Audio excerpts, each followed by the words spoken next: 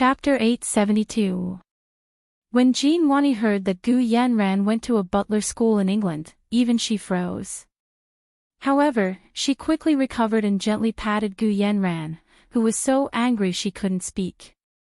She stood up and said to Gu Nianji, "Lawyer Gu, you did a good job gathering evidence, but there's a problem with the conclusion." "What's the problem?" Gu Nianji put away the form she had made. "Don't you think the reason she did this was to hide her true identity?" "Lawyer Gu, first of all, the servants of the Gu family in Barbados were killed because of a kidnapping case against my client. At the time, they demanded something from my client that belonged to her father. My client would rather be tortured than give it up. In the end, the kidnappers were desperate and killed everyone in the Gu family. When they were about to kill my client, someone saved her. I don't understand why Lawyer Gu would avoid the important and dwell on the trivial." She didn't say why the Gu family servants were killed, but only said that they were killed. Jean Wani spread her hands regretfully. Gu Nianji chuckled and said, "There are still doubts about the case from back then. Such a vicious criminal who could kill an entire family was able to bring the defendant, Gu Yanran, to international waters and was even shot by Gu Yanran. Gu Yanran, does your mother know you're so amazing?" The last sentence was directed at Gu Yanran. Gu Yanran heard the mockery in Gu Nianji's words and felt bitter. She was really at her wit's end because of Gu Nianji. She had to speak in court, but it was obvious that the more she spoke, the more mistakes she would make. If she accidentally said something wrong, Gu Nianji would take advantage of her weakness. She wasn't like this when she was young. She didn't like to talk when she was young. A trace of fear flashed across Gu Yanran's eyes. She looked up at Gu Nianji and quickly looked down again. She intertwined her fingers and covered her knees. Jean Wani also laughed and said, "The criminal was blinded by lust, and my client seized the opportunity to counterattack. Can you blame my client for that?" "Of course I can't say that your client directed this kidnapping case herself," Gu Nianji said very sincerely. Gu Nianji said very sincerely, "Because the culprit hasn't been caught yet, it's difficult to prove this theory. So I'm just pointing out the suspicious points." Jean Wani snorted and began to defend the second point. "As for the orphanage in Barbados, that's even more ridiculous. My client isn't an orphan. What does the orphanage have to do with her?" "Huh, is that so?" Gu Nianji retorted and looked at Gu Yanran meaningfully. Gu Yanran glared back, unwilling to back. Jean Wani continued, "As for Gu Yanran's mother's name and her marriage certificate with Mr. Gu, these are not the main points of this case. Please, the court, do not be distracted by these minor details." After that, Jean Wani asked, "May I ask if I can cross-examine the other witness now?" Gu Nianji waited for a long time, but Jean Wani didn't ask about the butler's school. She reminded her with a smile, "Lawyer Jean, I still have a fourth point. You're not going to refute it?" Wani pre-ed and continued looking at Gu Jean. Gu Nianji saw that Gu Yanran was playing dumb, so she took out the documents and said to Gu Yanran, "Your father, Gu Xiangwen, is secretly a millionaire. May I ask why he sent you to housekeeping school? You're the daughter of a wealthy family. Do you need to be a housekeeper?" Gu Yanran took a deep breath and noticed everyone looking at her from the corner of her eyes. She couldn't help feeling humiliated and wronged. She wiped her tears and said calmly, "It was my mother's request to go to a housekeeper's school. Although my father was against it, he loved my mother very much and agreed to everything she said." "But why did your mother want you to go to a housekeeper's school? You didn't have money in the past, but now that you're back in the Gu family, don't tell me you don't even have the money to go to a proper university."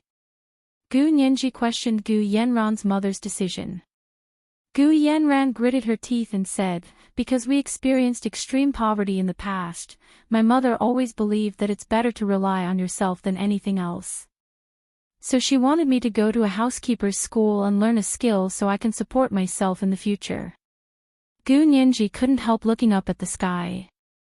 Was this really how a mother thought? Even if she wanted to rely on herself and learn a skill, what kind of skill was housekeeping? What was the point of learning to be good at serving people? If she really wanted to rely on herself, she should study hard, get into a good university, and study a good major. That was learning a skill. As for the British housekeeper, other than having the opportunity to work for a wealthy family in the future, Gu Nianji couldn't think of any other place that would require a professional housekeeper. So if she wanted to learn a skill and rely on herself, she wanted to learn the skill of currying favor in a rich and powerful family. Was this really, it's better to rely on yourself than anything else? This was so hypocritical. Gu Nianji cursed in her heart as she organized her words so that her words wouldn't be too harsh. You experienced extreme poverty in the past, but ever since you returned to the Gu family, the word poverty has been cut off from you. May I ask why your mother thinks this way? Or does she want to stubbornly send you to a housekeeper's school? Gu Nianji looked at Gu Yanran's records at the housekeeper's school. Her grades were indeed good, and she was good at serving people. Gu Yanran didn't know how to answer at this point. She could only insist. My mother insists, what can I do? Is it wrong for me to be filial to my own mother? Gu Nianji smiled faintly. That's right. Being filial to a child is not wrong, but to paint yourself as a filial child and then push the blame to your own mother, as if you're mentally retarded, is this not tarnishing your mother's image? TSK, how filial. Gu Yanran felt like she had already become a giant balloon, and if Gu Nianji said a few more words, she would immediately explode. She never knew someone could be so hateful and not get along with her from head to toe. This kind of person shouldn't be born in this world, so why wasn't she dead yet? Gu Nianji looked at Gu Yanran's undisguised resentment and knew that Gu Yanran hated her to the core. But she didn't care at all. Even if she didn't do anything, Gu Yanran would hate her to the core, so she might as well do something to make herself happy. Jean Wani saw Gu Nianji and Gu Yanran at a stalemate in the courtroom and reached out to pat Gu Yanran to calm her down. She then stood up and asked, Lawyer Gu, are you done with your questioning? Gu Nianji nodded. That's it for now. We still have an important witness who hasn't arrived yet. I won't continue questioning today. Chapter 873. Gu Nianji had prepared some questions for Yi Xian that Jean Wani might ask, but this wasn't one of the questions she had prepared for him. Gu Nianji had prepared technical questions related to property and computers. Gu Nianji knew that Jean Wani wouldn't let go of this kind of emotional entanglement between a man and a woman, but she didn't get involved because she cared about Yi Xian's feelings. She wasn't a lawyer who would do anything to win a lawsuit. Yi Xian had privately imagined what questions Jean Wani and Gu Yanran would use to make things difficult for him. He had also thought that they might use their past relationship to make a fuss, but now that they had actually asked it, Yi Xian was still a bit dazed. He stared fixedly in Gu Yanran's direction. Gu Yanran looked down uncomfortably and didn't have any intention of stopping Jean Wani. The memories and privacy that once belonged to the two of them were now being interrogated and exposed in public. No matter how good a relationship was, it couldn't be squandered like this. The complicated emotions hidden in Yi Xian's eyes gradually faded and were replaced by a slowly cold gaze. He curled one side of his lips, and his extremely handsome features revealed a devilish smile. How long have I been with Gu Yanran? Why don't you ask your client, Lawyer Jean? Yi Xian. I'm asking you a question. Please answer it. The vein on Jean Wani's forehead throbbed as she realized Yi Xian's change in attitude. She couldn't help but glance at Gu Yanran. The truth was, Yi Xian still had feelings for Gu Yanran, but he couldn't stop her from using him so thoroughly. Jean Wani sighed internally, but this was her profession. She signed the contract, so she had to defend Gu Yanran. The judge also intervened at that moment. He said to Yi Xian sternly, "Witness, please answer the defendant's lawyer's questions. Do not evade it." Yi Xian rubbed his tall and elegant nose and leaned back in his high-back office chair. He placed his other hand on the table and tapped his fingers on it like he was playing the piano. His lips were still curled into a meaningful smile as he looked at Jean Wani. "Lawyer Jean, do you really want to know my answer?" Jean Wani saw that Yi Xian was trying to evade it and felt that he was feeling guilty. She laughed coldly and aggressively. "Of course. Just say what you want to say. Is there anyone you can't see?" Yi Xian looked at Gu Nianji almost imperceptibly. Gu Nianji also rubbed her nose and looked down at the table. Yi Xian understood what she meant and turned to look at Gu Yanran. His voice softened. "Yanran, I still remember the day we were together. It was August 15th 4 years ago. Do you still remember? The moon was especially round that day." Gu Yanran didn't expect Yi Xian to say that out loud, and her heart skipped a beat. The events of that night were still vivid in his mind. She drank some red wine and leaned into Yi Xian's arms to watch the moon on the balcony of the Gu Manor. Yi Xian said that the moon on the 15th truly lived up to its reputation. It was indeed big and round. Gu Yanran teased. "There's a part of my body that's bigger, rounder, and whiter than the moon. Do you want to see it?" How could the hot-blooded Yi Xian resist such temptation? He had already decided to protect the Gu family for the rest of his life, as well as Uncle Gu's only daughter, Gu Yanran. However, Gu Yanran didn't feel good when she thought of the sweet words they had said to each other and looked at Yi Xian, who was now helping Gu Nianji go against her. Jean Wani coughed and knocked on the table. She said to Yi Xian coldly, "Your first time was because you drank and pretended to be crazy to force and seduce my client to have sex, right?" Yi Xian laughed. "I forced and seduced your client. Didn't you say it the other way around? That's ridiculous." Jean Wani slammed the table. "At the time, you tore my client's clothes.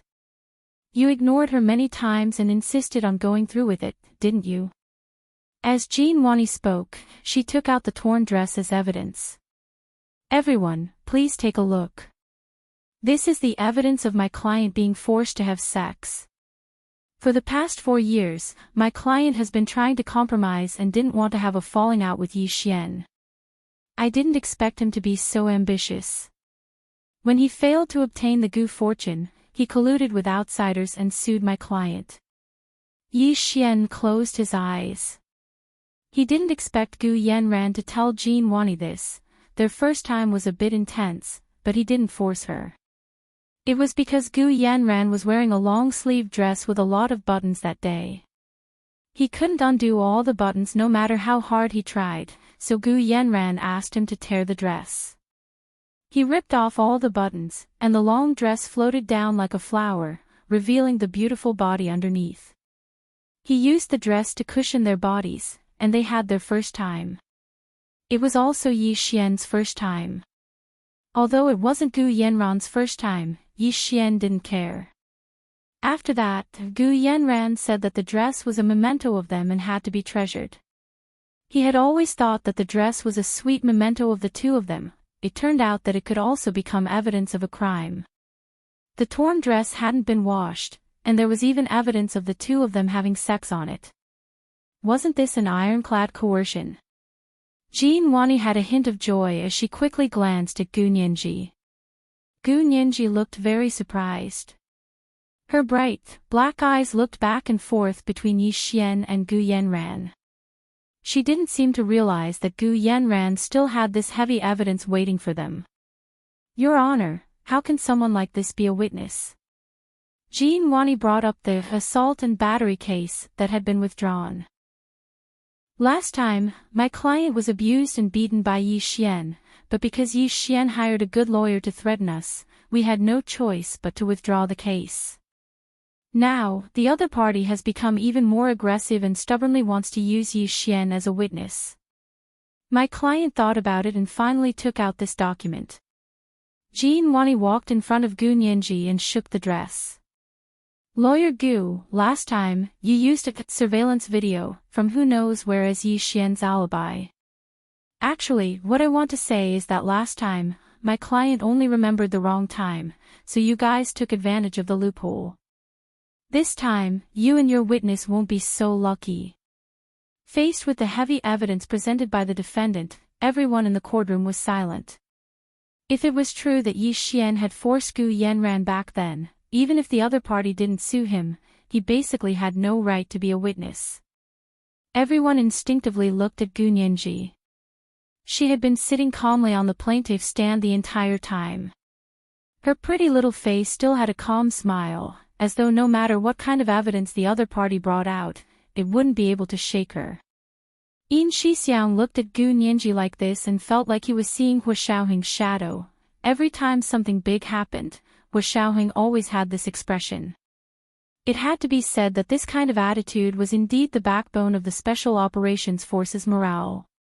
Although Gu Nianji's expression was calm, her mind was quickly thinking of ways to break out of this situation. Last time, she didn't want to be entangled with Gu Yanran in the so-called abuse case and chose to have the other party withdraw the lawsuit instead of continuing the case in court. She didn't want to face such a dirty situation.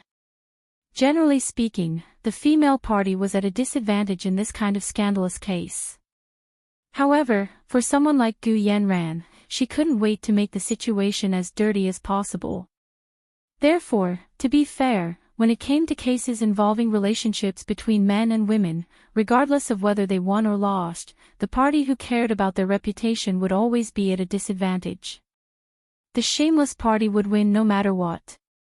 However, it was still the same saying, one shouldn't go overboard. When the wind blew, the boat would easily capsize.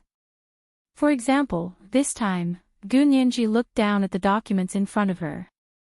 There were biographies of Yi Xian and Gu Yanran, as well as introductions to their backgrounds. These were all necessary preparations for the lawsuit. Jean Wani definitely had them as well. However, when faced with heavy evidence, Jean Wani must have gotten carried away and forgotten the most important thing. If Jean Wani hadn't taken the initiative to bring this up today, Gu Nianji really wouldn't have known that Yi Xian and Gu Yanran's first time had happened under such circumstances. Gu Nianji's eyes flashed as she looked at the judge and said word by word, "Your Honor, I disagree with the defendant's opinion." The judge looked at her with some pity and said, "Plaintiff, unless you have evidence to prove that the other party is lying, Yi Xian's qualifications as a witness will be revoked."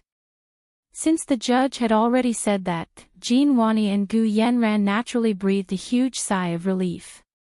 They looked at each other and immediately looked away. They still maintained a cautious posture, but a faint sense of joy began to well up in the depths of their eyes. Gu Nianji stood up from the plaintiff's stand and walked to the defendant's stand where Gu Yanran and Jean Wani were. Covering her nose, she looked at the tattered dress that Jean Wani was holding and glanced at Gu Yanran. Suddenly, she asked, "Gu Yanran, are you sure this is the dress that Yi Xian tore open?" Gu Yanran nodded seriously. "If you don't believe me, you can go and do a DNA test."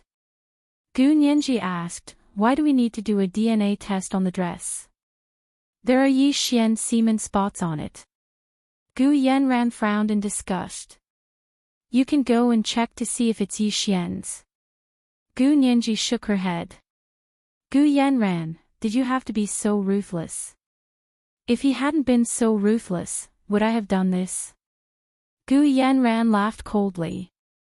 "I was originally prepared to bite the bullet and swallow it, but he became even more aggressive. What else could I do? I did it to protect myself." Gu Nianji replied softly, "To protect herself. It must have been hard on you to endure it for so many years." Gu Yanran and Jean Wani were both stunned. Both of them squinted at Gu Nianji in unison, unable to believe that Gu Nianji would speak up for them. Gu Nianji seemed to nod sympathetically and asked, "Gu Yanran, you said that you remembered the wrong time for the previous criminal assault case. Then is it possible that you also remembered the wrong time for your first time with Yi Xian?" Gu Yanran became cautious and quickly said, "Of course not. It was August 15th 4 years ago. It was the Mid-Autumn Festival." I remember it very clearly and will never forget it for the rest of my life. As she spoke, she looked at Yi Xian resentfully before looking down to wipe her tears. Gu Nianji raised her voice. Gu Yanran, please confirm if the first time you had sex with Yi Xian was on August 15th of the lunar calendar 4 years ago. Yes. Yes. Yes. It's the same even if you ask 100 times. Gu Yanran was furious. She wasn't lying at all this time.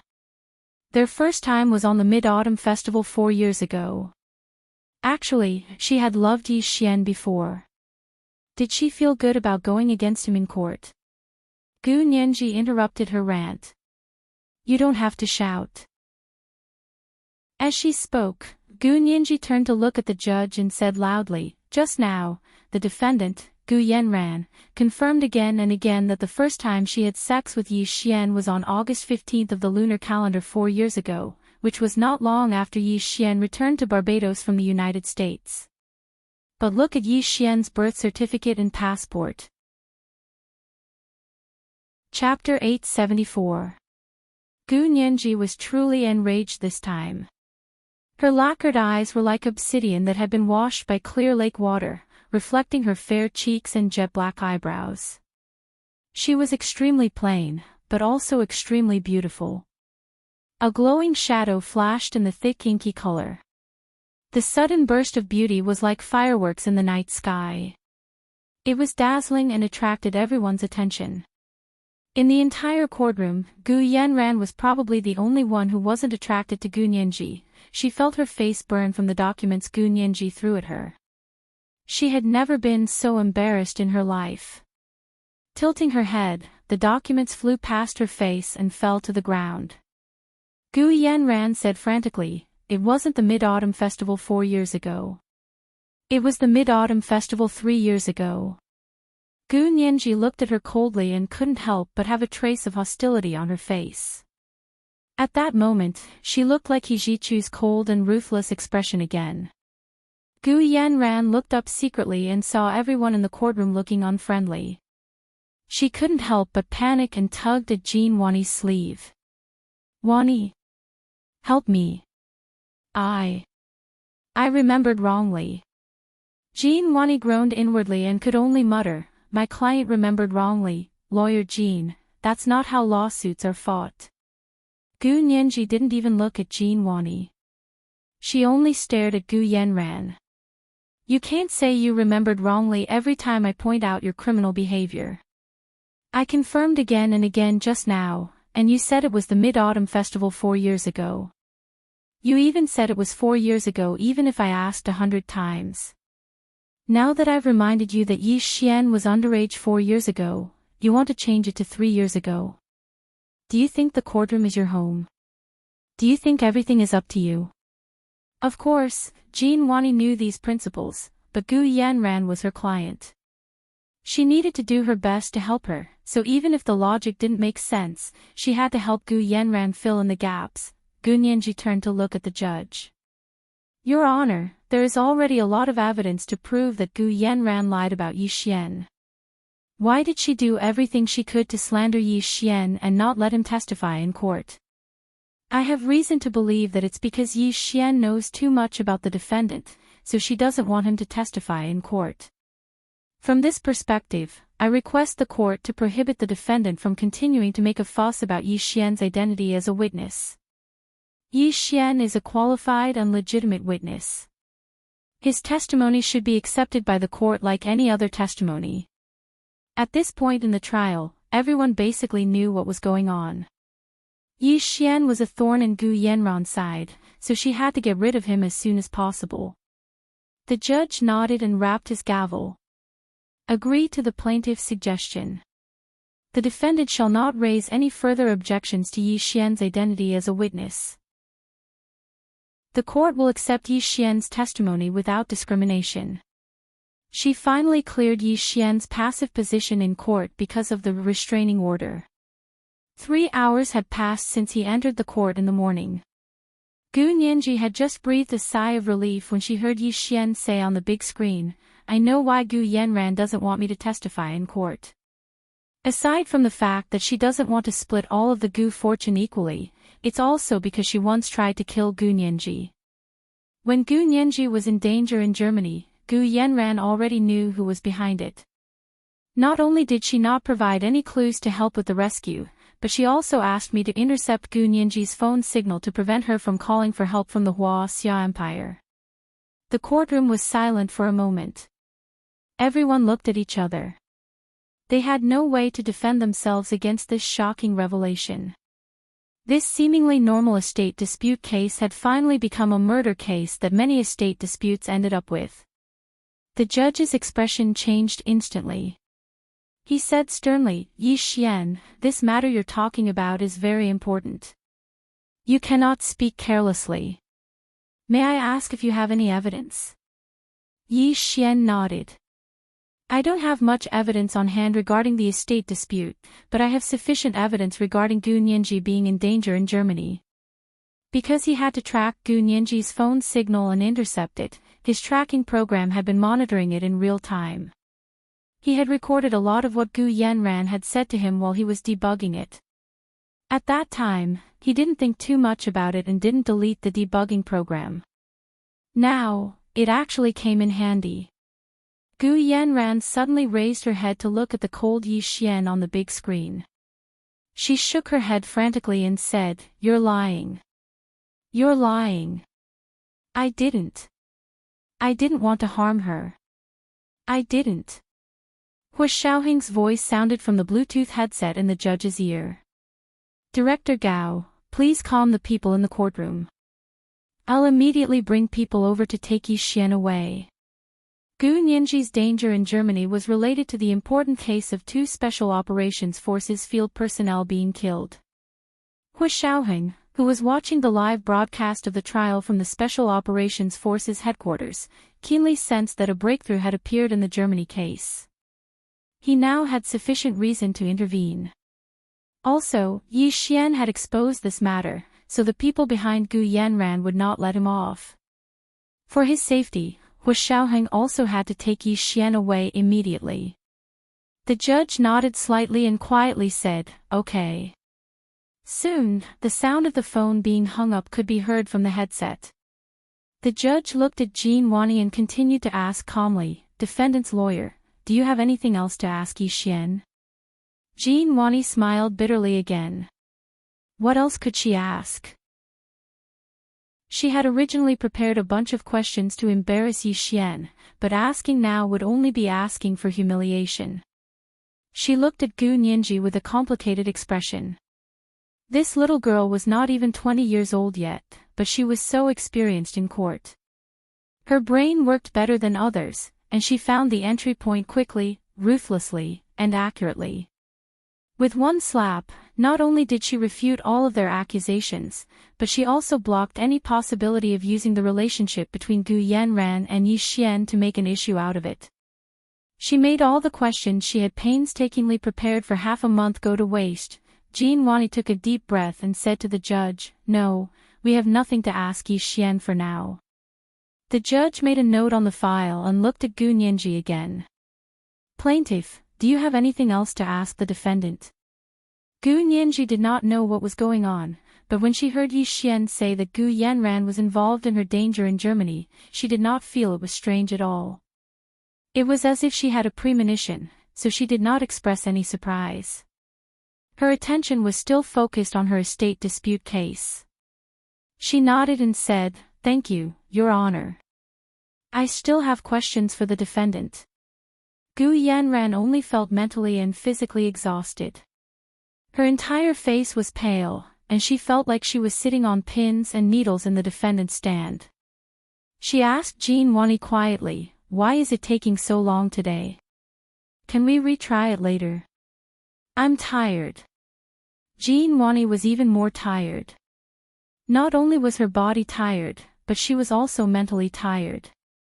However, she still patiently explained to Gu Yanran, when to adjourn for a retrial depends on the progress of the case, whether the evidence is sufficient, and the judge. Gu Nianji still has questions for you now, so the judge will not adjourn the trial. The previous 2 adjournments were both because the case had reached a bottleneck and needed to wait for new evidence or witnesses to appear before restarting the trial. Gu Yanran rubbed her temples and blushed. She lowered her voice and said, "I'm not feeling well." Jean Wani looked at her. "Pretending to be sick in court will not work. That's because the court will call a doctor to diagnose you. It's not like the court has to accommodate you just because you say you're not feeling well." Gu Yanran was completely disappointed in Jean Wani when she heard that this wouldn't work and that wouldn't work. She twisted her neck and said without looking at her, "If you lose this case, lawyer Jean, think about your status in the Hua Xia Empire's legal community. Although I don't have much ability, I can still make it so that you can't find a job and no one will hire you as a lawyer." Jean Wani was so angry that she laughed. She moved closer to Gu Yanran's ear and whispered so softly that it was almost inaudible, "Gu Yanran, are you threatening me? What do you think?" Gu Yanran glanced at her from the corner of her eye. She already looked like a dead pig that wasn't afraid of boiling water. Jean Wani thought about the series of blows that Gu Yanran had experienced. For example, the video of her in bed with a man was posted online, and the entire internet had seen Gu Yanran's naked body. She also said that Yi Xian had raped her and forced her, but was slapped in the face because she had seduced a minor. Also, she had lied many times and had been exposed without changing her expression or heart rate. She had immediately found new excuses to add on. All of these things, if placed on any other woman, would make it impossible for them to live. However, Gu Yanran didn't seem to care about these things at all. This was someone who went against the mainstream public's values. Jean Wani silently stamped Gu Yanran in her heart. Gu Nianji saw the 2 of them whispering in front of her, so she frowned and coughed. "Lawyer Jean, I want to ask your client a few questions. Can she answer them?" Jean Wani glanced at her. "Can I say no?" "No." Chapter 875. Gu Nianji's aura was overwhelming in court, and Gu Yanran was already frightened by her like a frightened bird.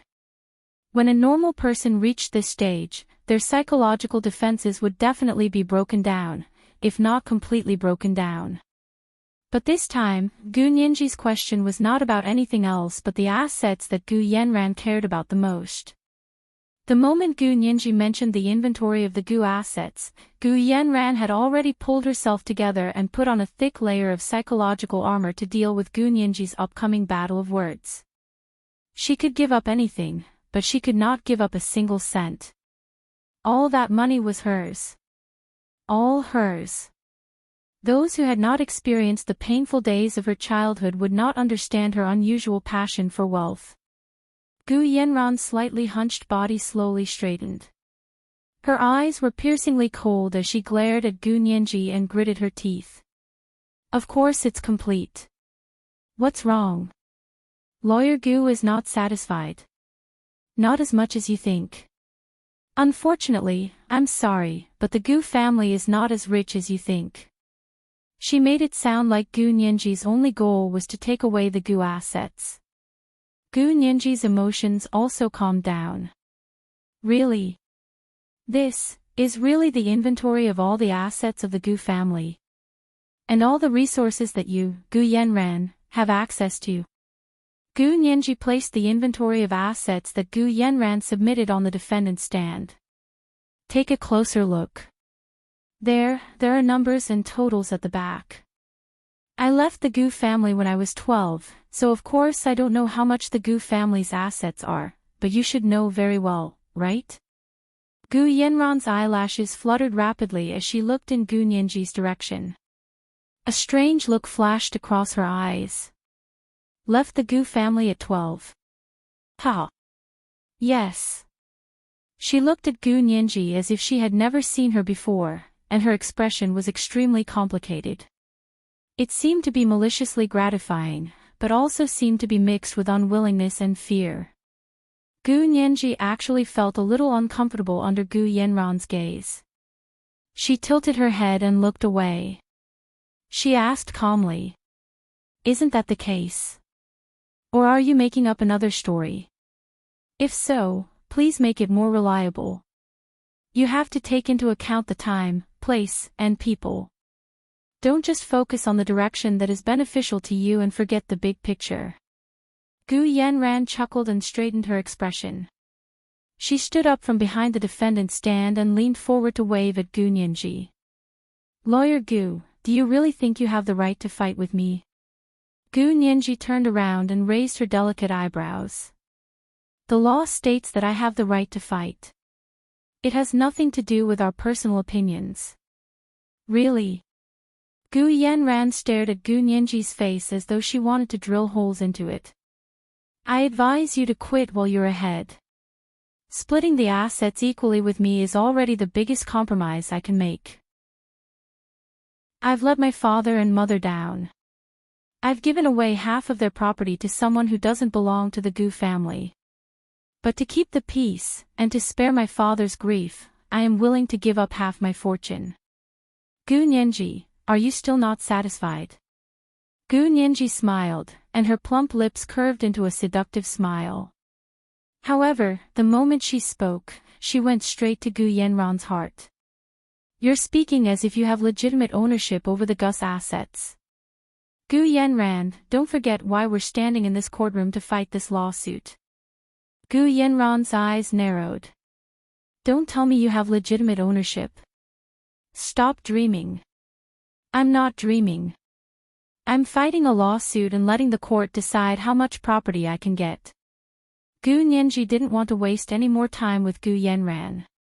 She walked back to the plaintiff's stand and took out a thick stack of documents she had prepared. She said to the judge, Your Honor, may I use the projector in the courtroom? The judge gestured for the bailiff to connect the projector to Gu Nianji's laptop. Gu Nianji looked at everyone in the courtroom, and her gaze finally landed on Gu Yanran.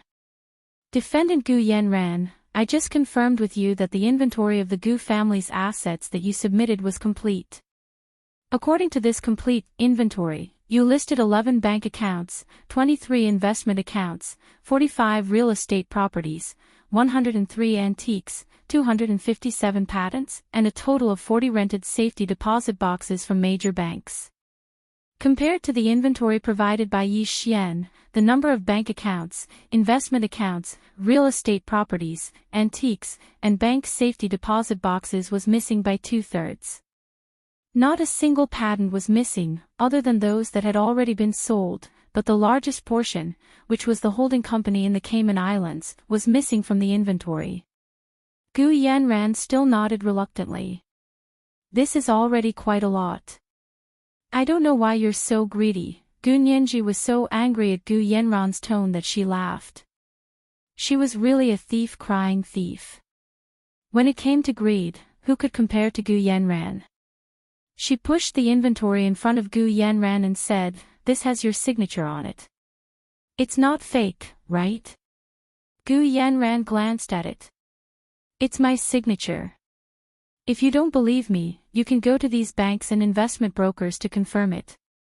Gu Nianji smiled. I don't need to confirm it. I'll just treat it as if it's real. It's real. Gu Yanran, who had always been very careful with her manners, finally rolled her eyes. Why would I lie to you? Gu Nianji opened an Excel file on the computer. It listed all the items on Gu Yanran's inventory one by one, and there was a column behind each item that said, Net income for the year. Everyone in the courtroom looked at the form filled with numbers and was a bit nervous. They didn't know how Gu Nianji was going to attack Gu Yanran. Gu Yanran also frowned and said, What do you mean by this? Nothing much. I'm just helping you calculate some accounts. Gu Nianji picked up a laser pointer and pointed at the Excel file on the projector screen to start analyzing. According to the inventory provided by the defendant, Gu Yanran, I calculated it for her. The net income for the year here is calculated based on the interest rate announced by the bank and the annual net income of these investment accounts. 11 bank accounts with a total deposit of $25 million. The annual interest income is $1 million US, 23 investment accounts with a net income of $2 million US. According to the annual report given by the broker, the annual net income is $2 million US.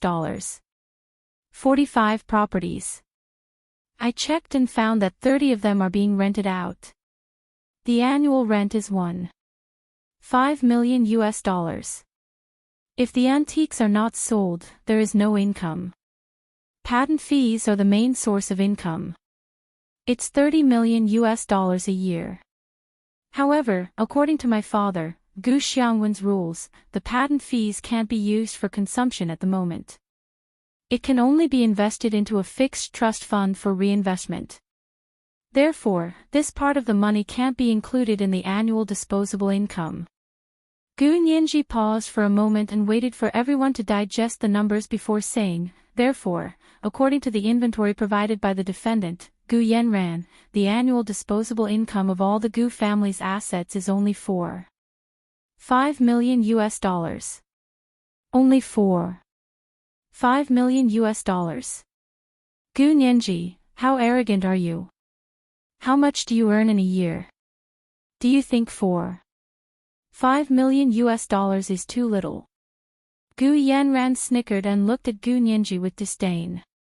An annual income of $4.5 million US is certainly a lot for a normal family, but for you, Miss Gu Yanran, the richest woman in Barbados, is $4.5 million US even enough to fill the gaps between your teeth? Gu Nianji's tone suddenly changed, and her tone became sharp.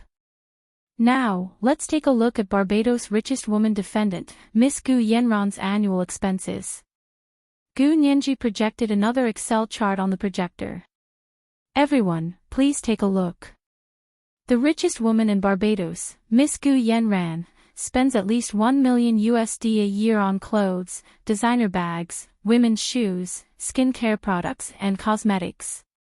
If you include the occasional purchase of jewelry and luxury cars, it would be close to $3 million. Other than that, Miss Gu Yanran has her own large group of consultants, servants, housekeepers, and bodyguards. These people are the most expensive, and the salary you pay them every year is close to $3 million US. That's $6 million in expenses. Then, look at your annual donations, hosting all kinds of large-scale parties, donations to political figures, as well as the maintenance and repair of your residence. The professional fees for various professionals, including lawyers, accountants, hairdressers, makeup artists, and fashion designers, cost at least $4 million a year. Gu Yanran's face turned pale again. Her fingers began to tremble, and her voice was no longer as confident as before. Where did you get this gossip from? Gossip?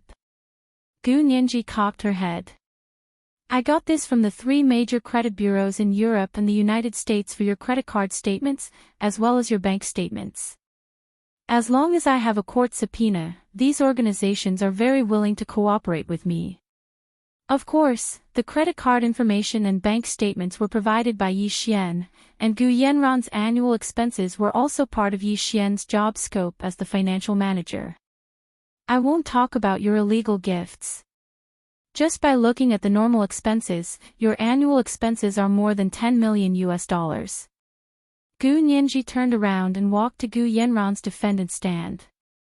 Tell me, with the list of assets you provided, how did you support your annual expenses of $10 million US with an income of $4.5 million US? Gu Yanran's eyes flashed, and she said stubbornly. You see, I can't make ends meet either. I've used up all my bank savings.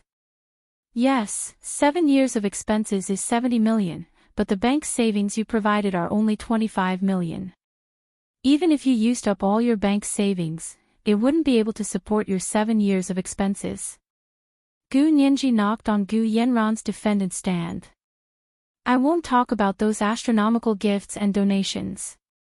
No matter how you look at it, the list of assets you provided is seriously inconsistent with your expenses. Gu Nianji had calculated based on Gu Yanran's extravagance and expenses that the assets on the list were not enough. She continued to ask, "May I ask where you got the money from?" "Why do you care where I got the money from?"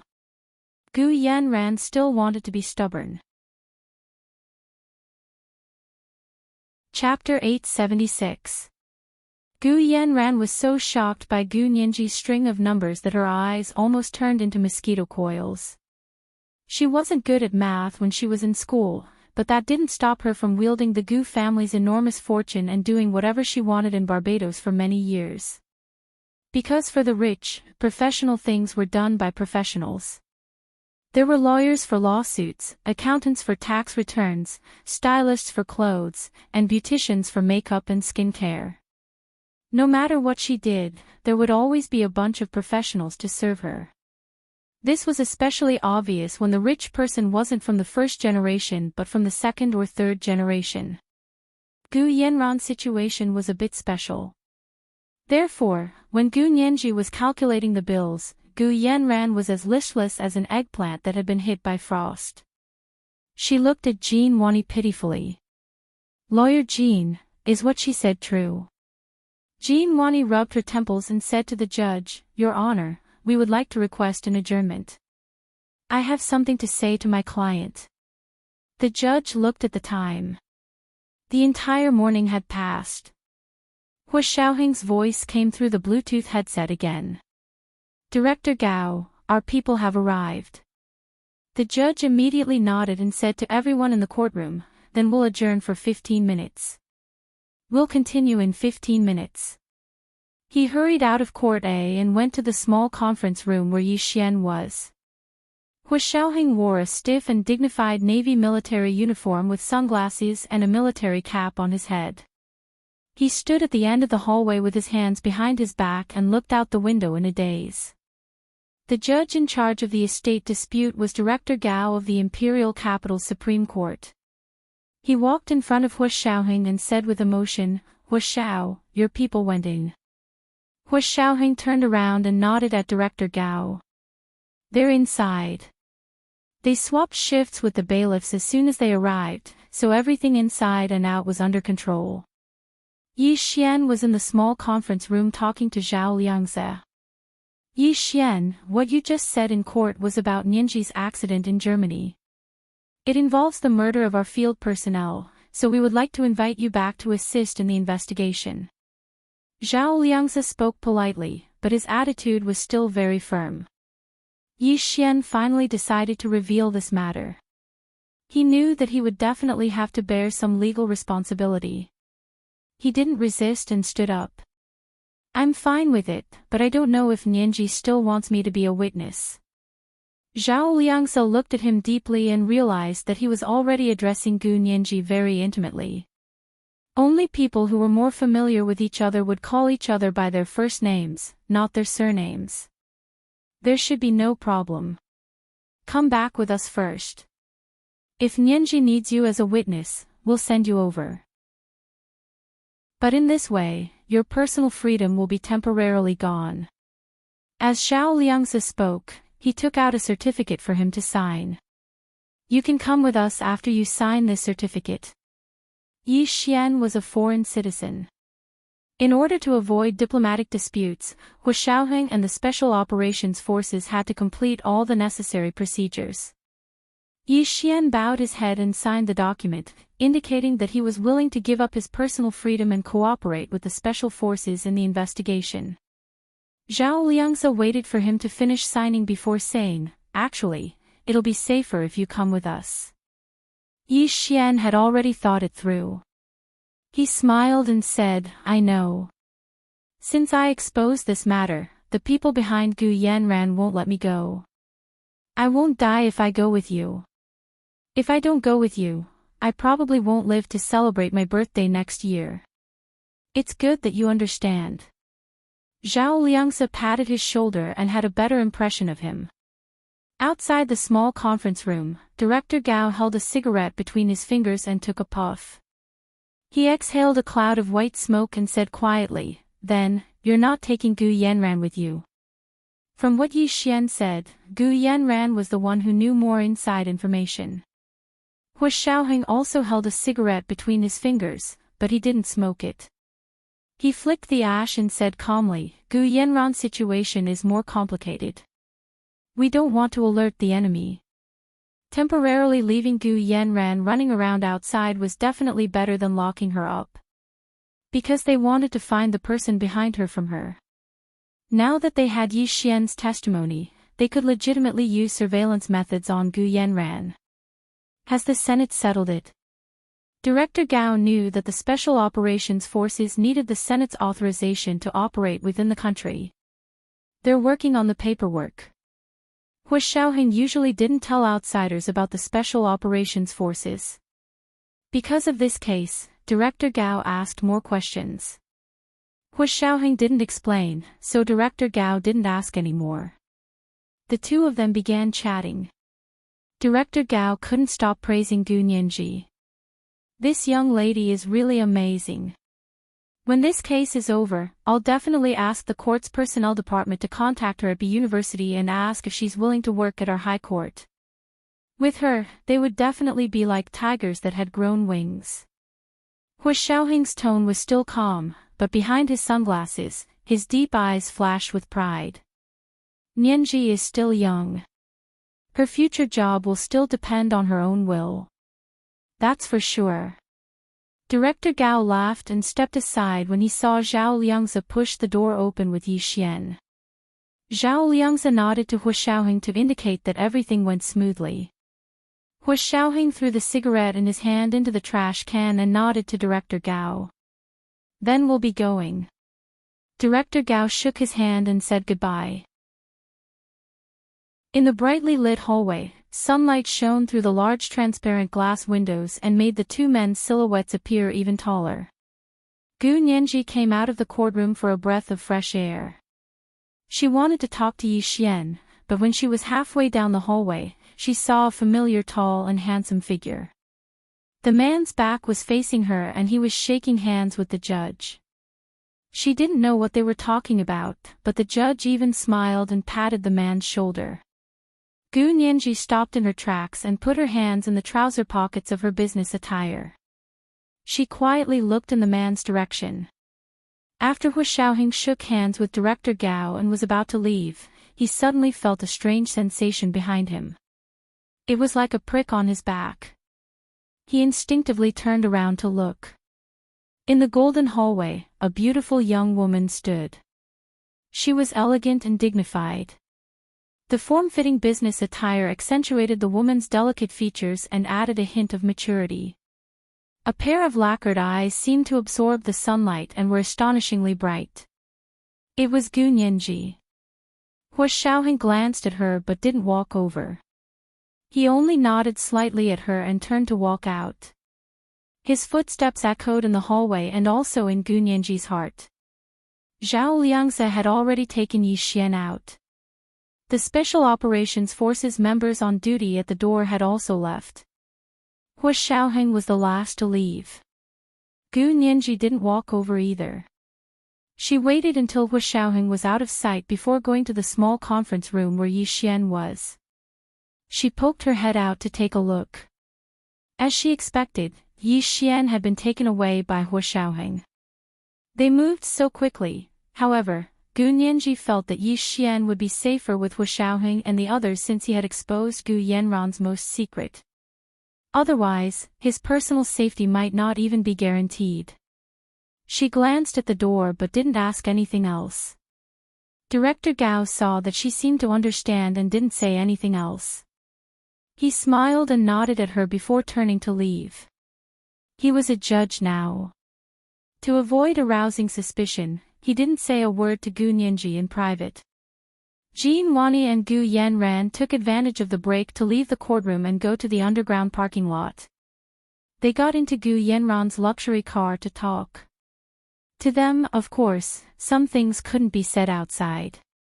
Gu Yanran's own luxury car was fully equipped with all kinds of anti-interference devices, so it couldn't be eavesdropped. Yanran, what's going on with you? Yi Xian said that Gu Nianji was in danger in Germany. Does it have anything to do with you? Jin Wani asked earnestly, hoping that Gu Yanran would tell her the truth and not hide half of it. Gu Yanran leaned back in the spacious car seat with one arm across her forehead. She smiled bitterly and said, "Actually, this was a misunderstanding. However, Yi Xian hates me to the core now." Naturally, it's different when he says it. It really was a misunderstanding. Jin Wani was very suspicious. But Yi Xian said he had evidence. "I just complained a little when I was teasing him," Gu Yanran said lightly. She didn't want to talk about this anymore. Gu Yanran didn't want to be involved in anything related to Gu Nianji's trip to Germany. The whole thing was manipulated by a master behind the scenes. Even Gu Yanran herself was confused, so she didn't believe Yi Xian would know who did it. "Lawyer Jean, I hired you to be my representative lawyer, not for you to worry about other people." Gu Yanran glared at her unhappily. "You'd better think about how you're going to fight this estate dispute case." Jin Wani thought about how Gu Yanran had threatened her earlier and felt very uncomfortable. At this time, she had to silently think about the exorbitant lawyer fees Gu Yanran had given her to calm her anger and unwillingness. After a while, Jin Wani calmed down and frowned. "Then tell me the truth.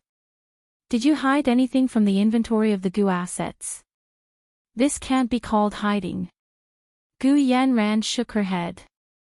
"For example, the holding company in the Cayman Islands. To be honest, I don't have any control over those companies. They still haven't given me the trust funds. They also closed some of their bank accounts and donated the money in the bank." Jin Wani was speechless. Then what's with the inventory that Yi Xian took out? This was the part that hurt Gu Yanran the most. She used to have true feelings for Yi Xian, but she didn't expect this man to be so heartless. He didn't consider her situation at all and actually turned his back on her. "How would I know why he?" Gu Yanran still wanted to deny it, but Jin Wani interrupted her with a frown. "I advise you to stop insisting. Money laundering is indeed a very serious crime. Gu Nianji isn't lying to you about this."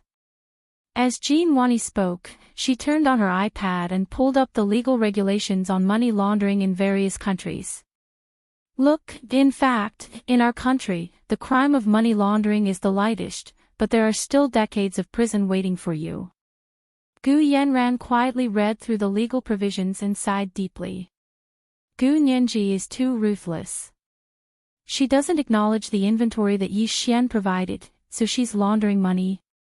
She's really good at making things up. Jin Wani said tactfully, "You can't say that she's making things up.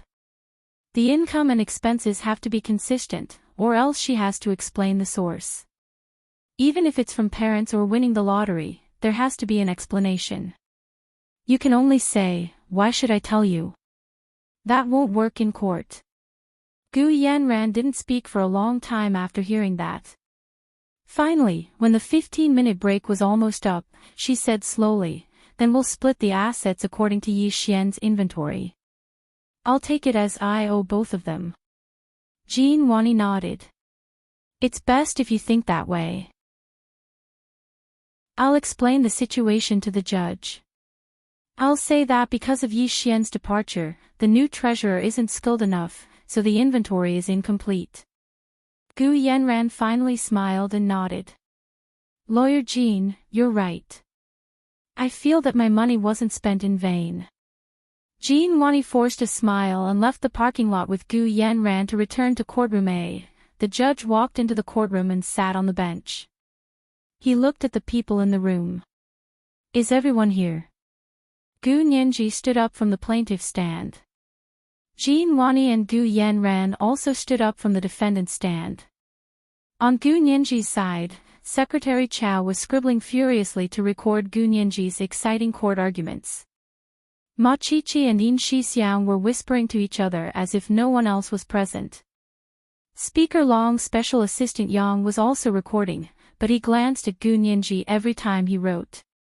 It was hard to believe that such a pretty girl could be so sharp. It seemed like the person behind her, He Dazhuang, had put in a lot of effort for her. In Special Assistant Yang's heart, he still felt that Gu Nianji's performance in court wasn't due to her own efforts, but rather the work of the person behind her. The judge nodded. Continue. Gu Nianji sat down, and Jin Wani immediately said to the judge, Your Honor, after my client and I verified, we discovered that the new treasurer of the Gu family isn't skilled enough to make many mistakes. We still agree with the inventory of the Gu family's assets that Yi Xian submitted. The judge smiled. Are you sure? If you are, you'll need to submit a signed and notarized inventory of the assets. Jin Wani said, We can sign our names on Yi Xian's inventory of the Gu family's assets. With my clients and my signature, it means that we agree with this inventory of assets. This wasn't bad either. It saved time. The judge thought about it and asked Gu Nianji kindly, Plaintiff, do you agree? Of course, Gu Nianji didn't have any objections. As long as the inventory of assets is confirmed according to legal procedures, it's fine. The judge banged his gavel and ordered someone to make 2 inventory of assets. One was signed by Gu Yanran and Jin Wani, and the other was signed by Gu Nianji.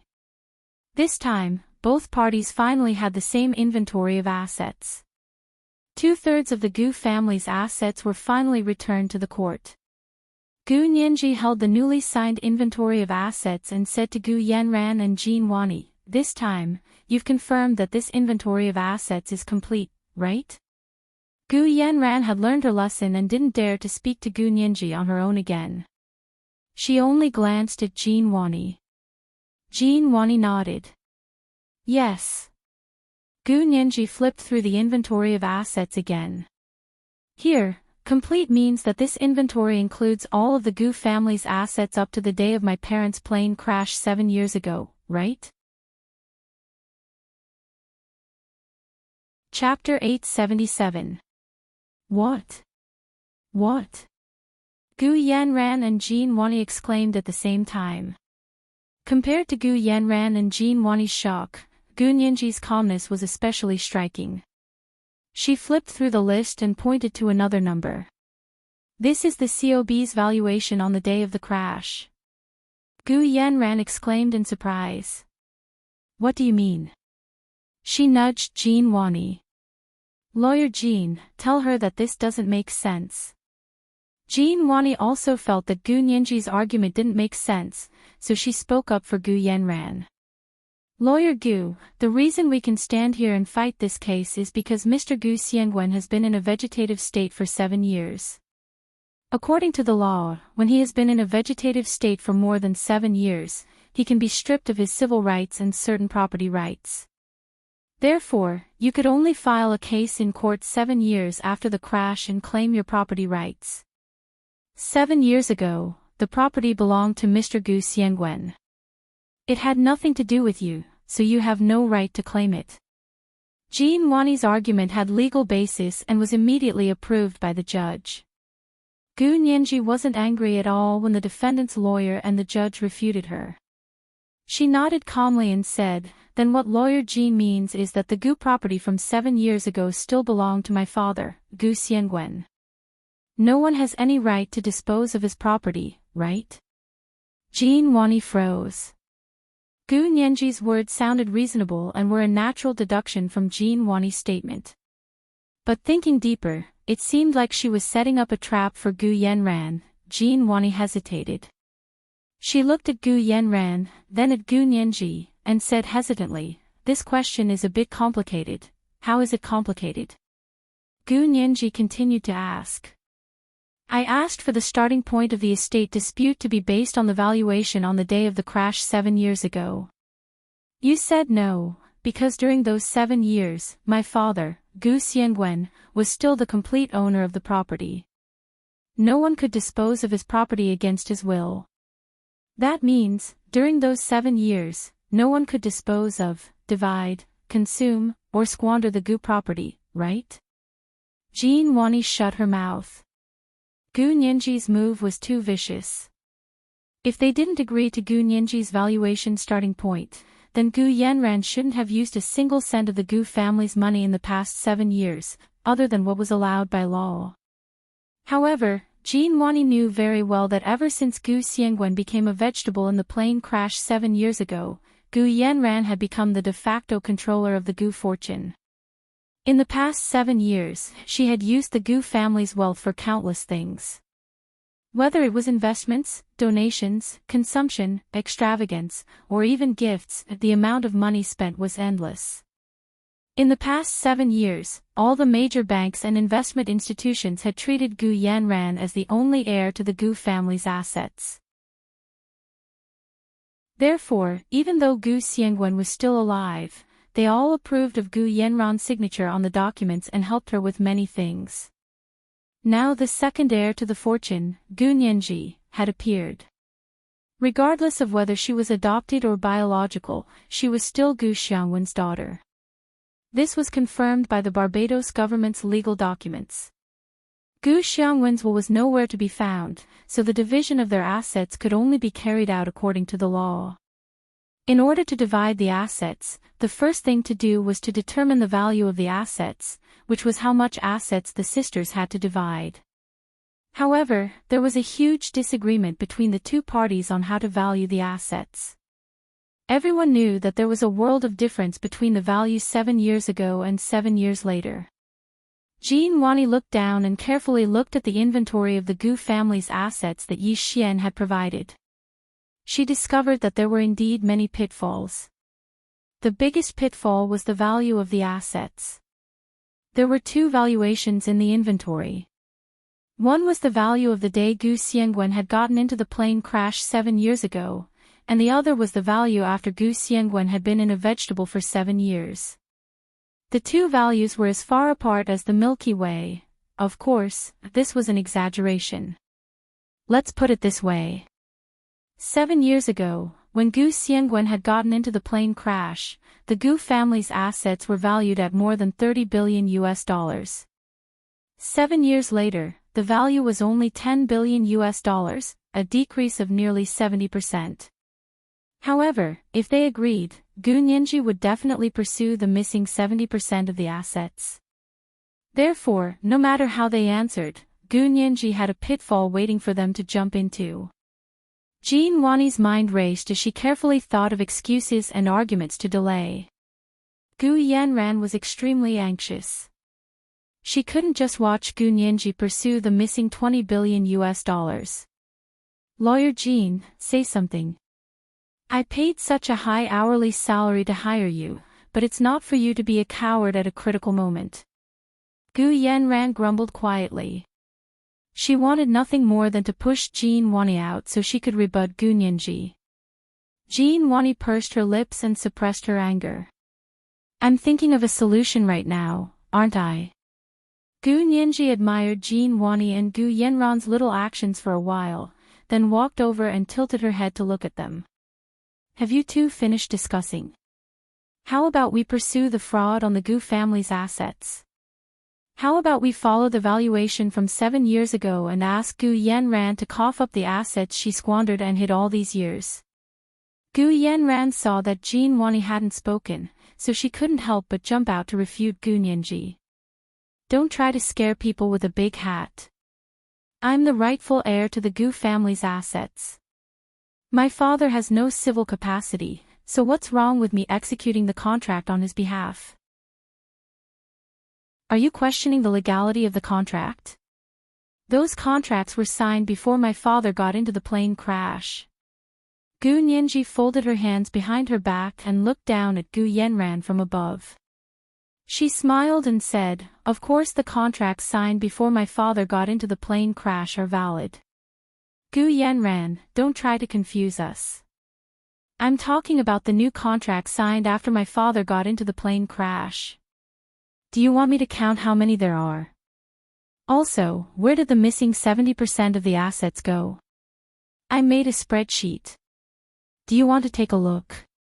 Gu Nianji had organized these spreadsheets from the list of assets that Yi Xian had provided. Soon, Gu Nianji opened another Excel spreadsheet on her laptop. She picked up the laser pointer and pointed out the items one by one for everyone to see.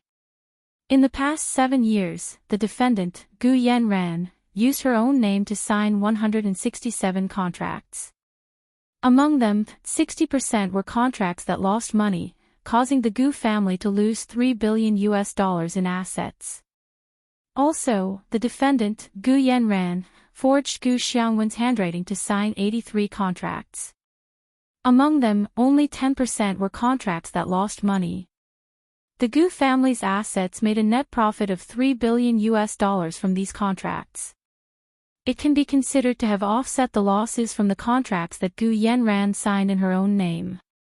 Gu Nianji paused here and explained, "It's very obvious that the businessmen who signed the contracts were more respectful of Father Gu Xiangwen's name, so they didn't dare to tamper with it. Although Gu Yanran is guilty of forging handwriting, that's a different case. Now, based on the income of the assets, we did not lose money from this portion of the contracts." Gu Yanran's expression was extremely conflicted when she heard this. Gu Nianji looked down and picked up the mouse to scroll down the spreadsheet. Gu Yanran started selling the patents 4 years ago. In the past 4 years, Gu Yanran sold 77 patents at a low price. When I said low price, I meant that these patents were valued at least $5 billion according to the market price.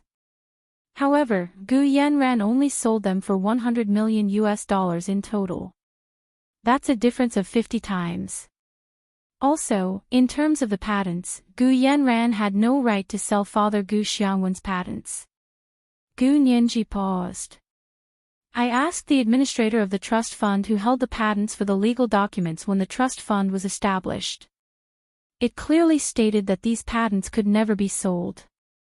If they were to be sold, the trust fund's legal documents must be amended first. It was obvious that this request had not been fulfilled.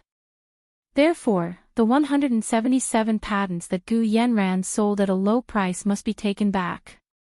Gu Yanran looked up suddenly and sneered. That's really unfortunate. When I sold the patents, these people didn't say that I couldn't sell them.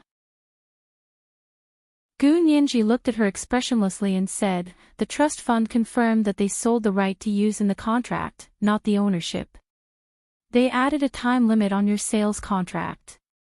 All the patents you sold will expire on the 7th anniversary of my father's accident this year." Gu Yanran's eyes narrowed. Are you serious? You don't know how to read those legal documents? Gu Nianji glanced at her. That's true. Such thick legal provisions don't match your major in housekeeping. You can't understand them, right? Gu Yanran blushed. I have my own team of lawyers. She suddenly remembered that all the legal provisions for her to sell the patents were prepared by Wen Shuyi for her. At that time, Wen Shuyi was her representative lawyer. But Wen Shuyi didn't mention a word about the right to use and ownership to her. She only cared about collecting the money. Now that Wen Shuyi had left, who was she going to reason with? Gu Yanran began to panic.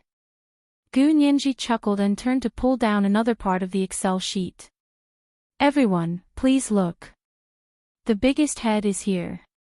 In 7 years, Gu Yanran donated nearly $15 billion in cash to a charity organization called Angels in the World. The courtroom was silent for a moment. Everyone stared at the huge number in a daze. There's nothing wrong with donating to charity. I won't say that she donated too much either. If you really want to donate it to charity, then so be it. I can understand and support it. But I was curious, so I looked up what this Angels in the World charity organization did to make Gu Yanran donate so much. Gu Nianji clicked the mouse again. Chapter 878. Everyone, please take a look. According to the Japanese official information, there are 2 founders of this Angels in the World charity organization. They are Professor Oda Masao from Japan and Jasmine in 210, the richest woman in Barbados. Gu Xiangwen's name was not on any of the flight tickets to Japan that day, nor was his name in the refund records. Gu Yanran, you said father was supposed to go to Japan. Which day was it? Gu Yanran replied. The day he got into an accident. Are you sure? Of course. I found it strange when I heard about the accident. Wasn't he supposed to go to Japan? Why was he on the plane to Huaxia? Gu Yanran spoke with conviction. Gu Nianji looked up at her coldly. Gu Yanran, you lied in court so many times. Do you know that this constitutes a false accusation? Gu Yanran retorted instinctively, I remembered wrongly. How is that a lie? First, you pour a bucket of dirty water on someone, then after they've cleared their name, you only come out and say you poured the wrong water. Don't you think the price of committing a crime is too low? Gu Nianji stared at Gu Yanran. I can conclude that you were lying when you said father was supposed to go to Japan and changed his flight to Huaxia. Gu Yanran's heart skipped a beat. What evidence do you have?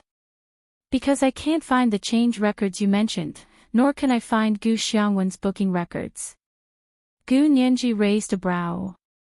You should be the one to prove your point, but you don't have any evidence and only know how to make things up. That's why I don't accept what you said. I don't think father has anything to do with this Japanese person. If you say he did, please provide evidence. If you can't, then you're framing him. Gu Nianji walked to Gu Yanran's defendant's stand. On the other hand, you colluded with the Japanese to transfer the Gu family's assets. The evidence is conclusive. Generally speaking, I don't advocate for reclaiming donations to charity organizations. Although I didn't participate in the decision-making, if it was really for charity, then it's fine to donate. Gu Nianji turned around and looked at the various biomedical research supported by the Angels on Earth charity on the projector.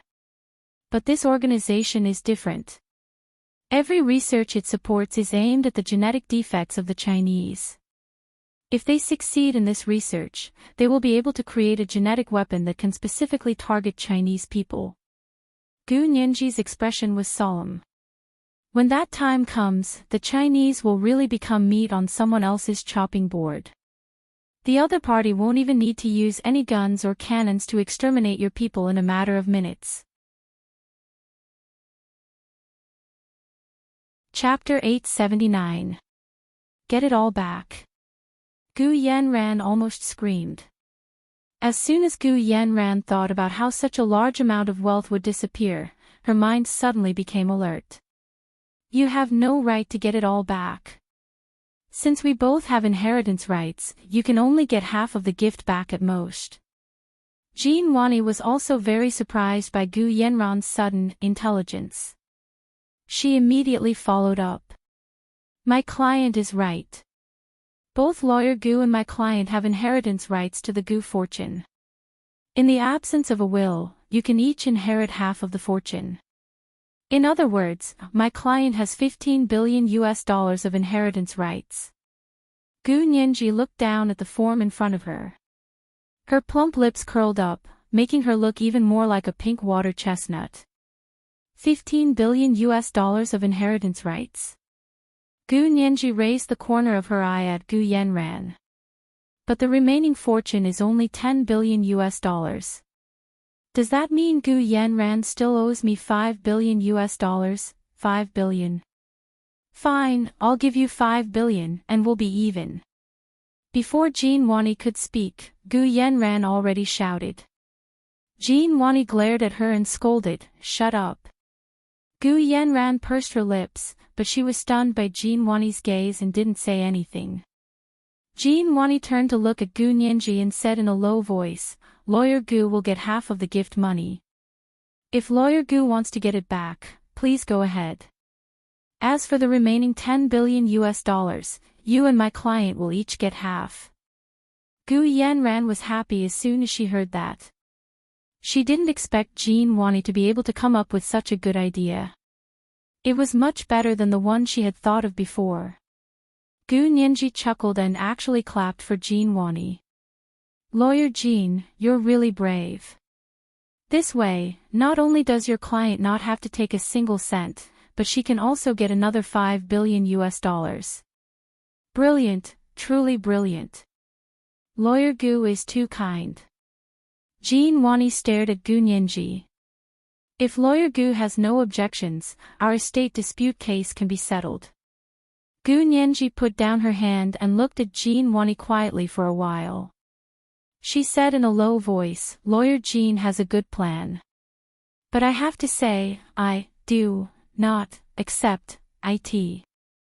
Jean Wani's heart tightened. Why not? Did I say something wrong? All the property, you and my client each get half. You can ask for half of the money that was given out. The rest of the assets will be split in half. What else do you want? Lawyer Jean sure knows how to take advantage of others, but that's not how things are calculated. Gu Nianji opened the Excel file and quickly wrote a few simple addition and subtraction formulas. Lawyer Jean, please take a look. How can we just let go of the $70 million that Gu Yanran squandered in the past 7 years? What about the $5 billion she lost from selling the patents? What about the $3 billion she had illegally signed? Do I have to take half of these losses as well? Lawyer Jean frowned and took a look. This is just a small amount. Excuse me. This is small change. Gu Nianji didn't know what to say.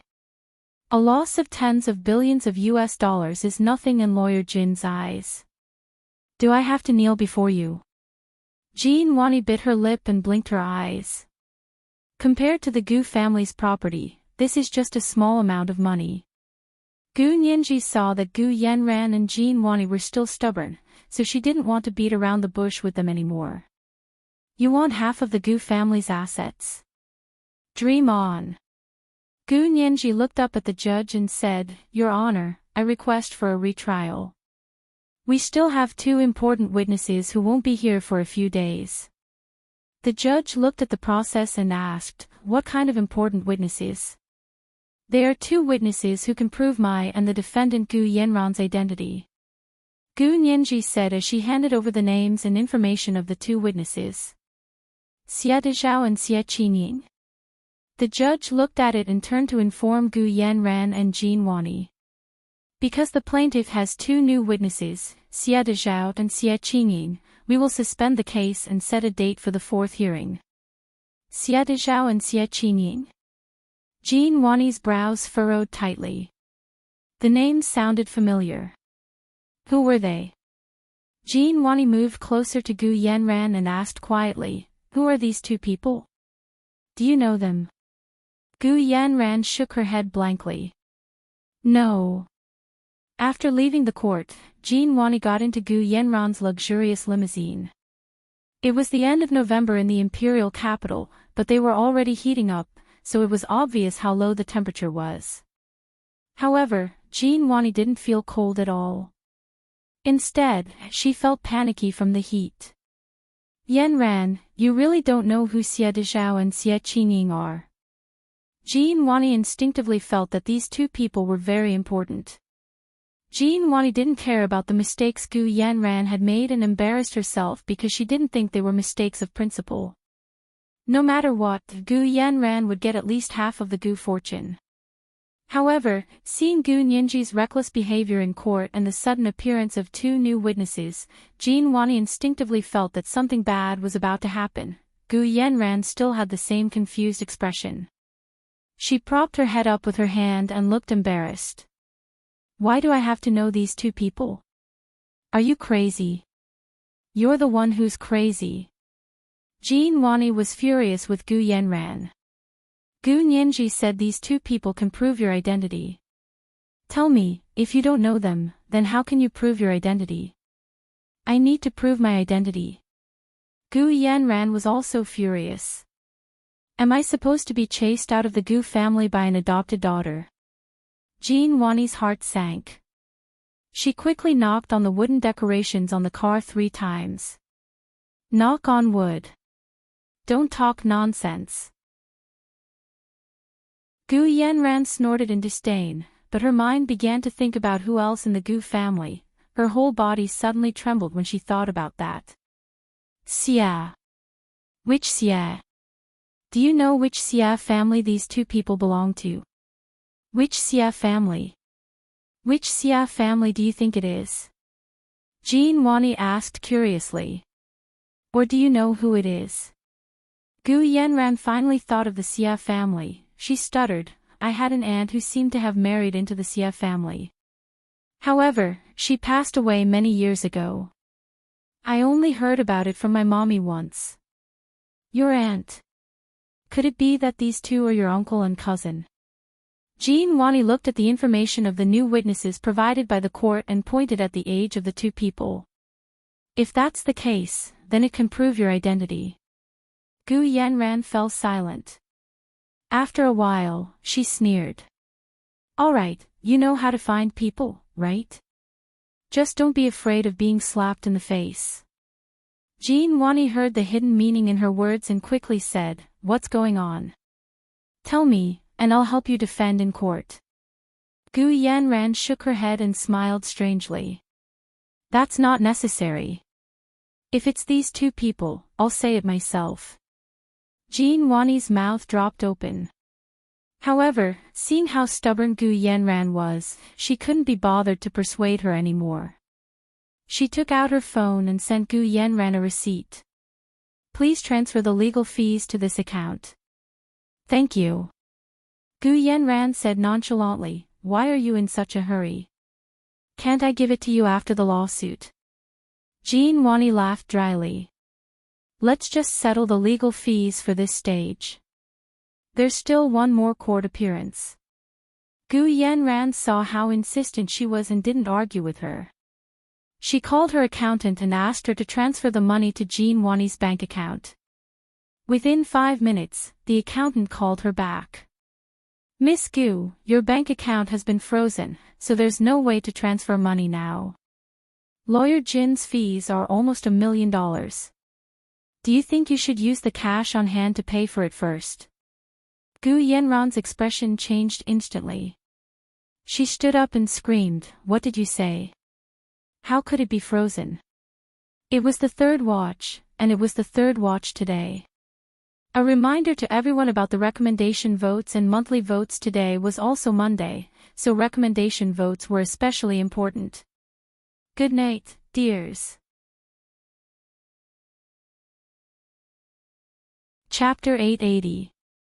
There's an estate dispute right now, so it's natural for the bank account to be frozen, right? Jean Wani reminded Gu Yanran quietly. Do I need you to remind me? Gu Yanran glared at Jean Wani, her gentle expression almost twisted. But that's my own bank account. Gu Xiangwen's bank account will be frozen, but why would my own bank account be frozen? In her agitation, she didn't even call him father. Jean Wani saw that Gu Yanran was about to spit on her face, so she quickly took a step back and tilted her head to say. Is it an affiliated account? If it is, your account will be frozen too. Gu Yanran took a deep breath and clenched her fists tightly to force herself to calm down. What's an affiliated account?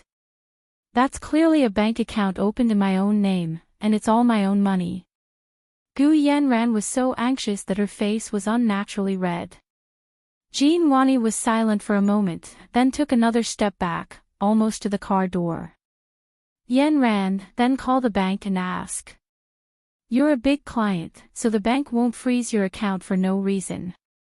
Gu Yanran gritted her teeth and asked the accountant for the bank's VIP customer service number. The person was very polite and attentive, but it was useless. The bank's customer service kept saying that they had received a freezing notice from the court, so they froze her bank account.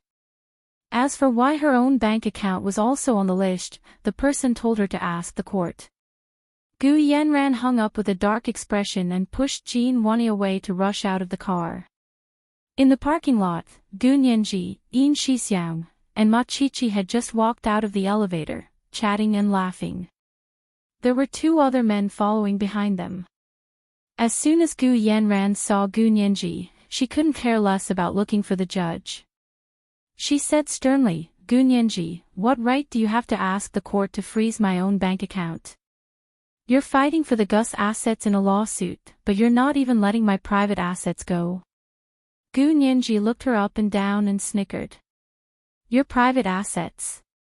Where did you get your private assets? You've never worked a day, and you've never earned a single cent. You're telling me about your private assets.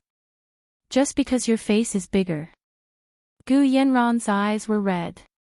She clenched her fists and walked towards Gu Nianji. How is it not my private assets? I'm in charge of the Gu family's assets. Why can't it be considered as my own money? Don't forget, you just said in court that the contract I signed earned the Gu family $3 billion. You really have a bad memory. Gu Nianji's tone was sympathetic. I clearly said that you forged my father Gu Xiangwen's handwriting and signed the contract to earn $3 billion. You lost $3 billion on an illegal contract you signed under your own name. You can't take credit for other people's achievements, and you can't push your failures to others either. No matter whose name it is, it's the money I earned when I was in charge of the Gu family. What about you? Where were you when the Gu family was in dire straits? Oh, you're busy sucking up to the Major General of the Huaxia Empire, aren't you? What right do you have to criticize me? Gu Yanran vented all the frustration she'd been feeling all day. If you dare touch my money, I'll fight you to the death.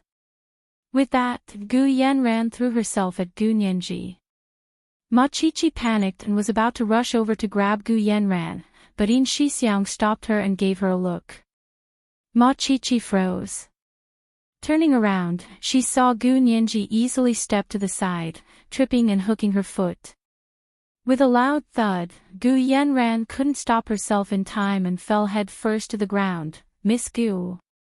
Gu Yanran's bodyguards chased after her and quickly helped her up. Yin Shixiang finally stood in front of Gu Nianji and yelled at the bodyguards, "What are you doing? This is the parking lot of the Supreme Court. Are you trying to cause trouble?" As soon as he yelled, the bailiffs in the parking lot slowly surrounded them with their hands behind their backs. Gu Yanran's bodyguards didn't dare to act rashly and quickly escorted Gu Yanran away. Gu Nianji looked in the direction they left and saw Jean want to get out of Gu Yanran's car. She looked over and met Gu Nianji's eyes calmly before turning to get into her BMW and quickly driving away. Secretary Chao and Special Assistant Yang, who had been watching from the side, walked over and shook hands with Yin Shixiang, Gu Nianji, and Ma Qiqi to say goodbye. Nianji, today's trial was as exciting as always. I look forward to your next performance. Secretary Chao admired Gu Nianji more and more and had already made up his mind to say good things about Gu Nianji to General Ji when he got back. It would be best if he could get her to work in his secretary's office. That would be much better than suffering in the legal department. Gu Nianji smiled and exchanged some pleasantries with Secretary Chao before walking him to his car. After Secretary Chao left, Special Assistant Yang stood in front of Gu Nianji and looked at her with a frown. He suddenly asked, "Which law firm did you do your trial practical training at?" Big law firms were rich and powerful, so they prepared a full set of practical training courses for their lawyers. Lawyers could go through this kind of practical training to have a personal experience of the arguments that would take place in court. It wasn't something that could be compared to reading materials or memorizing legal provisions. A good practical training could completely simulate the entire process of a formal trial. Special Assistant Yang thought that Gu Nianji's quick reaction was due to the realistic practical training. Gu Nianji shook her head. "I didn't participate in the practical training. I just found the materials and prepared them myself." "Huh, is that so?" Special Assistant Yang didn't deny it, but in his heart, he labeled Gu Nianji as not telling the truth. After Special Assistant Yang left, Ma Qiqi and Gu Nianji got into Yin Shixiang's car. This time, Ma Qiqi wanted to sit in the back seat with Gu Nianji, but Yin Shixiang stopped her with a smile. "I still have something to say to Nianji. I'll take you back first." "Oh. Ah." Ma Qiqi understood instantly and sat in the front seat with a smile. Yin Shixiang started the car, and Ma Qiqi turned around to ask curiously, "Nianji, did you really get the court to freeze all of Gu Yanran's personal accounts? Gu Nianji snorted. Yes. Otherwise, it would be troublesome if she continued to transfer her assets. But if she really doesn't have a single cent left, wouldn't it have the opposite effect? Ma Qiqi was thinking for Gu Nianji's sake. She felt that it wouldn't be good to force a dog into a dead end. She won't be left without a single cent, Gu Nianji said dryly. She still has a lot of cash and jewelry. If she wants to, she can exchange them for money at any time. But even though she said that, Gu Nianji was also muttering to herself that Gu Yanran valued money to a perverted degree. Was she traumatized by the lack of money in the past? The three of them chatted in the car and quickly returned to the B University female graduate student dormitory. Ma Qiqi got out of the car first and waved at Gu Nianji before going up. Gu Nianji saw that Yin Shixiang kept smiling at Ma Qiqi's back. His eyes were almost glued to her back, and she couldn't help feeling envious. She whispered, "Brother Xiong, you and Qiqi are such a good match." Yin Shixiang looked in the rearview mirror and realized that he was smiling so widely that he quickly wiped his smile off his face. He coughed and said, "Qiqi is a good girl. Look at how generous she is. I said I had something to say to you, and she went up without saying a word. But she didn't pester me at all and kept trying to figure it out. It's only interesting to have a girlfriend like that. That's because you and I are worthy of her trust." Gu Nianji couldn't help praising herself and Yin Shixiang. Of course, Ma Qiqi deserved more praise. Brother Xiong, Qiqi is beautiful, smart, and capable. But the rarest thing is that she has a good personality and doesn't waste her time on trivial matters. Her boyfriends cheated on her before, but she didn't go so far as to think that all men cheat on her just because one man cheated on her. She's still willing to trust and give. Brother Xiong, you must not let down such a good girl like Qiqi. Yin Shixiang listened quietly in the front and grunted after a while. I know. Otherwise, I wouldn't have taken the initiative to pursue Qiqi. But Nianji, you analyze other people's feelings so clearly and logically, but why do you waste your time on trivial matters? Gu Nianji heard that she was about to get involved and immediately reached out to stop Yin Shixiang. Brother Xiong, stop. We're talking about business, not personal matters. Yin Shixiang laughed bitterly. Fine. Let's talk about business. He opened the hidden compartment in the car and took out a document. He turned to hand it to Gu Nianji. What's this? Gu Nianji looked down but didn't open it. Information on Oda Masao. Yin Shixiang sighed. Huashao predicted that you would find out about the founder of Angels on Earth, so he prepared all the information for you. Yin Shixiang paused before continuing. Oda Masao didn't die in a laboratory fire. He died of myocardial infarction. To be precise, he had died of a myocardial infarction at Yin Shixiang's hands. Gu Nianji's lips formed an O shape, and a rare expression of shock appeared on her beautiful face. Yin Shixiang admired Gu Nianji's rare expression in the rearview mirror and chuckled. Surprised. The information I looked up online said that he died in a laboratory fire. Gu Nianji looked down and opened the document. Yeah, the information online was changed by the Japanese. In the beginning, the actual cause of death was a myocardial infarction, but then they thought it was ridiculous that a biomedical scientist who did genetic research and dedicated his efforts to modify the human body would die of a myocardial infarction, so they changed it to a laboratory fire. Actually, other than the people close to him, the public doesn't really care. Therefore, most news usually only lasted for 3 minutes. However, Yin Shixiang could only tell her that much. The information that Huashao had prepared for Gu Nianji was only the part that could be seen on the surface. He wouldn't break the rules by showing her the truly confidential information. However, even the information that was on the surface was much more detailed than what Gu Nianji could have found. She took a quick glance and felt touched. happy, and an indescribable sense of pleasure. It was like eating a cream puff that melted in her mouth. Hugging the document, Gu Nianji whispered to Yin Shixiang, "Brother Xiong, help me thank Hu Shao. Why are you being so polite with us?" Yin Shixiang couldn't help but rub Gu Nianji's head. "We watched you grow up. No matter where you and Hu Shao end up, little Zay and I will always be the brother Xiong and brother Zay you can trust and rely on." Gu Nianji nodded solemnly and said with a nasal voice, "Brother Xiong, help me ask Hu Shao about Uncle Xia and my cousin." Although it was confirmed last time, they still haven't returned to the Hua Xia Empire. "They're already back," Yin Shixiang whispered, "but they haven't made it public. You know, the waters behind this case are too deep. For their safety, we put up a lot of smokescreens. Don't worry, we'll take care of these things for you. You just have to be responsible for arguing in court." This was the first night watch, and there were 2 today. A reminder for everyone's recommendation votes and monthly votes: the second night watch was at 7 p.m. Mwah. Chapter 881.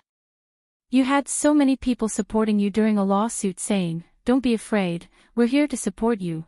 Gu Nianji would probably never be able to let go of that feeling. Her eyes were a bit moist as she nodded vigorously. "I know. Thank you, Brother Xiong, Brother Zay, and Hu Shao. I'll work hard." Gu Nianji got out of the car with the documents and returned to the dormitory to see Ma Chichi enjoying a bowl of vanilla raspberry ice cream. She couldn't help clicking her tongue.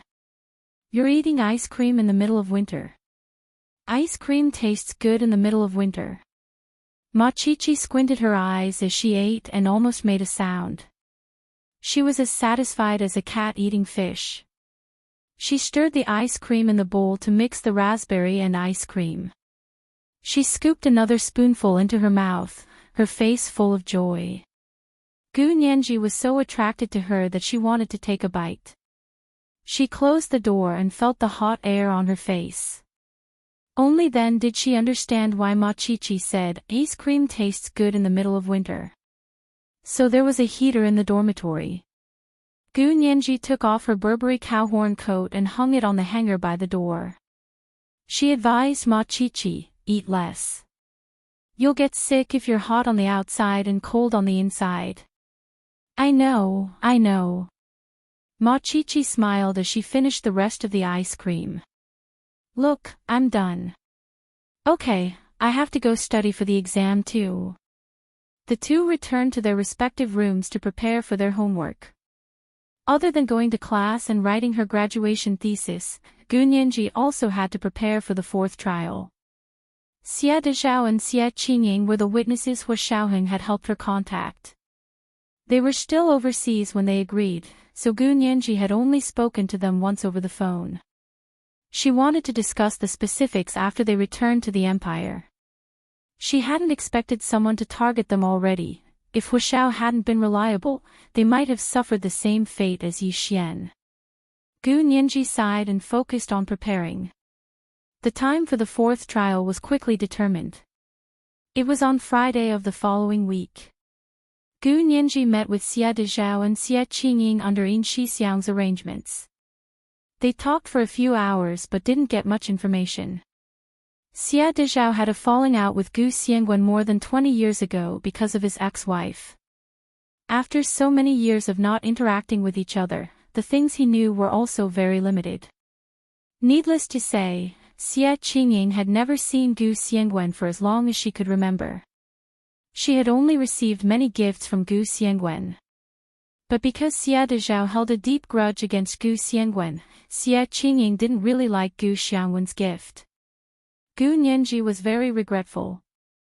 She had made an appointment with Xia Qingying to go to Xia Qingying's house in France to see the gifts Gu Xiangwen had given her all those years ago after the lawsuit was over.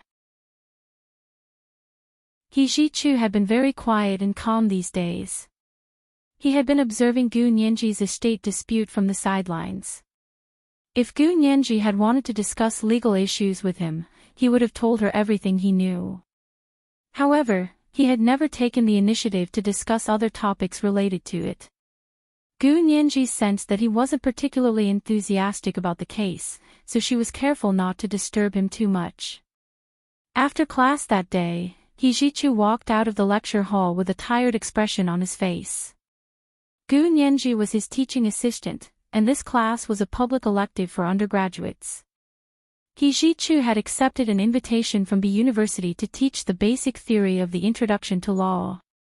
Such boring content, but He Zhichu's narration was so interesting that everyone was intoxicated by it. Every week, the seats for He Zhichu's class were in high demand. Some business-minded students even came to reserve seats in advance and sell them at a high price. There were many rich and beautiful girls who liked He Zhichu's class, so there was no need to worry about the seats not being sold. Gu Nianji didn't walk far with He Zhichu before she was surrounded by a group of beautiful rich and beautiful female university students. Professor He, I have some questions I don't understand. Can I ask you at your place tonight? The leading female university student was as beautiful as a flower. She wore a milky white slim-fit cashmere coat and knee-high boots. Her large, wavy hair fell over her shoulders, and she looked extremely flirtatious. Gu Nianji looked at the sky. It was only 10 in the morning. Why couldn't the young lady ask her questions during the day? Why did she have to knock on the professor's door at night? When He Zhichu walked off the podium, he was no longer the gentle university professor. Instead, he was a cold and aloof flower on a high mountain. He always chose to ignore these students who obviously didn't want to ask questions. He Zhichu walked forward without blinking, leaving the female university students who had just surrounded him. It was a very awkward situation. Gu Nianji, however, felt relieved and fearlessly stepped forward to fan the flames. I'm Professor He's teaching assistant. If you ladies have any questions, you can email me. I'll ask Professor He for an answer and forward it to you. Forget it. Who cares about second-hand answers? The leading female university student didn't even bat an eye. She completely ignored Gu Nianji and said to her friends, "Let's go." The group of people hurriedly walked in the opposite direction of Gu Nianji and He Zhichu. Gu Nianji sighed and jogged to He Zhichu's side. Professor He, actually, you can just tactfully reject them. It's very offensive to stay silent like this. He Zhichu glanced at her. I'm afraid of offending people? Gu Nianji was speechless. Of course he wasn't afraid, but these people had the professor's scores. Although student scores didn't account for much, the school would still dissuade the professor if it was too low. Gu Nianji thought about it and tried to persuade He Zhichu in the same way. He Zhichu was originally in a bad mood, but now he was amused by her. He smiled and said, I need them to decide whether I should stay or leave. Yes, it's not wrong for you to look down on me like that. Gu Nianji was speechless.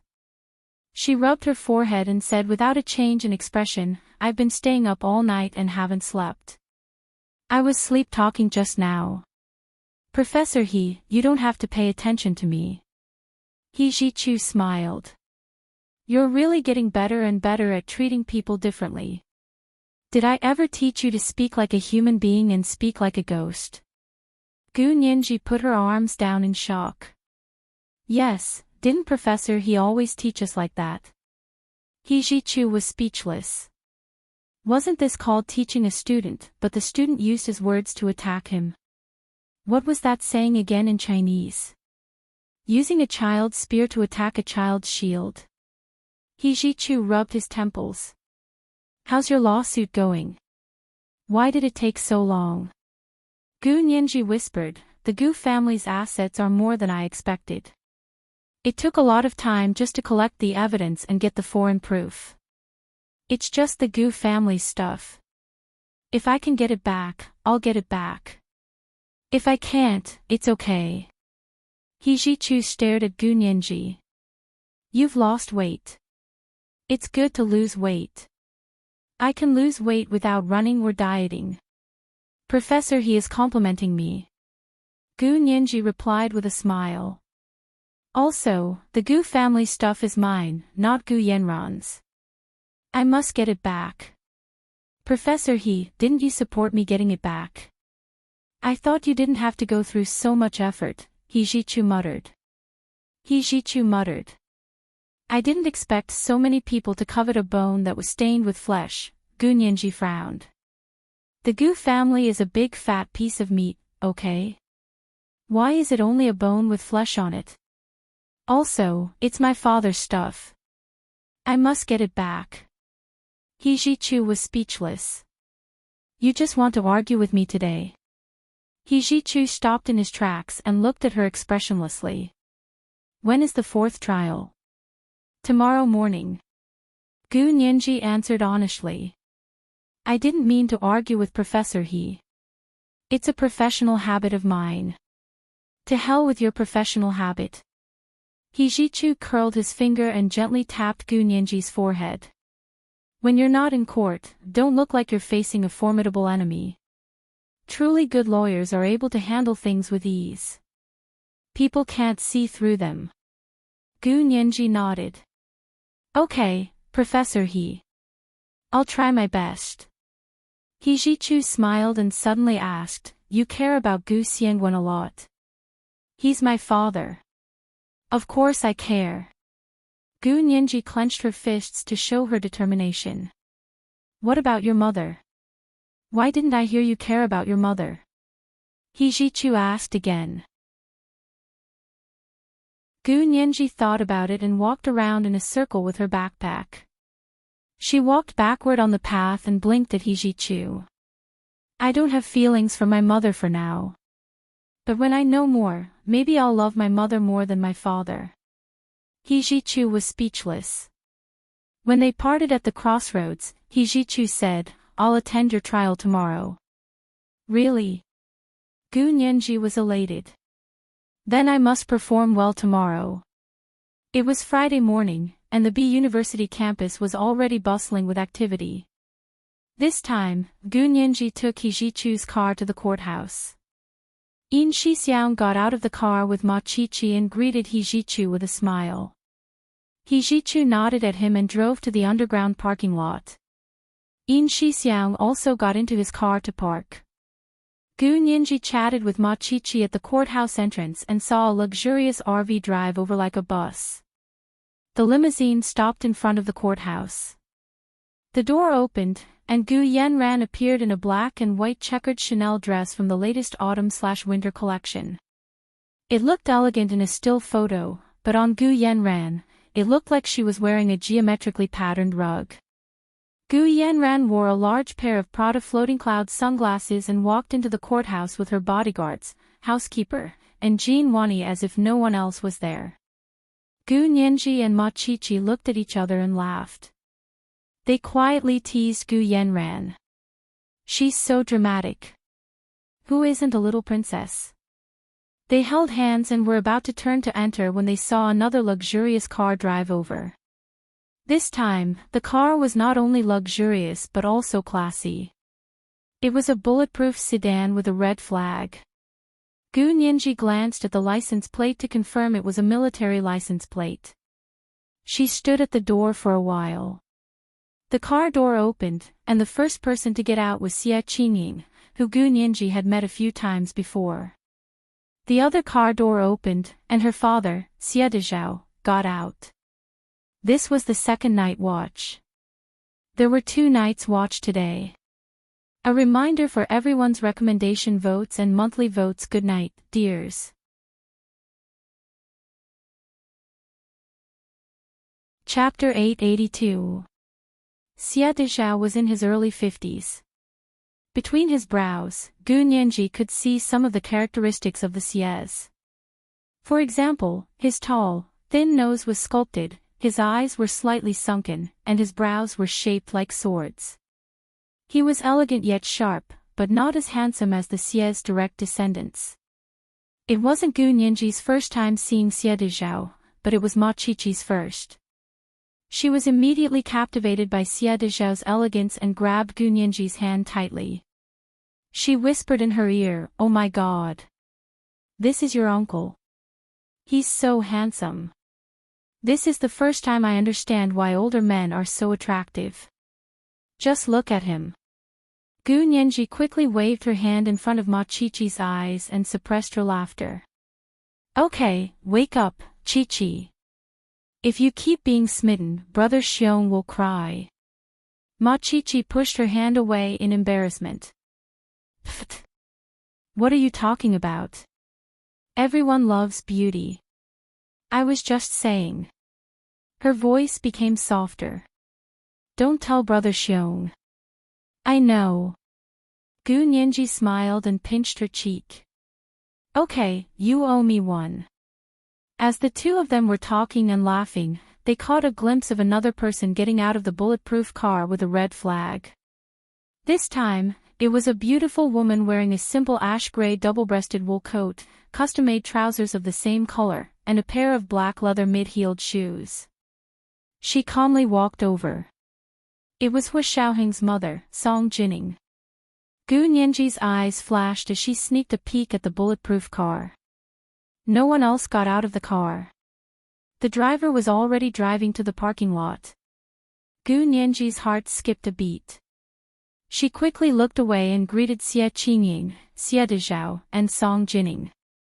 Mr. Xie, Miss Xie, Auntie Song, you're here. Xie Dezhao looked at Gu Nianji and then at his daughter, Xie Qingying. He smiled. You two are really alike. You're still calling me Mr. Xie? You should call me uncle. She's your cousin. Xie Qingying was also very affectionate with Gu Nianji. Cousin is so beautiful today. Are you ready? Don't be afraid later, we'll be on your side. Gu Nianji was amused by her and high-fived her. Okay, then I'll rely on uncle and cousin. Song Jining smiled faintly and saw that Gu Nianji kept glancing at the red flag bulletproof sedan as it drove away. Song Jining smiled even more meaningfully. I heard that this case has something to do with the Japanese scientist, Oda Masao, so I came to listen in. Xiaoheng is busy today, so he can't come. Gu Nianji blushed. She wasn't used to Song Jining's sudden sharp observation skills and murmured, Auntie Song, I know. You know. Oh, I'm being nosy. Xiaoheng must have told you, right? Song Jining said as she naturally took Gu Nianji's hand and walked to the courthouse entrance. It was Ma Chi-Chi's first time seeing Song Jining up close. Ma Chi-Chi was so stunned that she didn't know what to do and couldn't even speak. She didn't chase after them until they were far away. This time, when she entered Court A, there were more people on Nianji's side. He Zhichu, Yin Shixiang, Ma Chi-Chi, Song Jining, as well as important witnesses Xie Dezhao and Xie Qingying, as well as Secretary Chao, who arrived late at the last minute. Speaker Long's special assistant Yang didn't come today. Instead, it was a low-ranking staff member from the Senate. Gu Yanran had the same people as last time, a housekeeper, bodyguard, lawyer, and this time, there was an accountant. President Zhang walked in and sat down in the judge's seat.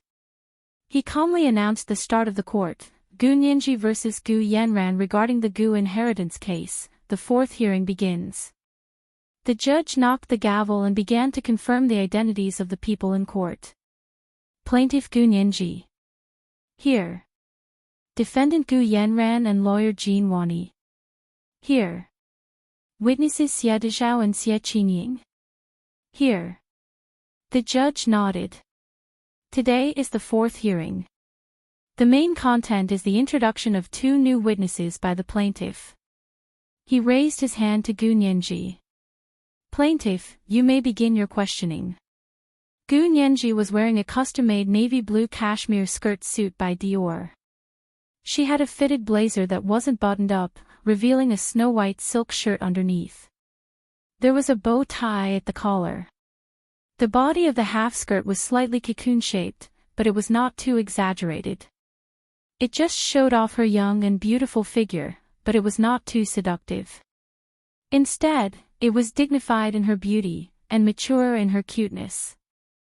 It was very suitable for her age and identity.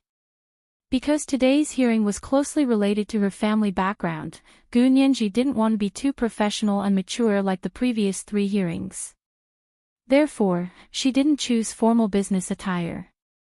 Instead, she chose the more colorful Dior autumn/winter custom-made dress. Gu Nianji slowly stood up from the plaintiff's seat and smiled at everyone in the courtroom.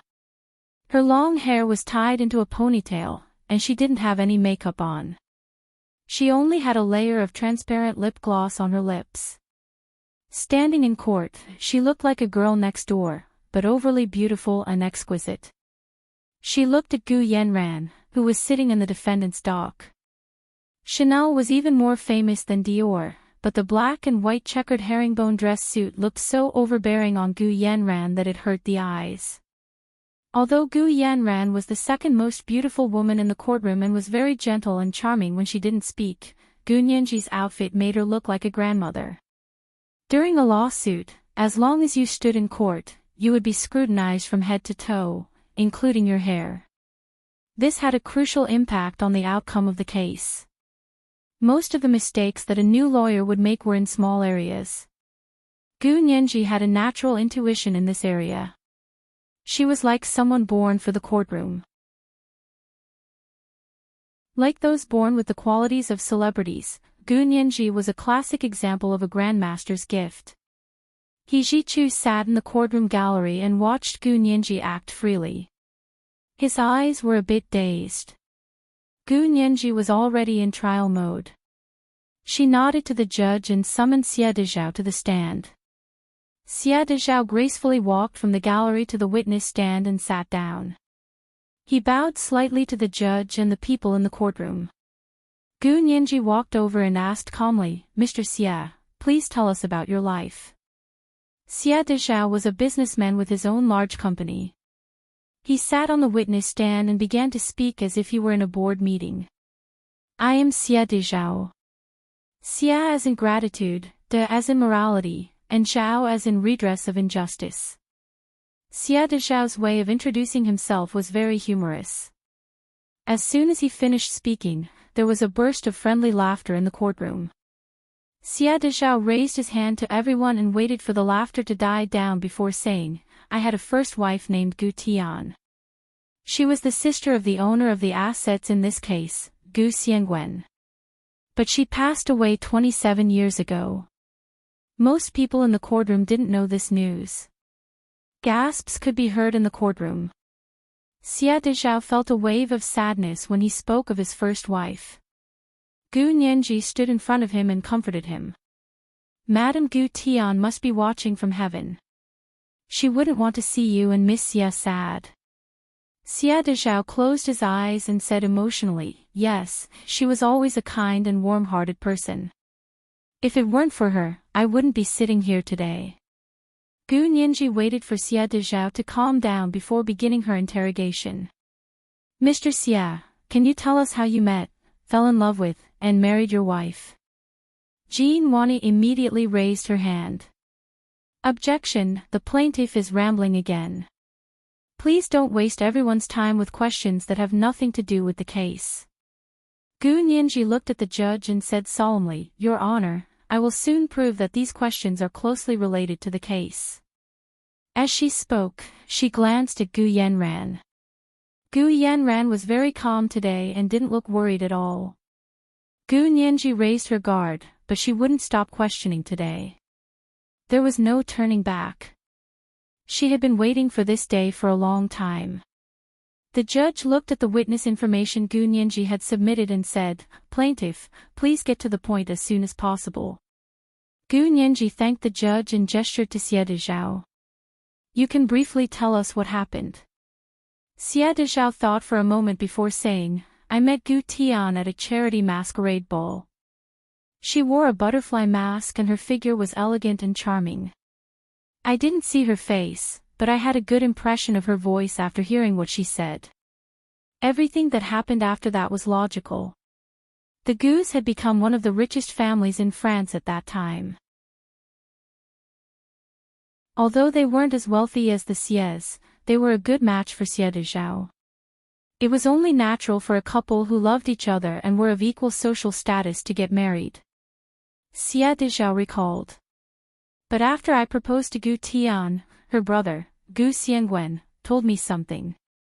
Then, he glanced at Xia Qingying, wanting to say something but hesitating. Xia Qingying nodded at him to let him say it to show that she had no questions. Xia Dezhao's brows furrowed. Although he was reluctant, he still said it. Gu Xiangwen told me that his sister was in poor health and asked if I could accept it. He said Gu Tian might not be able to have children in the future. I said it was fine. The Xias are a large family with many children and grandchildren. I have older and younger brothers in my own family and have many sons. I don't care if I'm going to have children. Xia Dezhao paused and his voice became stiff. Later, Gu Tian told me that it was my words that moved Gu Xiangwen. That's why he agreed to let his sister marry me. Gu Nianji took notes as she listened. Xia Dezhao had said some of these things to her before, but there were also things he hadn't said before. For example, what was it that moved Gu Xiangwen so much that he changed his mind from opposing to supporting their marriage? And then? Gu Nianji asked calmly. She was getting to the main point. Xia Dezhao paused and looked down at the table in the witness stand. His voice was low. I knew Gu Tian was in poor health. I told her that she didn't need to have children. There are so many people in the Xies and so many children. It doesn't matter if we have one or not. But she wouldn't listen and insisted on having children. She was secretly pregnant with a child and wanted to give me a surprise. When I found out, I was extremely worried and asked her to abort the child. But she told me not to worry, saying that her brother was already prepared and that she would definitely be able to give birth smoothly. This was the first watch and today was the third watch. A reminder for the recommendation votes and monthly votes. The second watch was at 1 p.m. The monthly votes were 2,100 plus one watch. The third watch was at 7 p.m. Mwah.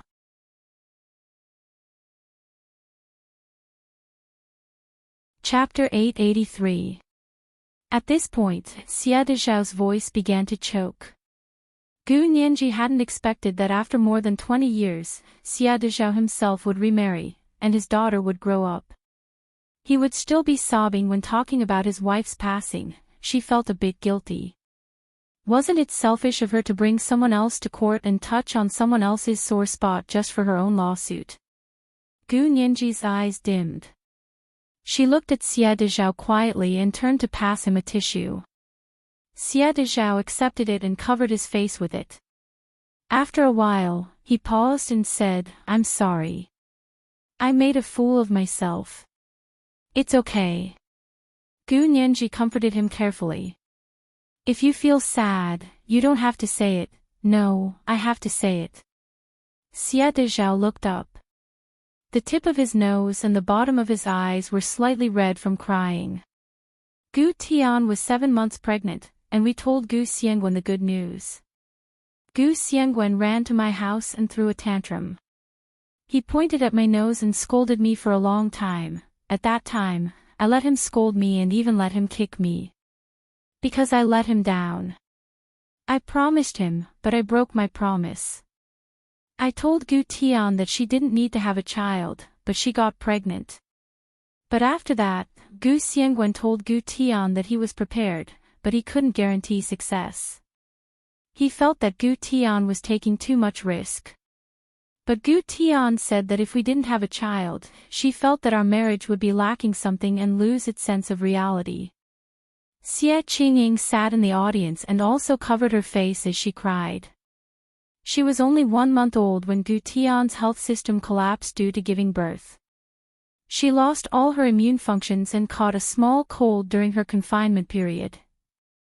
She died soon after.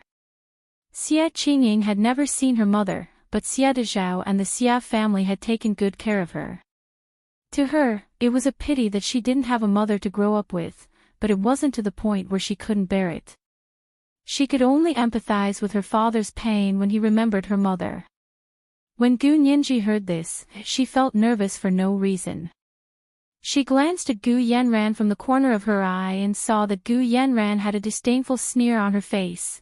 Xie Dezhao continued. After that, Gu Xiangwen said that he had made preparations. The time wasn't ripe yet, but because Gu Tian was about to give birth, he couldn't care less. He asked me to call him 2 weeks before Gu Tian's due date and he would come to help her. Gu Nianji interrupted. May I ask why Gu Xiangwen is helping Gu Tian? Could it be midwifery? But Gu Xiangwen doesn't have any experience as an obstetrician, right? Although she knew that Gu Xiangwen was a genius, his resume had always been focused on research and machinery. His medical background was all about cell and genetic research. It had nothing to do with delivering babies, right? Xie Dezhao sneered and looked at Gu Nianji. Gu Xiangwen is your father. You may not like what I'm saying, but it's the truth.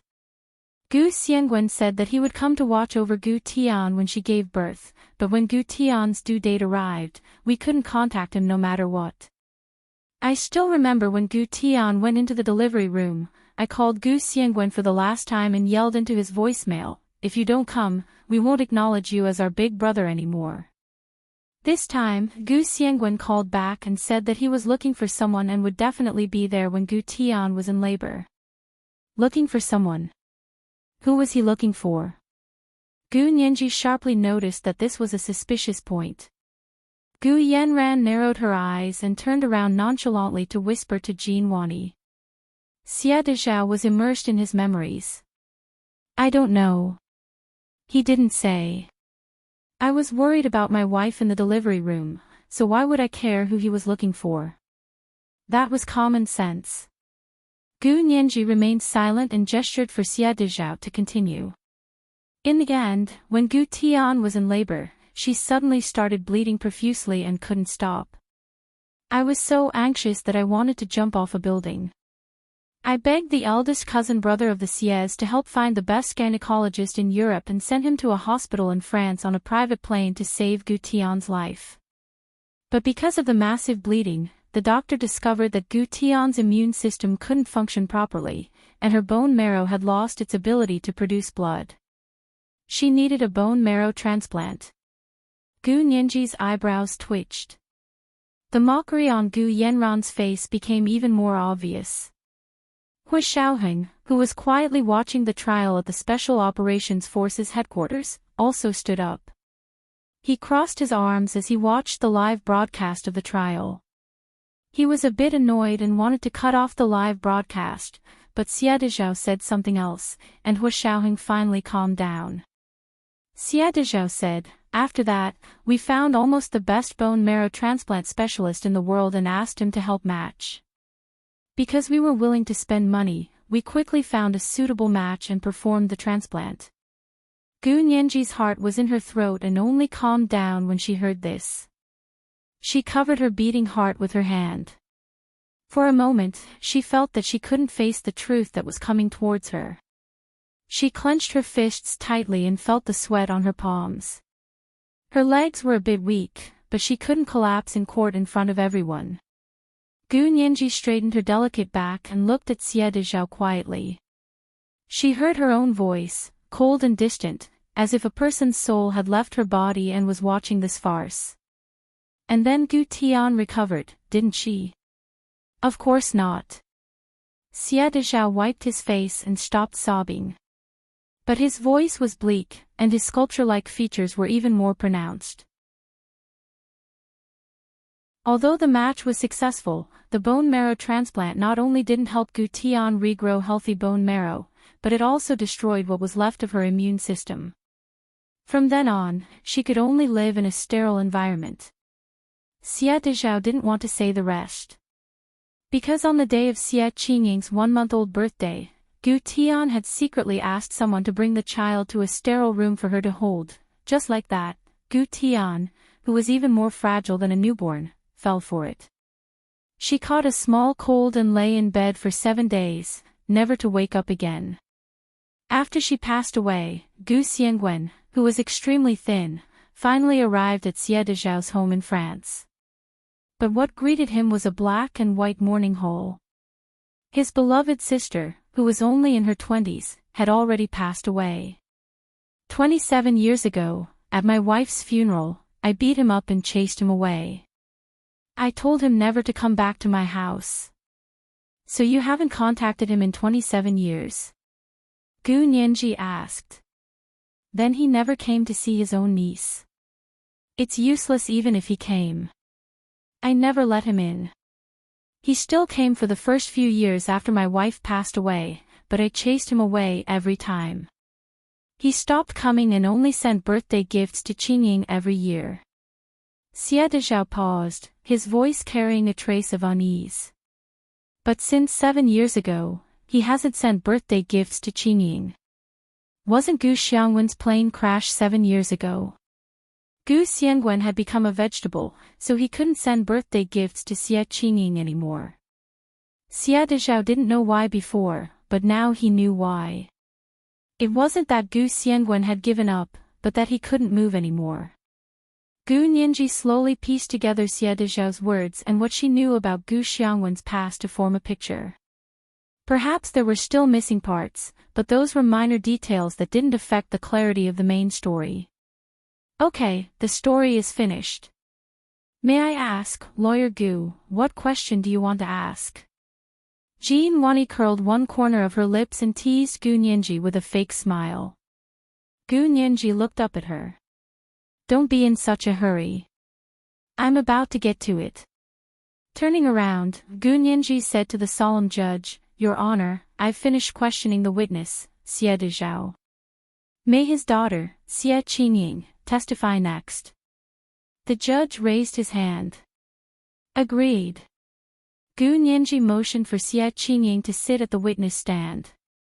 Gu Nianji didn't ask Xie Qingying to speak at length and only asked her a few questions. What's your name? Who are your father and mother? Do you have any evidence to prove your identity?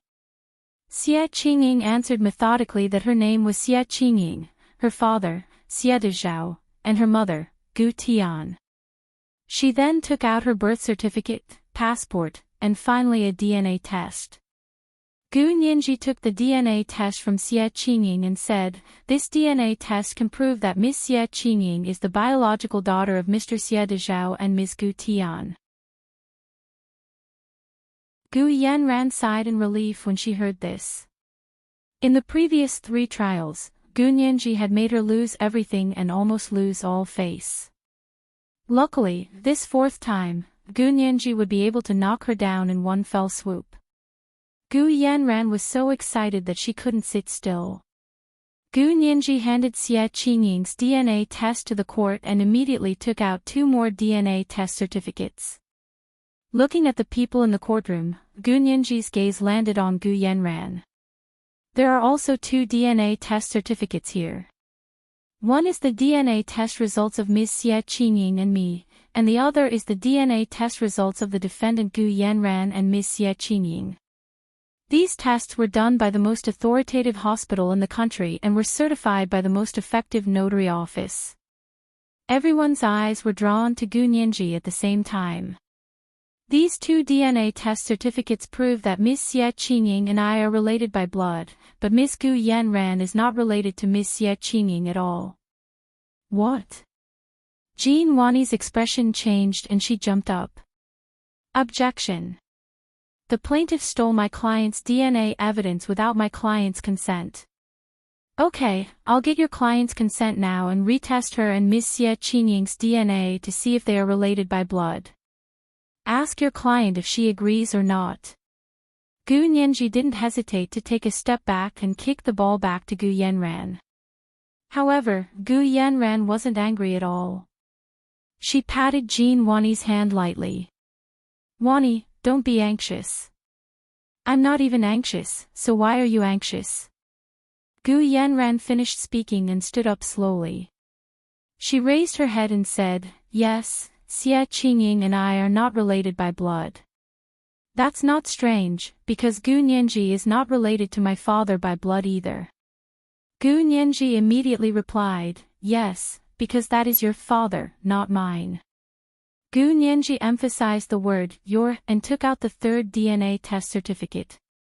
This is the DNA test for Gu Xiangwen, who is in a vegetative state on the hospital bed, and Xie Qingying's mother, Gu Tian. The test results show that the two of them are not related by blood at all. They are not biological siblings. Therefore, I have sufficient reason to believe that the person in a vegetative state on the hospital bed right now is not my father, Gu Xiangwen. Gu Yanran chuckled. Are you sure? It was the second night watch, and the monthly tickets had been delivered at 2,100 plus one night watch. It was the third night watch today. A reminder for everyone's recommendation tickets and monthly tickets. It was the third night watch at 7 p.m. Mwah.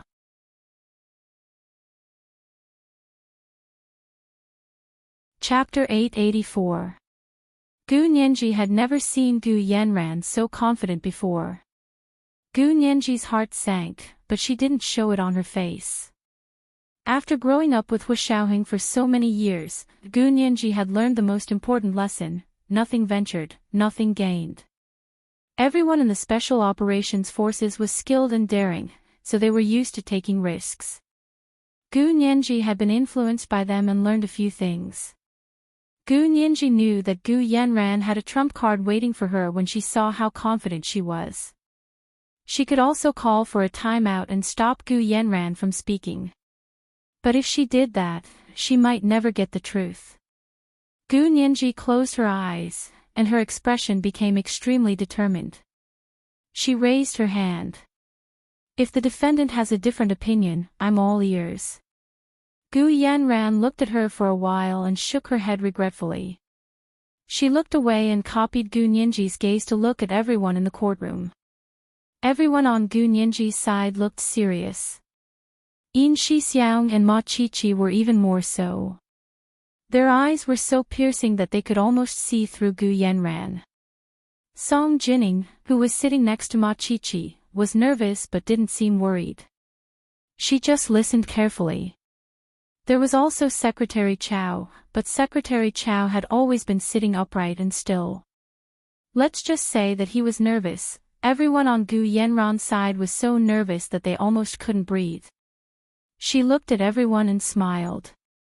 She turned to the judge and said, Your Honor, the plaintiff, Gu Nianji, said that my father's DNA is not related to Gu Tian and Xie Qingying's DNA, so my father is not Gu Xiangwen.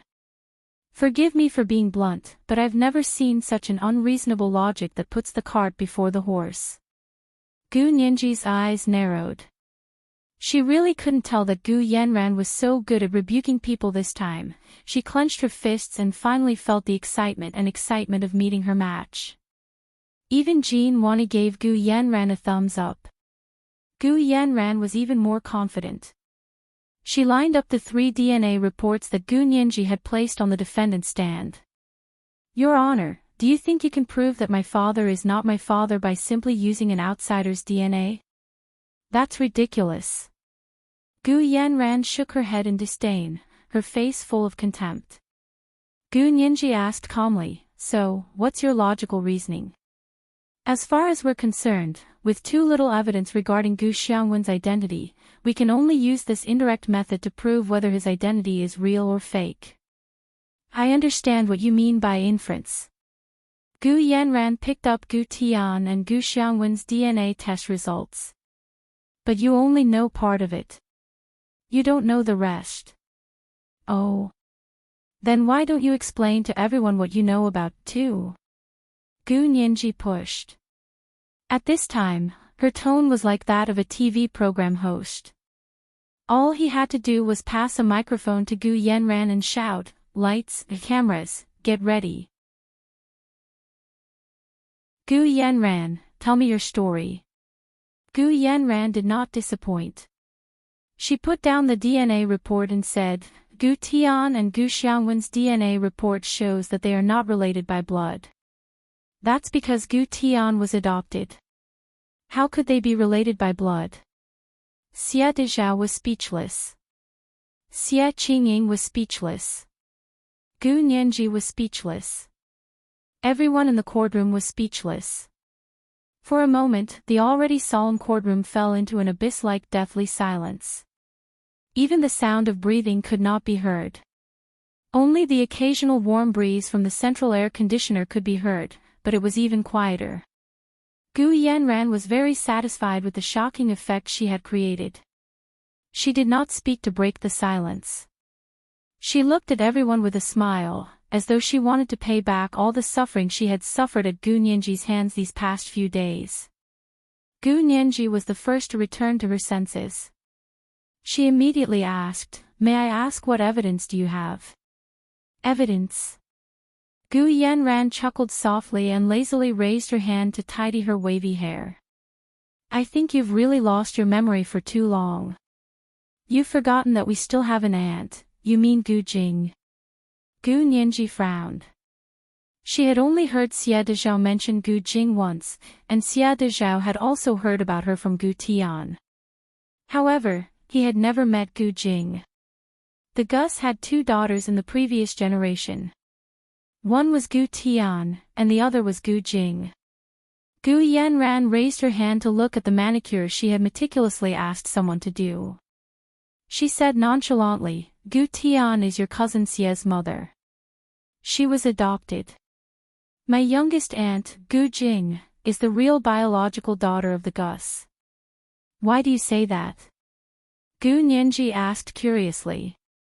"Because Gu Jing was born with a genetic disorder. It was a congenital genetic deficiency. Not only did Gu Jing have it, but I did too.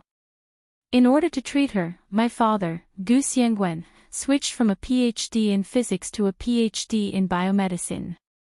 He wanted to find a way to save her. Gu Tian was adopted as an experiment to treat Gu Jing so that her bone marrow could be used to save Gu Jing in the future.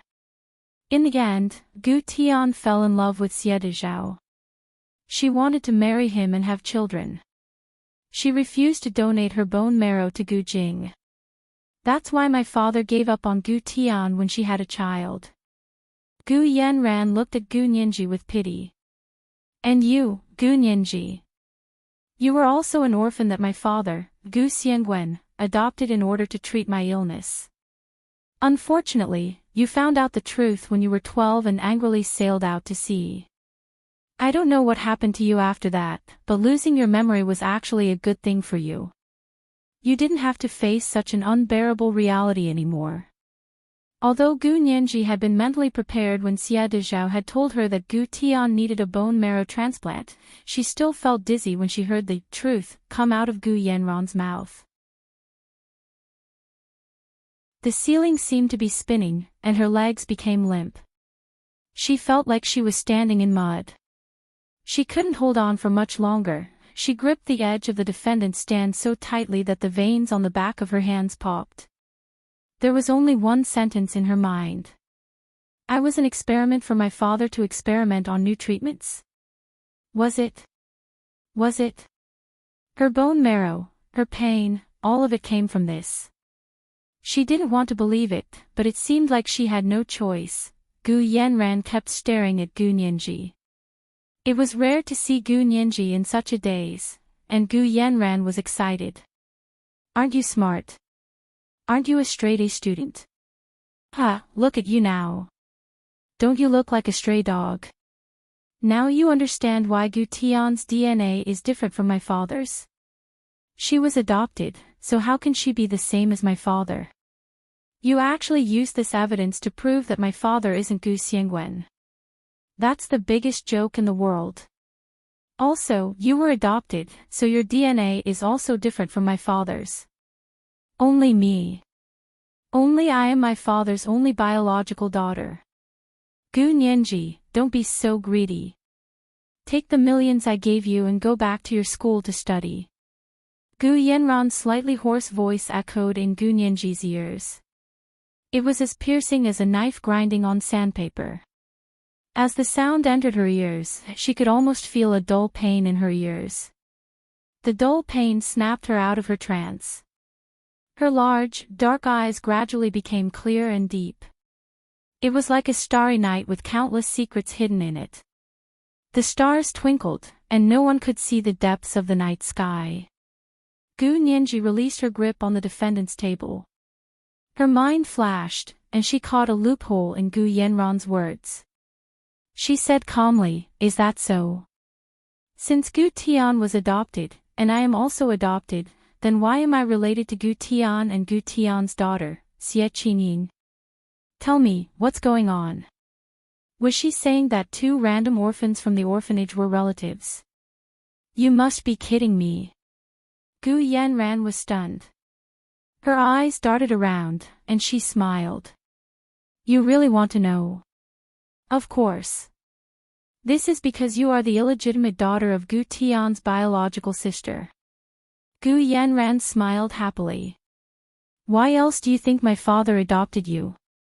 It's because you have the same genes as Gu Tian, so you can be used to treat my illness. Gu Nianji instinctively asked, Gu Tian's biological sister? Xia Dezhao was also very surprised. Gu Tian has a biological sister? I thought she only had Gu Jing as her sister. It seems like you know Gu Tian's biological sister very well. Gu Nianji used all her willpower to control her emotions and continued to ask Gu Yanran, "May I ask what her name is? Where does she live? How old is she now?" Gu Yanran ran her hand through her long, wavy hair and said nonchalantly, "How would I know? I heard it from my mommy." Gu Xiangwen adopted Gu Nianji, so Gu Yanran's mommy was also Gu Xiangwen's wife. She must know the whole story, right? That made sense. Gu Nianji was a bit confused. She felt like she had entered a dead end, or maybe she had hit a wall. She could clearly see a path ahead, but she couldn't go around it. She closed her eyes and finally said, "What evidence do you have to prove that Gu Tian was adopted?" Gu Yan ran through a document in a transparent plastic bag. "I knew you would want evidence. I don't have your adoption document, but Gu Tian's adoption document was something my mommy told me to keep in the bank's safety deposit box." Gu Nianji didn't hesitate to open it to see that it was an official adoption document in Japanese. There were also Mandarin and English translations. This is an adoption document handled by the Chiba Prefecture government in Japan. Your aunt, or rather, your aunt, Gu Tian, was adopted in Chiba Prefecture, Japan. She is Japanese. Gu Yanran finally finished the story and sat down to elegantly take a sip of water. Gu Nianji looked down at the adoption document carefully. She had taught herself Japanese before, so she knew katakana and hiragana.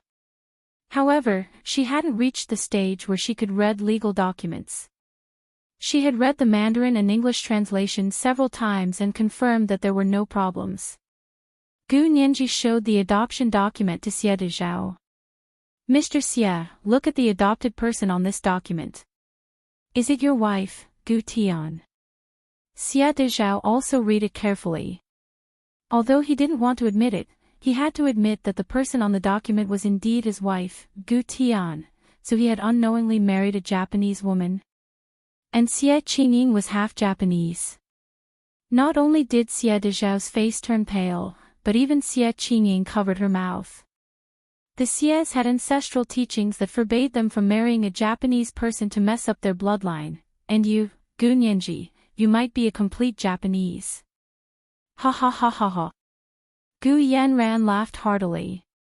This was the happiest day she had been in so many years. All the sufferings and pain from before seemed to have been rewarded at this moment. Gu Nianji, on the other hand, thought nervously as Gu Yanran laughed. Logically, she admitted that there were almost no loopholes in Gu Yanran's story. But emotionally, she refused to admit that Gu Yanran was telling the truth. Gu Xiangwen didn't give her the feeling of a father to an adopted daughter who was used as an experiment. Also, Gu Xiangwen's feelings for Gu Tian didn't seem like that of an older brother to a stepsister who was used as an experiment. Logical reasoning could stand on its own, but when compared to emotional expression, it didn't make sense at all. Gu Nianji picked up Gu Tian's Japanese adoption document and read it carefully again. Gu Tian's original name was actually Kasahara Tenko, Gu Yanran was getting impatient and chattered on the side. It's useless even if you read it 100 times. I didn't want to say it to save you some face. But you were so overbearing and kept pressuring me. You even froze my own bank account. Since you've done this, don't blame me for retaliating. Gu Nianji ignored her and quickly finished reading the Japanese adoption document. Then she looked at the 3 DNA verification documents. Hu Xiaoheng had actually asked Chen Lai to make these 3 DNA verification documents for her. Not only did he make a detailed comparison, but he also did DNA sequencing. The latter wasn't something a normal DNA verification agency would provide, but Hu Xiaoheng was used to doing everything in detail so that the evidence was irrefutable. Therefore, he asked Chen Lai to do the DNA sequencing. Gu Nianji quietly flipped to the last page of the verification documents and read the summary of the DNA sequencing. Suddenly, her gaze froze as she stared at the DNA sequencing data listed by Chen Lai. Plaintiff, do you have anything else to say? The judge reminded Gu Nianji with some regret. The court couldn't waste any more time. Gu Nianji pursed her lips and said to the judge, please give me 5 minutes. I'll look up the information and give you an answer immediately. Gu Nianji remembered a piece of news she had seen not long ago. Although it was only a flash, it would be of great help to her case today. The judge looked at his watch. Okay, I'll give you 5 minutes. It was only 5 minutes. Gu Yanran and Jean Wani didn't care. They could afford to wait. Jean Wani's heart was finally relieved when she used her final trump card. She looked at Gu Yanran with admiration. She didn't expect Gu Yanran to have this trick up her sleeve. It looked like she had been preparing for a long time, otherwise, how could she even have Gu Tian's adoption papers? No matter how many times she said it, it wouldn't be as effective as a legal document like this. It would be great if she could have Gu Nianji's adoption papers. Jean Wani's hands were itching. Gu Nianji turned on her computer and began to quickly search for information. He Zhichu couldn't bear to hear this from the public gallery. He got up and walked to Gu Nianji's side to remind her. He asked quietly, what are you looking for? Gu Nianji didn't even look up and opened the page for He Zhichu to see. He Zhichu originally wanted to give Gu Nianji some other hints, but when he saw the information she found and Gu Yanran's superfluous adoption papers, he couldn't help but laugh. Okay, do what you want. He Zhichu slowly returned to the public gallery and sat down. Gu Nianji had already taken out the information she found and said to the judge, Your Honor, can I borrow the projector again? The judge nodded and asked someone to connect her to the projector. Gu Nianji opened the page she had just found and said, Everyone, please take a look. This is the genetic map of East Asians obtained by the International Genetic Sequencing Organization. The projector displayed a column graph. East Asians have 3 main types of genetic makeup: O, M175, Asian gene; DYAP, black dwarf gene; C, M130, brown dwarf gene. As for the Chinese among East Asians, which is the main ethnic group in the Xia Empire, they are the purest race in the world with only O, M175 Asian gene. As for the Japanese, they only have 54% O, M175 Asian gene, 35% DYAP black dwarf gene, and 9% C, M130 brown dwarf gene. Let's look at the DNA sequencing in these 3 DNA test reports. Gu Nianji took out her phone and scanned the page of the 3 DNA test reports. Everyone can see very clearly that Gu Tian's DNA sequencing does not have the DYAP black dwarf gene and C, M130 brown dwarf gene unique to the Japanese. She only has the O, M175 Asian gene. Xie Qingying's DNA sequencing also does not have the DYAP black dwarf gene and C, M130 brown dwarf gene unique to the Japanese. She only has the O, M175 Asian gene. This is my DNA sequencing. It also does not have the DYAP black dwarf gene and CM130 brown dwarf gene unique to the Japanese. She only has the OM175 Asian gene. From this DNA sequencing, Gu Tian, Xia Qingying, and I do not have the unique Japanese genes. Therefore, the three of us cannot be Japanese. Of course, if you want to talk about nationality or naturalization, that is another matter. Let's look at the following. Gu Nianji played the DNA sequencing of Gu Yanran and her father. Do you see it? The DNA sequencing of Gu Yanran and her father clearly shows 54% OM175 Asian gene, 35% DYAP black dwarf gene, and 9% CM130 brown dwarf gene. This is the same as the DNA sequencing of the International Genetic Organization. Therefore, only Gu Yanran and her father, who is in a vegetative state on the bed pretending to be Gu Xiangwen, are truly pure Japanese. Gu Nianji's clear voice was like a dose of good medicine. It lifted everyone's spirits. Although not many people have seen Gu Xiangwen in person, all the information shows that Gu Xiangwen is Chinese. He does not have Japanese genes. Therefore, Gu Yanran, you can save your story. The vegetative state on the bed that you used to pretend to be Gu Xiangwen is your biological father. He is Japanese. And you are also Japanese. Also, you can't cover up the truth just by telling it the other way around. If the story you just told was completely reversed, I believe it would not be far from the truth, right? Miss Kasahara Naoko. Gu Yanran looked at Gu Nianji like she was looking at a ghost. All the blood drained from her face in an instant. Her eyes were wide open, and her eyeballs were about to fall out of their sockets. Her legs trembled, and she slumped onto the chair. She could not believe that the evidence they had painstakingly prepared for so many years had been completely destroyed by Gu Nianji's DNA sequencing. This was the third chapter.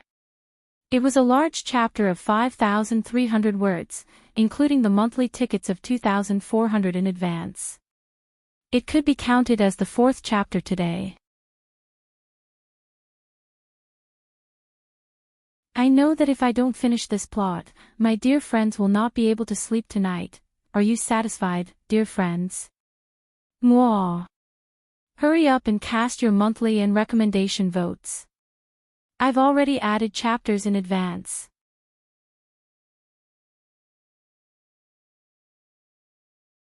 Chapter 885.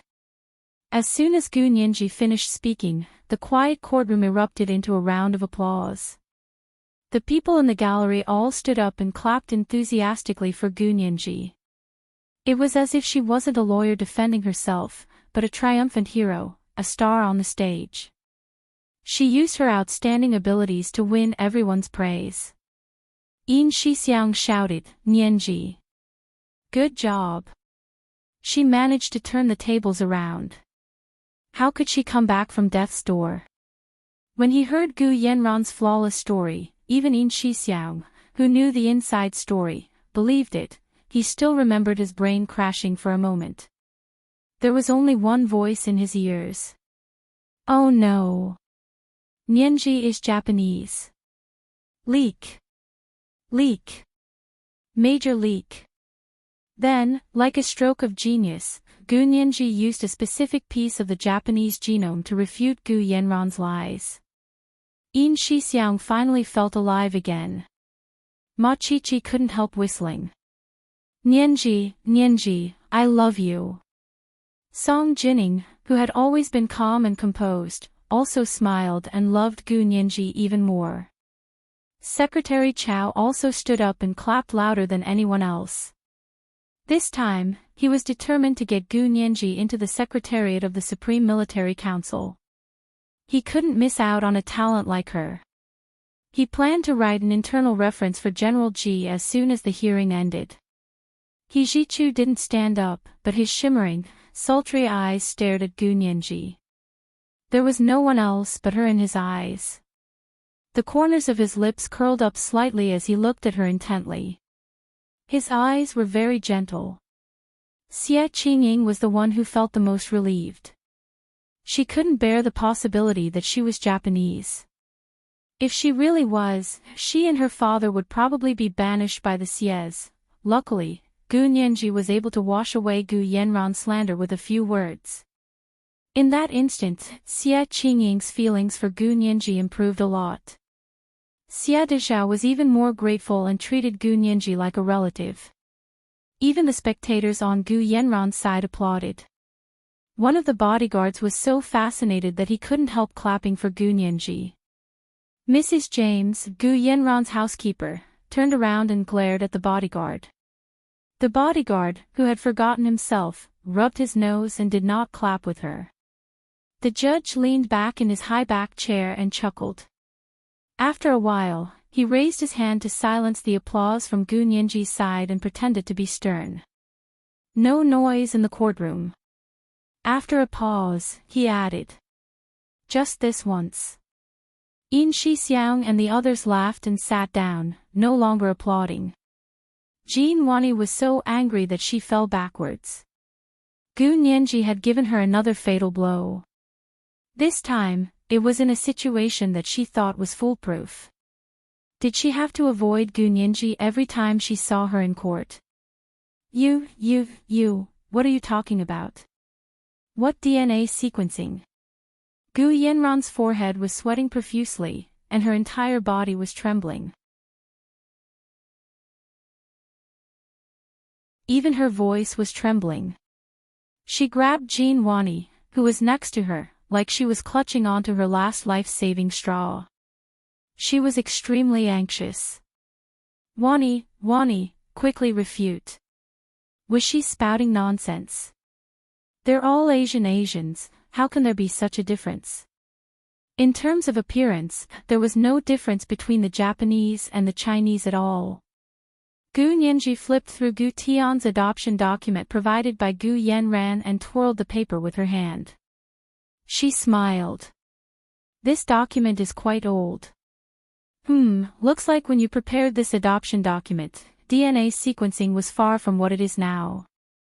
Or rather, people back then didn't know that Japanese people had their own DNA that was different from the main ethnic groups in the Huaxia Empire. That saying is right. Science and technology are the first productive forces. Gu Nianji was humorous. You have to keep up with the times even if you want to scheme. Otherwise, the development of technology will expose you instantly. Look, isn't this a blatant example? Don't be so smug. Gu Yanran was exasperated. She could no longer maintain her poise and elegance. Like a cornered beast, she grabbed the defendant's chair and stood up again. You're lying. My father is Japanese. I didn't say your father wasn't Japanese. Look, the DNA sequencing has already proven it. Gu Nianji used a laser pointer to point at Gu Yanran and the vegetable's DNA sequence. I said my father, Gu Xiangwen, is Japanese. Gu Yanran almost shouted. So your inference is not valid. Oh. Is that so? Gu Nianji was calm and spoke to Gu Yanran like she was playing with a cat or a dog. But Kevin Ku used the identity of a Chinese person when he published his thesis. Do you want me to show you how he was introduced in the top international magazines? Gu Yanran was so shocked she couldn't speak. Gu Nianji didn't give her any more time to think. She took a step forward and approached Gu Yanran. Gu Yanran, do you know why Gu Xiangwen can't be Japanese? It's because of this. Gu Nianji held up the so-called Japanese adoption document that Gu Yanran had given her. If she hadn't seen the Japanese adoption document, Gu Nianji wouldn't have been able to immediately connect the DNA sequencing results to race. However, the Japanese adoption document was like a bridge that connected two pieces of originally unrelated evidence in Gu Nianji's mind. In order to frame Gu Tian, you didn't hesitate to use this adoption document from Chiba Prefecture to prove that Gu Tian is Japanese and was adopted. What does this mean? This means that the Gus may have adopted a Japanese girl back then. Because it would be too easy to find out if the adoption document was made up out of nothing. However, if it was just a false identity, it would be much easier to lie. Also, the adoption document has the nationality and race of the adopter. It's too late for you to say Gu Xiangwen is Japanese now. The adoption document issued by Japan's Qianyang province clearly stated that the adopter was a Chinese, not a Japanese. This is the most powerful evidence. Gu Yanran was defeated by this detail. She collapsed on the chair, her expression blank and almost drooling. I'm guessing what you did back then. You must have used some means to change Gu Jing's adoption document to Gu Tian's name and identity. They should be around the same age and have the same blood type. That way, you only needed to bribe a small bureaucrat in Chiba Prefecture to change the name. You didn't even need to bribe him. You only needed to find an opportunity to say that Gu Jing changed her name, and you would be able to change her name openly. If you don't believe me, we can check with the Chiba Prefecture to see if Shizuko Kasahara requested to change her name. The adoption documents from 30 to 40 years ago were not standard. There were too many things that could be manipulated. After Gu Tian passed away and Gu Xiangwen got into trouble, you thought that you could use this method to exclude Gu Tian's family in order to replace my identity. That way, even if I found Gu Tian's family to testify for me, you could use this altered adoption document to slap me in the face. Isn't that right? This was why Gu Yanran was no longer afraid when she heard that Xie Dezhao and Xie Qingying were witnesses. Instead, she was calm. But you didn't expect that with the development of technology, things like DNA sequencing and the human genome would appear. When I used DNA sequencing to prove that Gu Tian was definitely not Japanese, your lies fell apart. Then, the Japanese girl that the Gu family adopted must have been someone else. What you're using is the same method you used to deal with me. You're saying that all my experiences and identity are yours, and then you're planting your own experiences and identity on me. If the Gu family really adopted a Japanese girl back then, and this Japanese girl wasn't Gu Tian, then who was she? I think the answer is already obvious. The Gu family only had 2 daughters in the previous generation, Gu Tian and Gu Jing. If Gu Tian wasn't, then it could only be Gu Jing. Gu Jing was the Japanese girl that the Gu family adopted. Gu Nianji's words made Gu Yanran's face pale. Her face was full of fear and panic, as if she was mentally retarded. Gu Nianji reconstructed the entire incident in her mind. As she narrated, she organized the sequence of events. According to the defendant, Gu Yanran, many years ago, the Gu family gave birth to a daughter named Gu Tian. However, Gu Tian had a congenital disease. In order to treat her, the Gu family found a girl who could give her a bone marrow transplant. That girl was Shizuko Kasahara. For some reason, the Gu family adopted this Japanese girl and changed her name to Gu Jing. However, when Gu Tian and Gu Jing grew up and got married, Gu Jing left the Gu family when they needed Gu Jing's help. This was probably the reason why Gu Xiangwen didn't make it in time even though he promised to save his sister. This happened 27 years ago. Because Gu Jing left, Gu Tian's bone marrow transplant failed, and she passed away early. And Gu Jing probably didn't have a good life after leaving the Gu family for a few years. She had an illegitimate daughter, the defendant, Gu Yanran. She probably couldn't continue living outside, heard that Gu Tian had died, or did it for her daughter. Anyway, she came back to the Gu family and Gu Xiangwen, begging him to adopt her. Gu Yanran's eyes narrowed when she heard that. Almost reflexively, she recovered from her daze and stood up to shout, "Nonsense! Gu Jing isn't my mommy. I'm nonsense." Then do you dare to do a DNA comparison test with Gu Jing?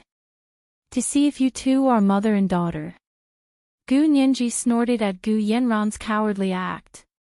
As soon as Gu Yanran heard that she was going to do a DNA comparison test with Gu Jing, she became mute again. Don't talk to me about Gu Jing's sister anymore. I don't believe it. If Gu Jing has a sister, and her illegitimate daughter can undergo a bone marrow transplant, then Gu Jing's sister can too. She might even be more suitable than Gu Jing. If that's the case, the Gu family will definitely adopt both of them and not just one. Do you know the theory that all eggs can't be put in the same basket? The truth is, the Gu family only adopted Gu Jing, which means only Gu Jing is suitable. If Gu Jing has a sister, then her sister is definitely not suitable. The possibility of her sister's child being suitable is even lower. Then as Gu Jing's sister's illegitimate daughter, Gu Yanran couldn't be adopted. After all, Gu Xiangwen wasn't doing charity work or running an orphanage.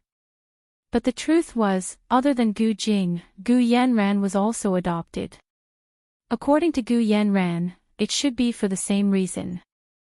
So there was only one reason that made sense now. Gu Yanran was Gu Jing's illegitimate daughter. This way, mother and daughter had the same genes, so they could help 2 generations of the Gu family's daughters match and undergo a bone marrow transplant. Gu Nianji came to this conclusion purely based on logical reasoning to prove that the so-called Gu Jing sister was a fake character that Gu Yanran made up at the last minute to cover up the loopholes. Gu Yanran panicked and only wanted to refute, but Gu Jing died many years ago. She was cremated, and her ashes were thrown into the sea. How are you going to test? Gu Nianji paused in surprise. You know Gu Jing's ashes were thrown into the sea. When did that happen? Gu Yanran immediately shut her mouth. Gu Nianji waited for a while. Seeing that Gu Yanran didn't continue, she didn't force her.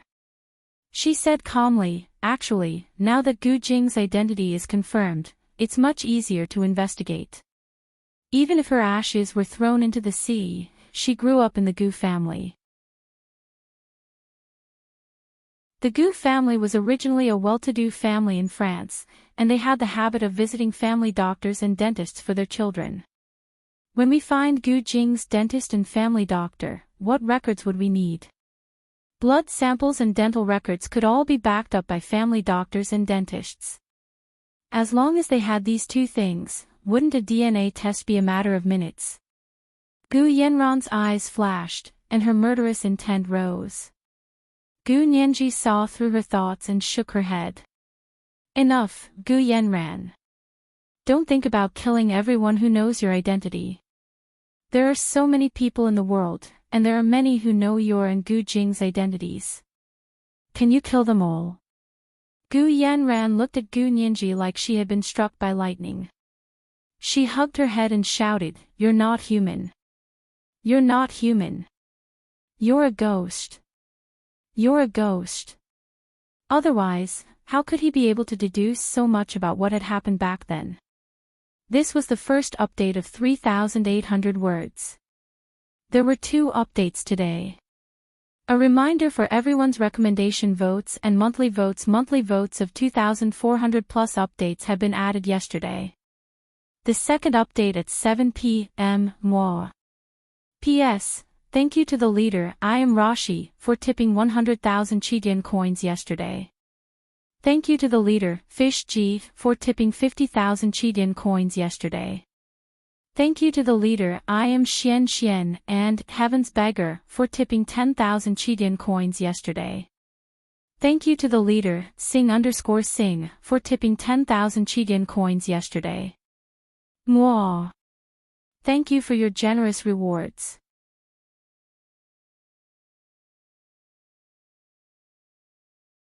Chapter 886. Gu Nianji saw this and stepped forward to stand in front of Gu Yanran. She said loudly, "Yes, I am a ghost. I've come to seek revenge on behalf of those you've murdered." As soon as he said that, Gu Yanran actually screamed. She seemed to be unable to withstand the heavy pressure and fainted. Jean Wani quickly asked the judge, "Your Honor, my client was threatened by the plaintiff and fainted. Please find a doctor for us." The corners of Gu Nianji's mouth twitched. "In court, under the national emblem, you're saying I threatened her?" There are so many people here. Tell me, what did I say to threaten her? Jin Wani suppressed her anger and ignored Gu Nianji. She held the back of Gu Yanran's head and kept soothing her. Gu Yanran was only furious and quickly came to her senses. However, as soon as he saw Gu Nianji, he couldn't help but reveal a frightened expression. He didn't even dare to look Gu Nianji in the eye. Gu Nianji shrugged. I've done too many shameful things. It's too late for regrets now. Gu Yanran woke up, so Gu Nianji continued to question her. Since the vegetative Gu Xiangwen on the bed was fake, where did the real Gu Xiangwen go? Did you murder him? I didn't. Gu Yanran had completely broken down. I didn't kill him. I didn't. I didn't. She could only say these few words over and over again, her eyes staring blankly. Maybe it was because her dream of many years had been shattered, and she couldn't take it anymore. At this point, the trial could no longer continue, and there was no need for a retrial. For the sake of the Gu family's inheritance, Gu Yanran had created a fake Gu Xiangwen who had been in a vegetative state for 7 years. Moreover, this person was her biological father. Just this fact alone made Gu Nianji feel terrified. The judge combined all the evidence and the court records before finally pronouncing the verdict.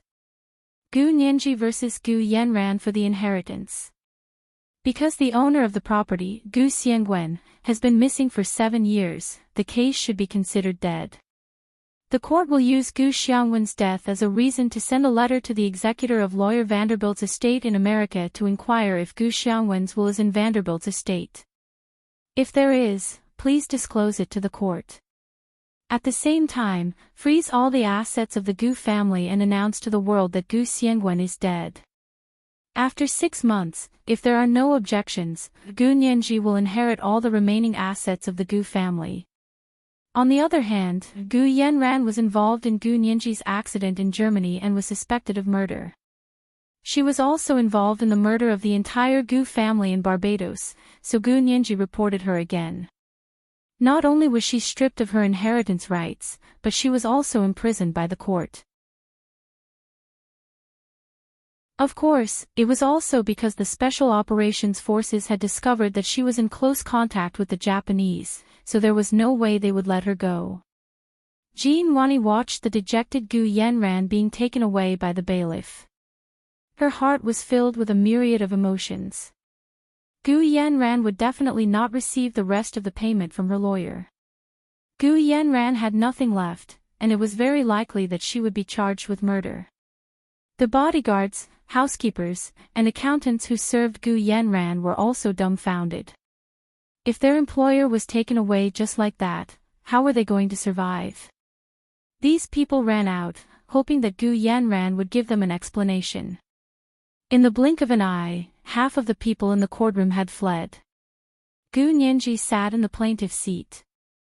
Her heart, which had been beating wildly all day, finally calmed down.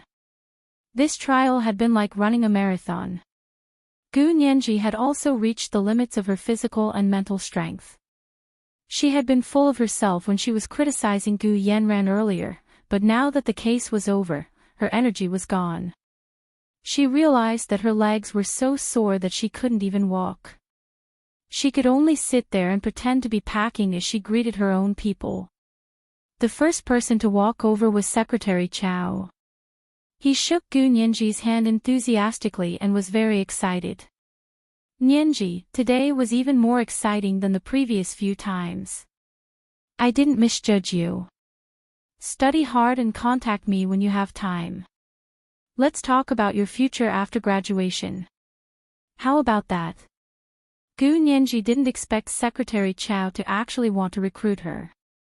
Although she had never thought about working in the military after graduation, this was undoubtedly a very good opportunity.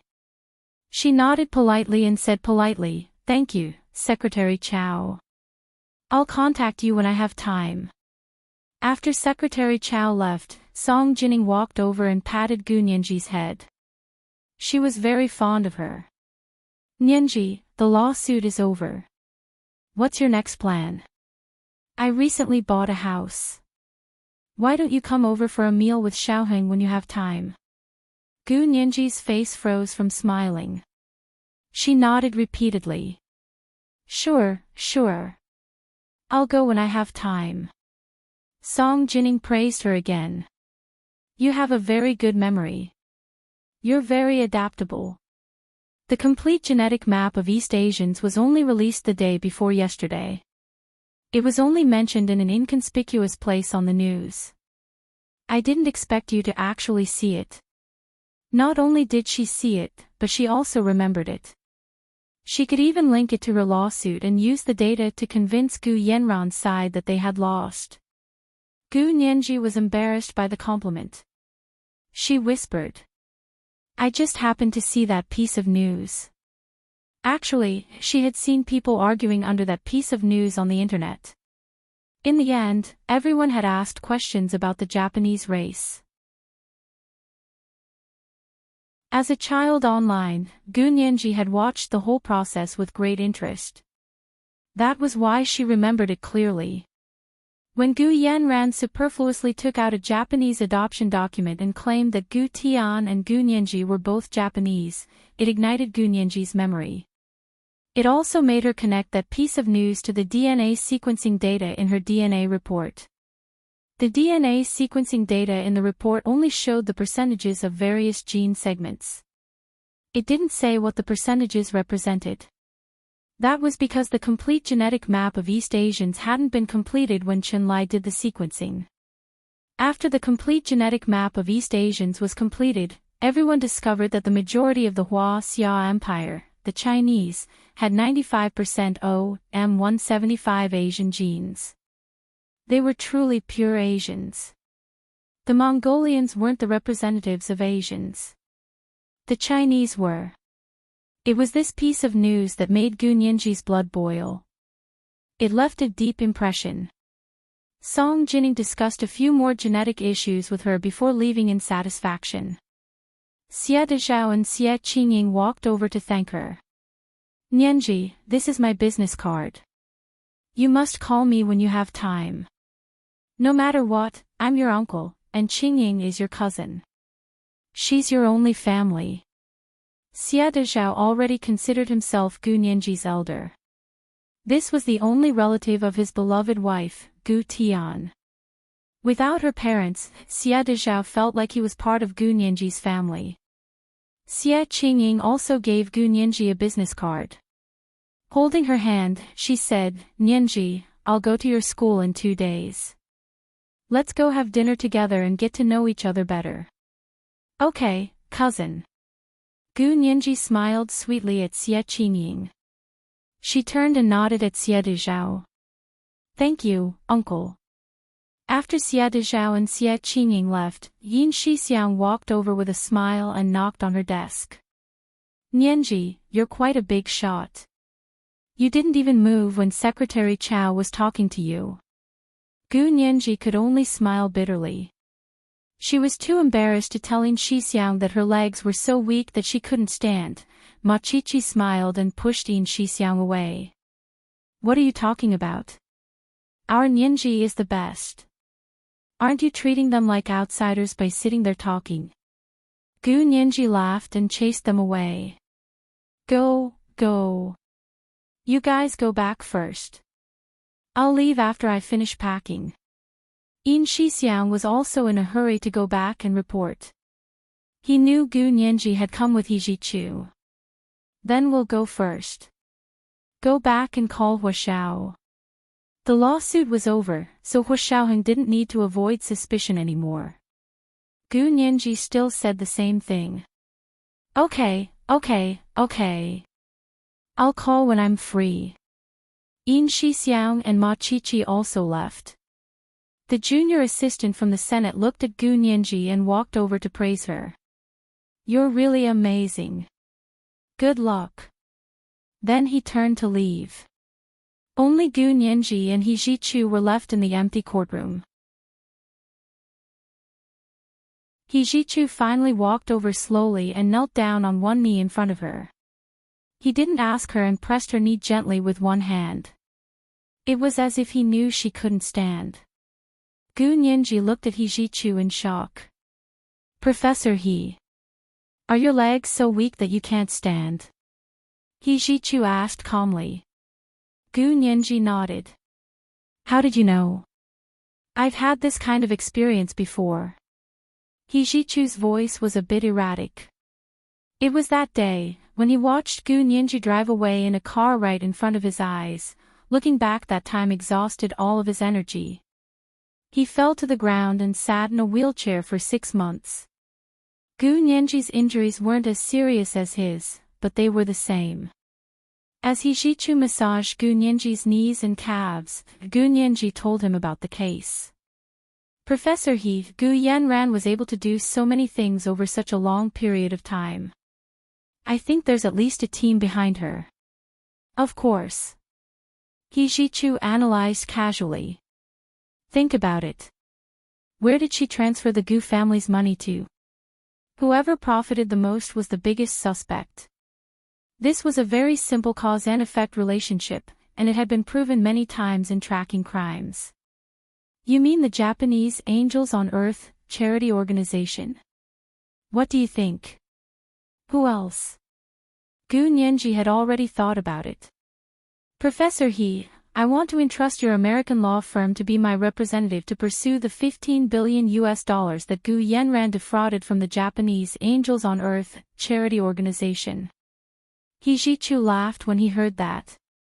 He raised his hand to rub Gu Nianji's head. You have a good plan. Did I teach you that? It's common sense. Gu Nianji's eyelashes fluttered, and she was also a bit mischievous. Everyone in the world knows that the Americans are the Japanese's daddy. So when it comes to collecting debts, daddy has to step in to get twice the result with half the effort. If she was the one fighting this lawsuit, the Japanese would be much more likely to look down on her. Because to make the Japanese organization and bank cough up the huge amount of money, the Americans really had to step in. Hijichu nodded with a smile. Okay, I'll call them when I get back and tell them that I got them a big deal. The subject matter was $15 billion. How could it not be a big deal? Gu Nianji's plan was to pursue the money donated to the Japanese charity organization and have the American law firm step in. As for pursuing the money donated to Prime Minister Tan, Gu Nianji planned to ask Hijichu to send a lawyer's letter. She didn't believe that Prime Minister Tan and his wife would dare to fight a lawsuit against her while they were being impeached. Hijichu massaged Gu Nianji's knees for a long time before Gu Nianji could stand up with the help of the table. However, it was still very difficult for her to walk on her own. Hijichu simply held her arm and half supported and half carried her out. Walking out of the courthouse, Gu Nianji immediately saw a Hongqi sedan with military plates parked on the side of the street in front of the courthouse. It wasn't the one that Xie Dezhao and Xie Qingying had taken that morning. It was a license plate that she hadn't seen before. She was just wondering if it was Hu Xiaoheng when she saw the car door open and Zhao Liangzi get out. He waved at Nianji. Nianji, I specially came to pick you up. As he spoke, he gave her a look to indicate that Hu Xiaoheng was sitting in the car. This was the 3,400 words of the second chapter. Oh, there were 2 chapters today. A reminder to everyone about the recommendation votes and monthly votes. Good night, dear ones.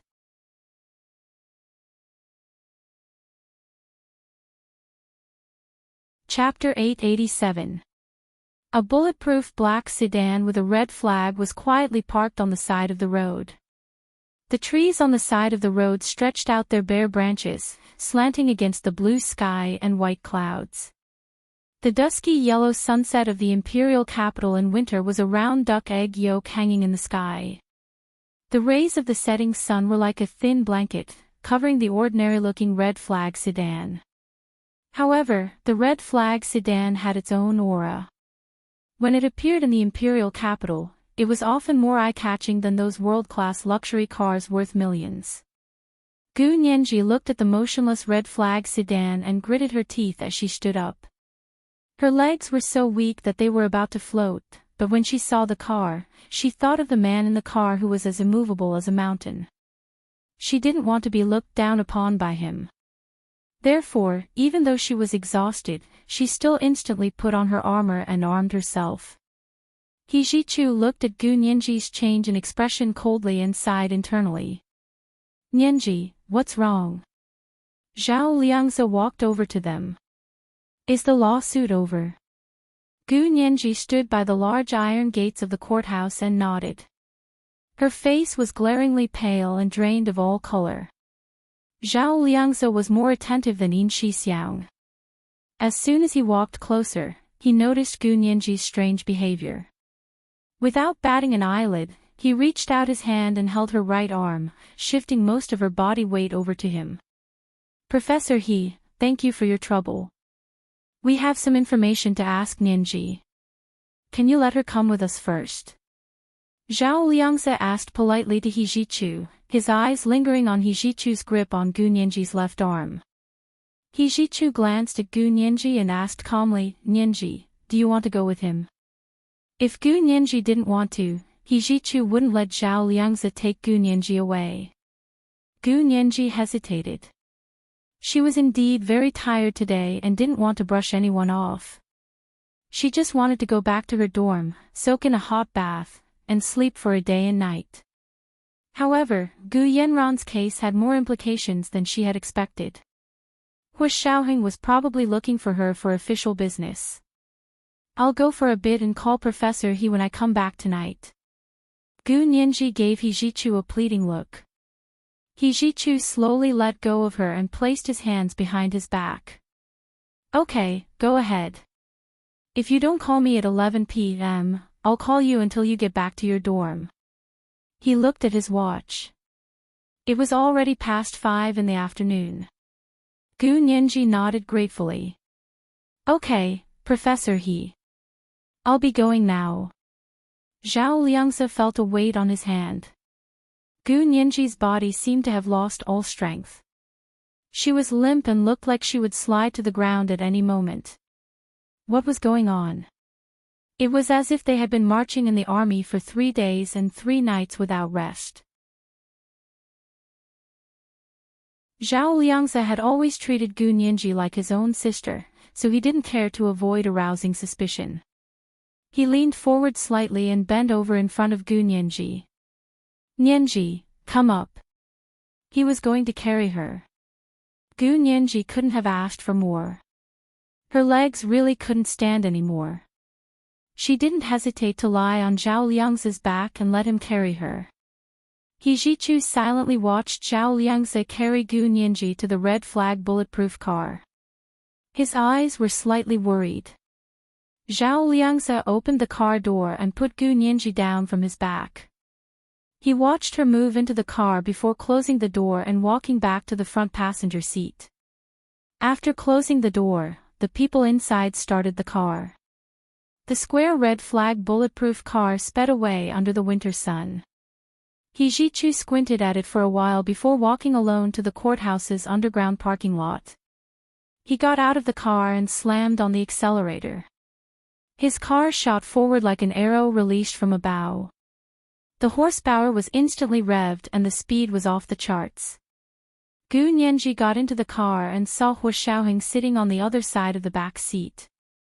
His tall figure immediately made her feel like the car was too small. Actually, it was just her imagination. The car was actually very spacious.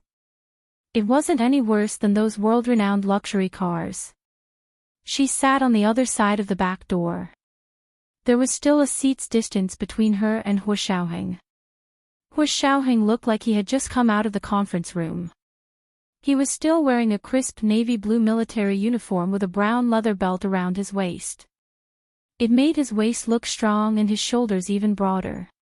On his feet was a pair of autumn and winter riding boots. His long legs filled the empty space in front of the seat. Gu Nianji carefully avoided his long legs and found a suitable place to sit. She tried her best not to get close to him. Hu Xiaoheng didn't say anything. He quietly watched Gu Nianji sit far away from him. His eyes lingered on her legs in a suit for a moment. She wore a long, slim coat that fell a little above her knees and revealed a section of her calves. Gu Nianji felt a little uncomfortable under his gaze. She greeted him sheepishly, "Hua Xiao, what's up?" Hua Xiaoheng looked away and said dryly, "Drive." The driver was Hua Xiaoheng's orderly, Fan Jian. Soon, the red flag bulletproof car left the Imperial Capital High Court and drove to Gu Nianji's house in the Hepingli district. This was also the direction of her school. Gu Nianji discovered that the car was heading in the direction of her school. She relaxed and suddenly felt sleepy. When Gu Nianji woke up, she found that her vision was pitch black. She couldn't see anything. She panicked and felt a kind of absent-mindedness and nervousness, not knowing what day it was. A large hand patted her gently on the back at just the right time. Gu Nianji finally snapped back to reality. She found that she was leaning against a broad chest. Her hands were still holding onto someone's collar. She was curled up in someone's arms like a little baby. She immediately tried to push the person away. A low and soft laugh came from above her head. It was like a breeze blowing across the surface of the water, causing ripples. It was so good it was killing her. She remembered that before she fell asleep, she had gotten into Hua Xiaoheng's car. The chest she was using as a pillow was familiar and warm. Who else could it be but Hua Xiaoheng? Gu Nianji struggled to get off his lap. Hua Xiaoheng's hand closed around her. Gu Nianji couldn't move. She didn't dare move too much. Fan Jian and Zhao Liangzhou were still in the front seat, right? Hua Xiaoheng saw that she wasn't moving. He held one of her hands and slid it across his face. It was like she was caressing his cheek. Of course, his skin wasn't as soft and smooth as a woman's, but the warmth and elasticity unique to men made Gu Nianji's palm heat up. She tried her best to calm herself down and said, "How did I fall asleep? Did I delay Hua Xiaoheng's business?" Hua Xiaoheng's hand paused. He didn't answer the question. Exhausted. She was indeed exhausted. After sleeping, Gu Nianji found that her symptoms didn't improve. They seemed to have gotten worse. How long did I sleep? 3 hours. This meant that it was already past 8 in the evening. Gu Nianji was embarrassed. That long? Why didn't you wake me up? I asked little Zay and little Fan to go back. Hua Xiaoheng said calmly. Go up. Are you hungry? What do you want to eat? Gu Nianji was speechless. Didn't you want to ask me about the situation? Gu Nianji realized that she had been tricked again. Hua Xiaoheng didn't answer her. He opened the side door and got out. He bent over and carried Gu Nianji horizontally. He was so tall and strong that he walked steadily with her in his arms. Soon, the two of them went straight upstairs from the underground parking lot to the front door of the second-hand house Gu Nianji had bought. It was dark, and the neighbors' doors were tightly shut. Only light spilled out from the cracks in the door. Hua Xiaoheng carried Gu Nianji into her house and closed the door behind him. He also turned on the lights in the living room. Gu Nianji hadn't been here for a while, so it actually felt a bit unfamiliar. I'll go turn on the water. You take a bath first. Come out for dinner after. It won't be too late to talk business after that. Hua Xiaoheng arranged everything so well that Gu Nianji couldn't find a chance to refuse. After all, he still had to talk business after a bath and dinner. Gu Nianji agreed and was carried to the bathroom by Hua Xiaoheng. He sat on the round stool in the bathroom. He filled the bathtub with water and sprinkled some rose essential oil and bath salts. A steaming bathtub of rose essential oil bathwater was ready. Gu Nianji couldn't wait to soak in. Hua Xiaoheng closed the bathroom door and left. Gu Nianji used the bathroom wall to walk step by step to the side of the bathtub. She took off her clothes and flipped into the water. It was so comfortable that she closed her eyes. After the bath, Gu Nianji found that her strength had finally returned. Although her legs were still sore, they were no longer in a state where she couldn't walk. Gu Nianji changed into her two-piece pink coral cashmere bathrobe and wrapped her head up. She pushed open the bathroom door and walked out. The aroma of food wafted from the direction of the dining room. Gu Nianji practically followed the fragrance to find it. In the dining room, Hu Xiaoheng was sitting at the dining table with a newspaper in his hand. He was quietly flipping through it. His handsome face practically glowed under the light. Gu Nianji gulped and forced herself to look away. She looked at the dining table. There were 4 side dishes on the table. One was green stir-fried hollandaise beans, one was yellow shredded potatoes with vinegar, one was fried prawns with salt and pepper, and one was red shredded pork in Beijing sauce. There was a small plate of flatbread on the side for wrapping the shredded pork, green onions, and cucumber. In the middle was a blue and white porcelain soup bowl with a lid. She didn't know what kind of soup it was. Seeing her come in, Hu Xiaoheng opened the lid of the soup bowl. It was actually a very nourishing bowl of black-bone chicken ginseng, wolfberry, and mushroom soup. The soup was clear and fresh, and the taste was so delicious it could make one's eyebrows drop. Gu Nianji didn't hesitate to sit at the table and reach out to ladle a bowl of soup for herself. Hu Xiaoheng's expression didn't change as he said calmly, "Drink slowly. It's all yours. What's the rush?" Gu Nianji was so hungry that her stomach was rumbling. She completely ignored him and drank a bowl of soup first, then ladled another bowl before slowing down. She stirred the soup slowly with the blue and white porcelain spoon and raised her eyebrows. "This is the business matter Hu Xiao wanted to discuss with me. I said eat first, then talk about business." Hu Xiaoheng poured a small bowl of rice for her. Gu Nianji refused to eat, so Hu Xiaoheng poured another spoonful of soup for her. She only took it and ate the rice in the soup. On a winter night, eating a bowl of hot and fragrant rice in the soup could soothe one's internal organs that had been tense all day. "Why aren't you eating?" Gu Nianji ate a few mouthfuls and looked at Hu Xiaoheng. Hu Xiaoheng took the bowl and chopsticks and also started eating. His eating posture was very elegant and graceful. It was obvious that he had been carefully trained since he was young. It was completely different from his aggressive style of doing things. Gu Nianji's eating manners were also trained by Hu Xiaoheng. The two of them finished their meal very tacitly. The unfamiliarity and alienation between them seemed to have gradually faded away. Gu Nianji was happy for one moment, but she was secretly groaning in her heart. It was this kind of boiling a frog in warm water routine that made it impossible for her to refuse. When the day came that she was cooked, she would be at Hu Xiaoheng's whim. Routine, it was full of routines, including all the delicious food on the table. Gu Nianji swallowed a mouthful of saliva and got up to make a cup of pu, or tea for Hu Xiaoheng. She warmed half a cup of milk for herself and brought it over. Placing the pu, or tea in front of Hu Xiaoheng, Gu Nianji looked at him with a smile. Her smile was so sweet that it made people want to hug and take a bite. Hu Xiaoheng was also a bit surprised to see Gu Nianji's sweet smile and attentive behavior. He couldn't help but be wary. Tricks, Nianji also knew tricks. Gu Nianji smiled and raised her head. "Hu Xiao, can you tell me now?" But before Hu Xiaoheng spoke, Gu Nianji thanked him first. Thanks to Hu Xiao asking Brother Qin to do DNA sequencing. Otherwise, I would have failed miserably. Hu Xiaoheng calmly agreed. "I didn't think so much at the time.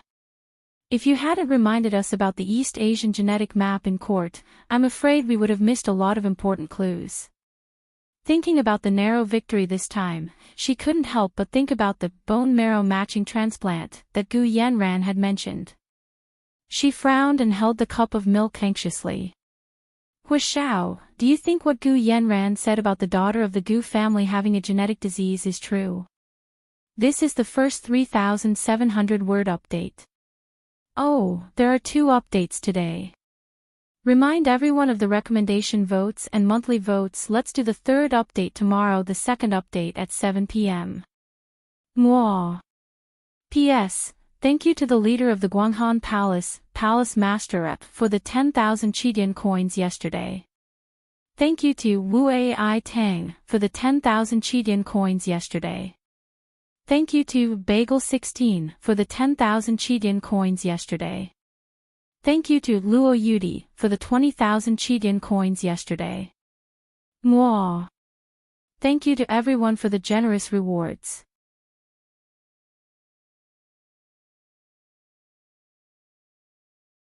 Chapter 888. Hui Xiaoheng hadn't expected Gu Nianji to care about this. When he heard Gu Yanran's statement, he was most worried that Gu Nianji was really being used by Gu Xiangwen for treatment. After all, he and Qinlai were well aware of Gu Nianji's special constitution. However, Gu Nianji had cleverly used the East Asian genetic map to expose Gu Yanran's lies, and Hui Xiaoheng finally breathed a sigh of relief. Even now, he didn't want to think about what he should do if what Gu Yanran said was true. What hereditary disease? How could you believe someone like Gu Yanran who's full of lies? Hui Xiaoheng lowered his head to take a sip of pu'er tea. She even fooled herself. Gu Nianji wasn't convinced by Hui Xiaoheng. Her brows were still furrowed, and her delicate brows were furrowed into 2 faint arches. But there is some truth in what she said. Otherwise, how can I explain my Aunt Gu Tian's death? And Gu Jing? Hui Xiaoheng leaned back in the dining room's high-backed chair, his eyes quietly sweeping over Gu Nianji's gloomy face. Lowering her head, she picked up the newspaper she had been reading earlier and said, "Why exactly did the Gus adopt Gu Jing and Gu Yanran? The reason is still open to debate. You won't believe everything Gu Yanran says, will you?" Gu Nianji's heart skipped a beat. She took a big gulp of milk and said contentedly, "What Hui Xiao means is that the Gus adopted Gu Jing and Gu Yanran might not necessarily be to treat their daughter's illness. What kind of disease needs to be treated by adopting someone else's child?" Hui Xiaoheng didn't even look up as he flipped another page of the newspaper. "At least I've never heard Qinlai mention such a strange illness. Just because you haven't heard of it doesn't mean it doesn't exist. Just because Brother Qin doesn't know doesn't mean it doesn't exist." Gu Nianji was more stubborn about this matter. Although Gu Yanran often lied, Gu Nianji felt that this question made sense, so she chose to believe Gu Yanran. Hui Xiaoheng looked up at her. Gu Nianji's pretty little face was tense, and her serious expression made Hui Xiaoheng laugh. "Yes, you're right. I was narrow-minded." Hui Xiaoheng actually admitted his mistake gently. Gu Nianji froze for a moment and stared at him unblinkingly with her large, hazy eyes for a long time. "What's wrong? Can't I make a mistake?" Hui Xiaoheng picked up his teacup and took another sip. "Our colleagues in the revolutionary team are all good at criticizing and self-criticizing." Gu Nianji, this official tone, TSK. "Alright, if what Gu Yanran said is the truth, then why don't we think about it this way? Why adopt a Japanese girl to treat the daughter of the Gu family? After all, Hui Xiaoheng was in the intelligence field. He considered problems from a deeper and more detailed perspective than others." Gu Nianji was stunned. This was indeed an angle she hadn't considered. "Are you saying that Gu Jing, Shizuko Kasahara, has something special about her that made the Gu family insist on adopting her?" Gu Nianji's furrowed brows immediately relaxed. She was like a person walking alone in a tunnel who suddenly saw a glimmer of light shining through the hole. Hui Xiaoheng saw that Gu Nianji quickly found the right direction and praised her. "Smart." However, Gu Nianji thought about it for a while and said, "But if we want to know why Gu Jing was adopted, we have to first know what kind of genetic disease the daughter of the Gu family has." I think this is the starting point of all the problems. So in the end, it still came back to the genetic disease that she had been thinking about, Hu Xiaoheng sighed internally. This little girl had really grown up and was not easy to fool. I think you can discuss this with Chen Lai. Hu Xiaoheng put away the newspaper and placed it on the dining table. He must be very happy to help you search for information without eating or sleeping. Chen Lai was a medical fanatic. Gu Nianji smiled and nodded. Okay, then I'll call Brother Qin when I get back and discuss this issue. Just calling won't be enough. You'll have to go there yourself. Hu Xiaoheng's fingers lightly tapped on the dining table. Chen Lai will definitely do a full physical examination for you. No problem. Gu Nianji answered readily. Thinking of her terrifying self-healing ability, Gu Nianji felt that it must have something to do with the Gu daughter's genetic disease.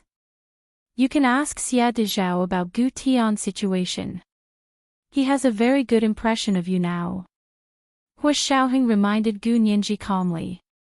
Gu Nianji replied with an "oh" and suddenly realized something. That's right. I should get Gu Tian's medical record first and compare it with my own physical condition. That way I can better understand this genetic disease.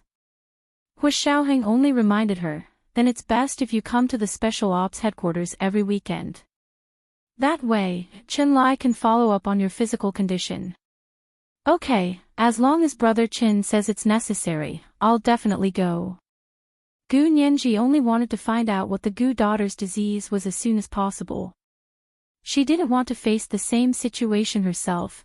After clearing the dishes, Gu Nianji came out of the kitchen and looked at her watch. It was already past 10 p.m. Hu Xiao, please take me back to the dormitory. She stood at the door with her laptop bag. Although she was wearing a coat, she didn't look bloated and still had a beautiful figure. Hu Xiaoheng didn't ask her to stay. He stood up as well. You're okay now? I'm fine. Gu Nianji spun around. I was really tired when the trial ended. But after a good night's sleep, a bath, and some food, I've already recovered. Hu Xiaoheng took her out of the room. When they entered the elevator, Hu Xiaoheng patted her head and smiled. You're so energetic. You're completely different from your aunt, Gu Tian. Have you ever thought that maybe you don't have this disease? Really? But I heard it's hereditary. Of course Gu Nianji hoped that she didn't, but the power of hereditary disease was too terrifying. She didn't dare to underestimate it. Or maybe your father cured you. Hu Xiaoheng thought to himself but didn't say it out loud. He only thought about it. At 11 p.m., Hu Xiaoheng dropped Gu Nianji off at the B University female graduate student dormitory. Thank you for driving me back, Hu Xiaoheng. You're welcome. Hu Xiaoheng opened the car door for her. Go back and have a good rest. I'll pick you up at the base this weekend. Okay. Gu Nianji agreed obediently and waved as she watched Hu Xiaoheng's car slowly drive into the darkness. The long day was finally over. Gu Nianji patted her chest and turned to walk up the stairs. A red spark lit up next to the pitch-black door of the dormitory. Gu Nianji then noticed someone standing there. He lit a cigarette, and the sparks illuminated the person's silhouette. It was He Zhichu. He Zhichu was actually waiting for her here. Gu Nianji thought about what He Zhichu had said when they parted in the afternoon and couldn't help feeling lucky that she returned on time. Professor He. She walked up the stairs and called out softly. He Zhichu walked out of the darkness and shook off his loneliness. When he saw Gu Nianji, a rare smile appeared on his aloof face. You're back. Not bad. Hu Xiaoheng kept his word. Gu Nianji pouted. I was the one who kept my word. What does this have to do with Hu Xiaoheng? Professor, he doesn't trust me. He Zhichu glanced at Gu Nianji and smiled with the cigarette in his hand. He knew very well that if Hu Xiaoheng didn't plan on letting Gu Nianji return on time, she wouldn't be able to leave even if she wanted to. However, he didn't need to let Gu Nianji know this. "It's good that you're back," he said vaguely. "It's late. Go up and rest. We'll talk tomorrow." Gu Nianji covered her mouth and yawned. "Thank you, Professor He. I'll go up now." He Jichu stood at the lobby door and watched Gu Nianji's back disappear into the elevator. He walked down the stairs alone and stood under the tree in front of the dormitory for a while with the cigarette in his hand. The lights in Gu Nianji's dormitory room lit up and then went off again. He Jichu left alone. After Hu Xiaoheng left B University, he went straight to the Special Operations Forces headquarters. Hu Xiao. Yin Shixiang had been waiting for him to return. Hu Xiaoheng led him into his office and signaled for him to close the door. "What's the situation?" Yin Shixiang quickly stood at attention. "Reporting to Chief. You've watched the trial video, right?" "Yes." Hu Xiaoheng sat down behind his desk. "You sit too." "Thank you, Chief." Yin Shixiang sat across from him. "Hu Xiao, you've probably watched the trial, so I won't say more." Yin Shixiang focused on General Ji and Speaker Long's movements. Secretary Chao attended 3 of the 4 trials and was full of praise for Nianji. At the end of today's trial, Secretary Chao specifically reminded Nianji that he's trying to recruit her. Hu Xiaoheng turned on his computer with a half-smile. Military Secretariat. Secretary Chao really thinks highly of Nianji. Of course. The Military Secretariat is the most trusted place by the higher-ups. Many political commissars graduated from there. Yin Shixiang knew that the Military Supreme Council Secretariat was one of the best in the entire military system. But Nianji might not be willing to go. Hu Xiaoheng shook his head. And she might not pass the background check. Hu Xiaoheng had used a little trick to force General Ji to give them the green light and hastily end Gu Nianji's background check so he could successfully marry her. But if Gu Nianji wanted to enter the Military Supreme Council Secretariat, the background check couldn't be rushed. Yin Shixiang also thought of this problem and said with lingering fear, "That was so close. I got goosebumps when Gu Yanran said Nianji was Japanese today. Nianji is definitely not Japanese." Hu Xiaoheng wasn't worried about this. "She is Chinese, but she's not a native citizen of our country. In terms of nationality, she should be considered a foreigner and then naturalized as a citizen of the Huaxia Empire." They were discussing Gu Nianji's future after graduation when a voice came from outside the door. "Report." "What is it?" Hu Xiaoheng turned on the intercom. Zhao Liang's voice came from the other end. "Gu Yanran is making a fuss and wants to see her father. The people at the detention center are asking if we can agree." The vegetable they thought was Gu Xiangwen was still in Chenlai's intensive care unit. Hu Xiaoheng frowned when he remembered that she was only Japanese. "Have Chenlai write out a receipt for Gu Yanran's father's medical expenses and send it to Gu Yanran." He agreed to let Gu Yanran visit her father. Zhao Liangsa agreed loudly and went to pass the message to Chenlai. Yin Shixiang asked quietly, "Hu Xiao, are you really letting Gu Yanran visit her father? Didn't she have a mental breakdown? How can she still remember to visit her father?" "Not interested." Hu Xiaoheng only gave the order to Chenlai. That night, Gu Yanran's comatose father was transferred from the headquarters of the Special Operations Forces to a normal hospital in the imperial capital. The next day, Gu Yanran was escorted by several female police officers to the hospital to visit her father. When she got out of the prison van, she looked at the main entrance of the normal hospital and said in surprise, "My father isn't here. Shouldn't he be in the Special Intensive Care Unit of the Special Operations Forces headquarters? He was transferred here yesterday." The female police officer gave her directions without batting an eyelid. It's cheaper here. Gu Yanran pursed her lips and followed the female police officer into the hospital. There was an even thinner and weaker man lying in the simple ward. Gu Yanran walked to the side of the bed expressionlessly. Looking at the man's face, Gu Yanran thought of her childhood, which was always accompanied by hunger, as well as the beatings and insults. Gu Yanran closed her eyes and burst into tears. Her mother had taken her to escape from this man and come to the Gu family. To her, it was like coming from hell to heaven. She shouldn't have asked for more, but when she saw a little girl living like a little princess in heaven, and a father who spoiled her so much, how could there be such a good father in the world? Why wasn't such a good father her own father? She couldn't balance the extreme and jealousy in her heart. So when the opportunity came, she didn't hesitate to seize it. Perhaps she was no different from the evil man lying in the hospital bed.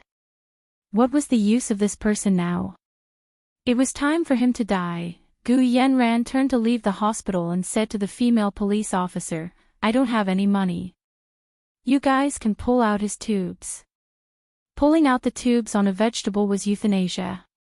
Gu Yanran was this man's biological daughter, so she had a certain degree of authority to say that.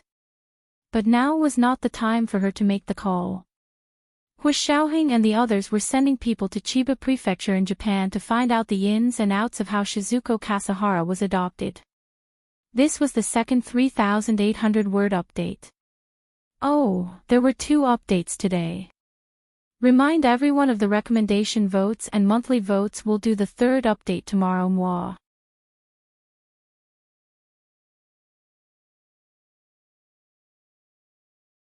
Chapter 889. 2 field agents from the Special Operations Forces arrived at Chiba County in Japan and found the location written on the adoption document. This was a very quiet street. Neat courtyards with black roofs and white walls stood on both sides of the straight asphalt road. There were cherry blossom trees planted by the roadside. Their leaves had all fallen off, leaving only bare branches. First, they went to the Kasahara family written on the adoption document. But when he found the house number, the sign on the door didn't say Kasahara House, but Feta House. An old man with snow-white hair pulled open the paper door and smiled at them. "Who are you looking for?" Of course, he spoke in Japanese. These 2 Special Operations Forces field personnel had been stationed in Japan for a long time, but today they were there as Huaxia Imperial Court staff to gather information. "May I ask if this place used to be called the Kasahara family?" "The Kasahara family? Oh, they sold us the house." "Ah. Moved away. Do you know where they moved to? Do you have business with the Kasahara family?" "No one has been looking for them for many years. It's like this. We have some things to ask the Kasahara family. We want to see if they remember that there was a girl called Shizuko Kasahara in their family, Shitsi." "You mean the little girl from the Kasahara family?" "It's been many years. She even came to my house for a meal when she was young. And then? Didn't she die later?" The 2 field agents, "The Kasahara family has no one left. Their family had committed a sin. He deserved it. That's why you shouldn't do anything that's against your conscience. That's her grandfather's fault. What does it have to do with her? You're just spouting nonsense." A middle-aged man next to the old man interjected as he was very dissatisfied with the old man's nonsense. "That's why I said that we shouldn't do anything against our conscience." The old man insisted on his point of view and said to the 2 field agents, "I remember Shizuko from the Kasahara family. I'm afraid I'm the only one who remembers her in the entire street. After so many years, those who have left and those who have died, only I, this old woman, still remember her." The 2 field agents perked up and quickly took out their court IDs. "We're here to collect evidence for a lawsuit. I heard that Shizuko Kasahara is dead." "He's dead. He's been dead for more than 10 years. Shizuko was adopted when she was young, and she left us. We all said that she went to enjoy life, the old man muttered without looking at the IDs of the two field agents. But after more than 10 years, she came back with a big belly and followed a man who was like a gangster. Did you say that Shizuko Kasahara came back? Yes, I came back. She had a younger daughter, her name was Ranzi. She took her surname because the man was a bastard and refused to marry her. Even if she worked 3 jobs, she still wouldn't be enough for that man. The old man sighed. Later on, she fell ill. I don't know what illness it was, but I heard from the doctor that it was incurable. The man was afraid of being infected, so he ran away. Shizuko said that she couldn't let her daughter become an orphan. She wanted to take her to someone to adopt her. After saying this, the old man was silent for a long time. The two field agents did not even dare to breathe loudly, afraid that they would disturb the old man's recollection. This was very rare first-hand information. In order to prevent the other party from deceiving them, they also carefully recorded it with pinhole cameras and sent it back to the Huaxia Special Operations Forces headquarters.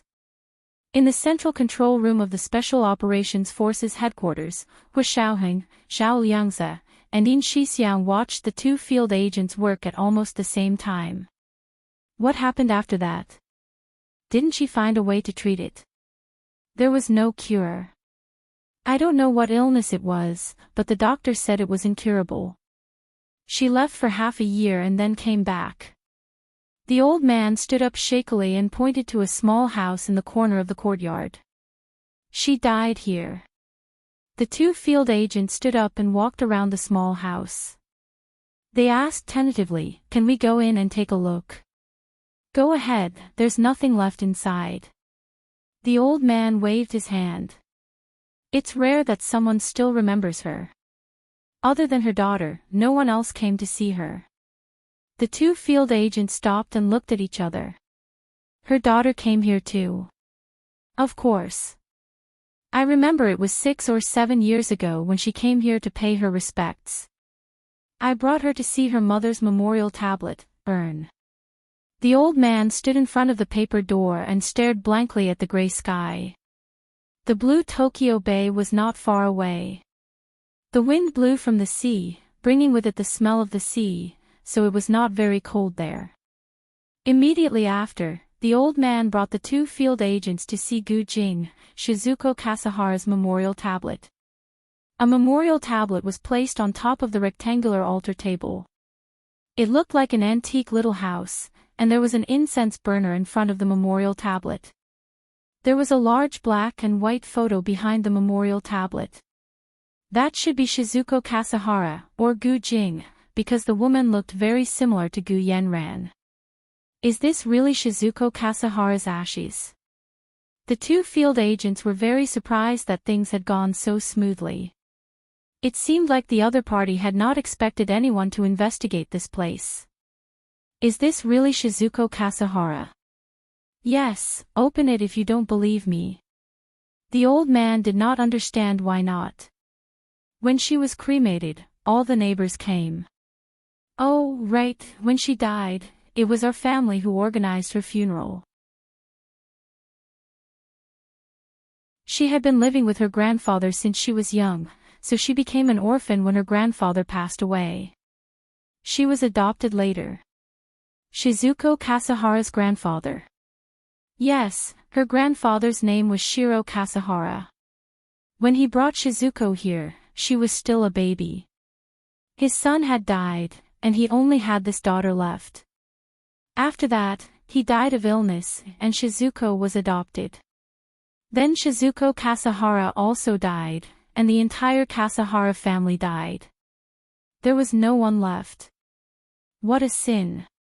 At this point, the old man was a little uneasy and sneaked a glance at the two field agents. When they looked over, she quickly averted her gaze. The two field agents looked normal and expressed their regret. We thought we could find some clues. Because Miss Shizuko's daughter is in a lawsuit, we need some information about Miss Shizuko. But she only has ashes, and we can't do a DNA test. We can't confirm her identity. Oh, then how can we do a DNA test? The old man asked curiously. Is it something that can prove one's identity? Like blood, hair, bone marrow, bodily fluids, and so on. The two field agents looked at the memorial tablet and smiled bitterly. Of course, they couldn't do a DNA test with ashes. I see. The old man thought for a while and seemed to have made up his mind. I have a strand of hair that Miss Shizuko cut for me before she passed away. You guys, the two field agents were ecstatic. If it's convenient, please give us a strand of hair. No problem. I'll give you 10 strands of hair. The old man smiled and went into the house to look for something that Shizuko Kasahara had left behind. Not long after, the old man came out with a small pouch. There are 10 strands of Shizuko's hair here. Take it. The two field agents quickly took it. Seeing that the old man was familiar with Shizuko Kasahara, they asked, then, do you remember that Miss Shizuko wanted to change her name? Change her name. I can't help you with that. You can go to the district office and ask. They have all the information. The old man enthusiastically gave them directions and personally sent them to the door. The two field agents expressed their gratitude. The old man suddenly bowed 90 degrees to them and said, I'm really sorry. It's unforgivable to do something like that to your country.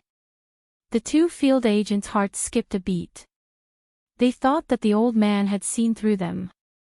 Their brains almost stopped working. However, after the old man finished speaking, she closed the paper door and didn't come out again.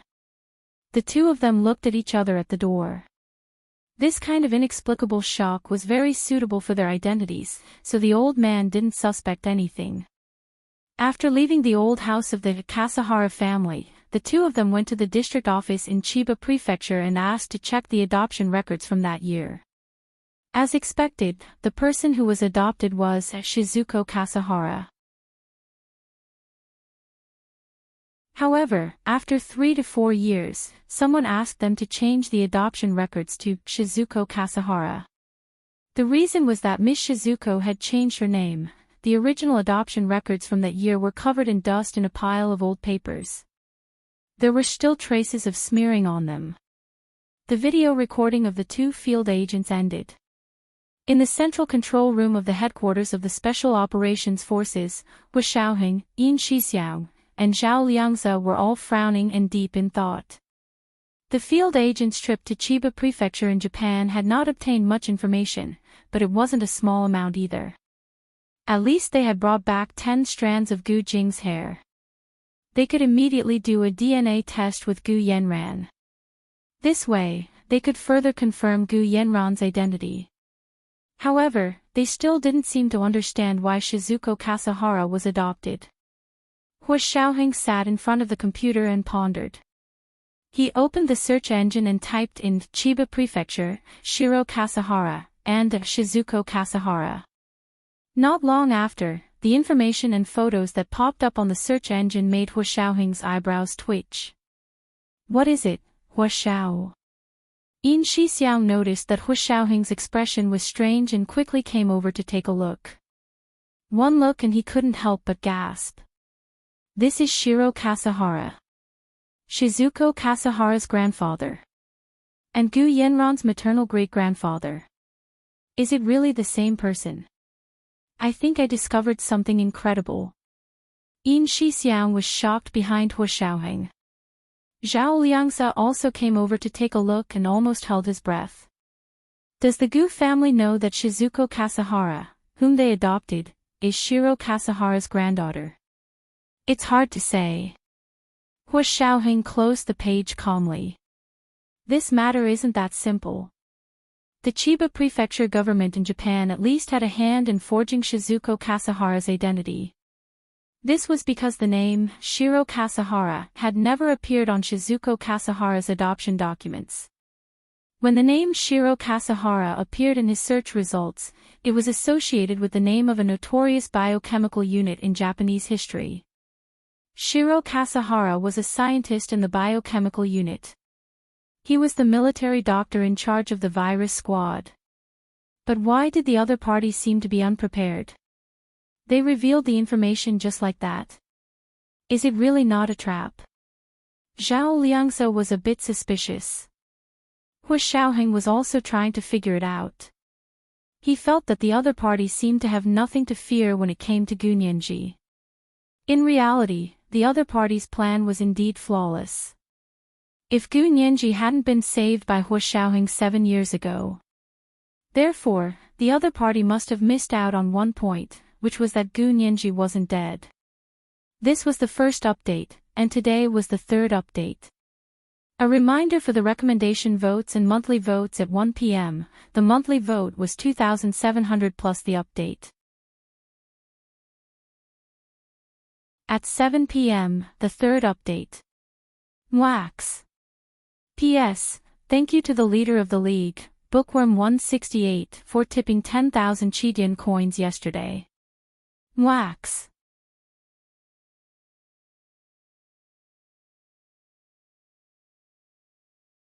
Chapter 890. From the looks of it now, Gu Xiangwen must have been targeted a long time ago.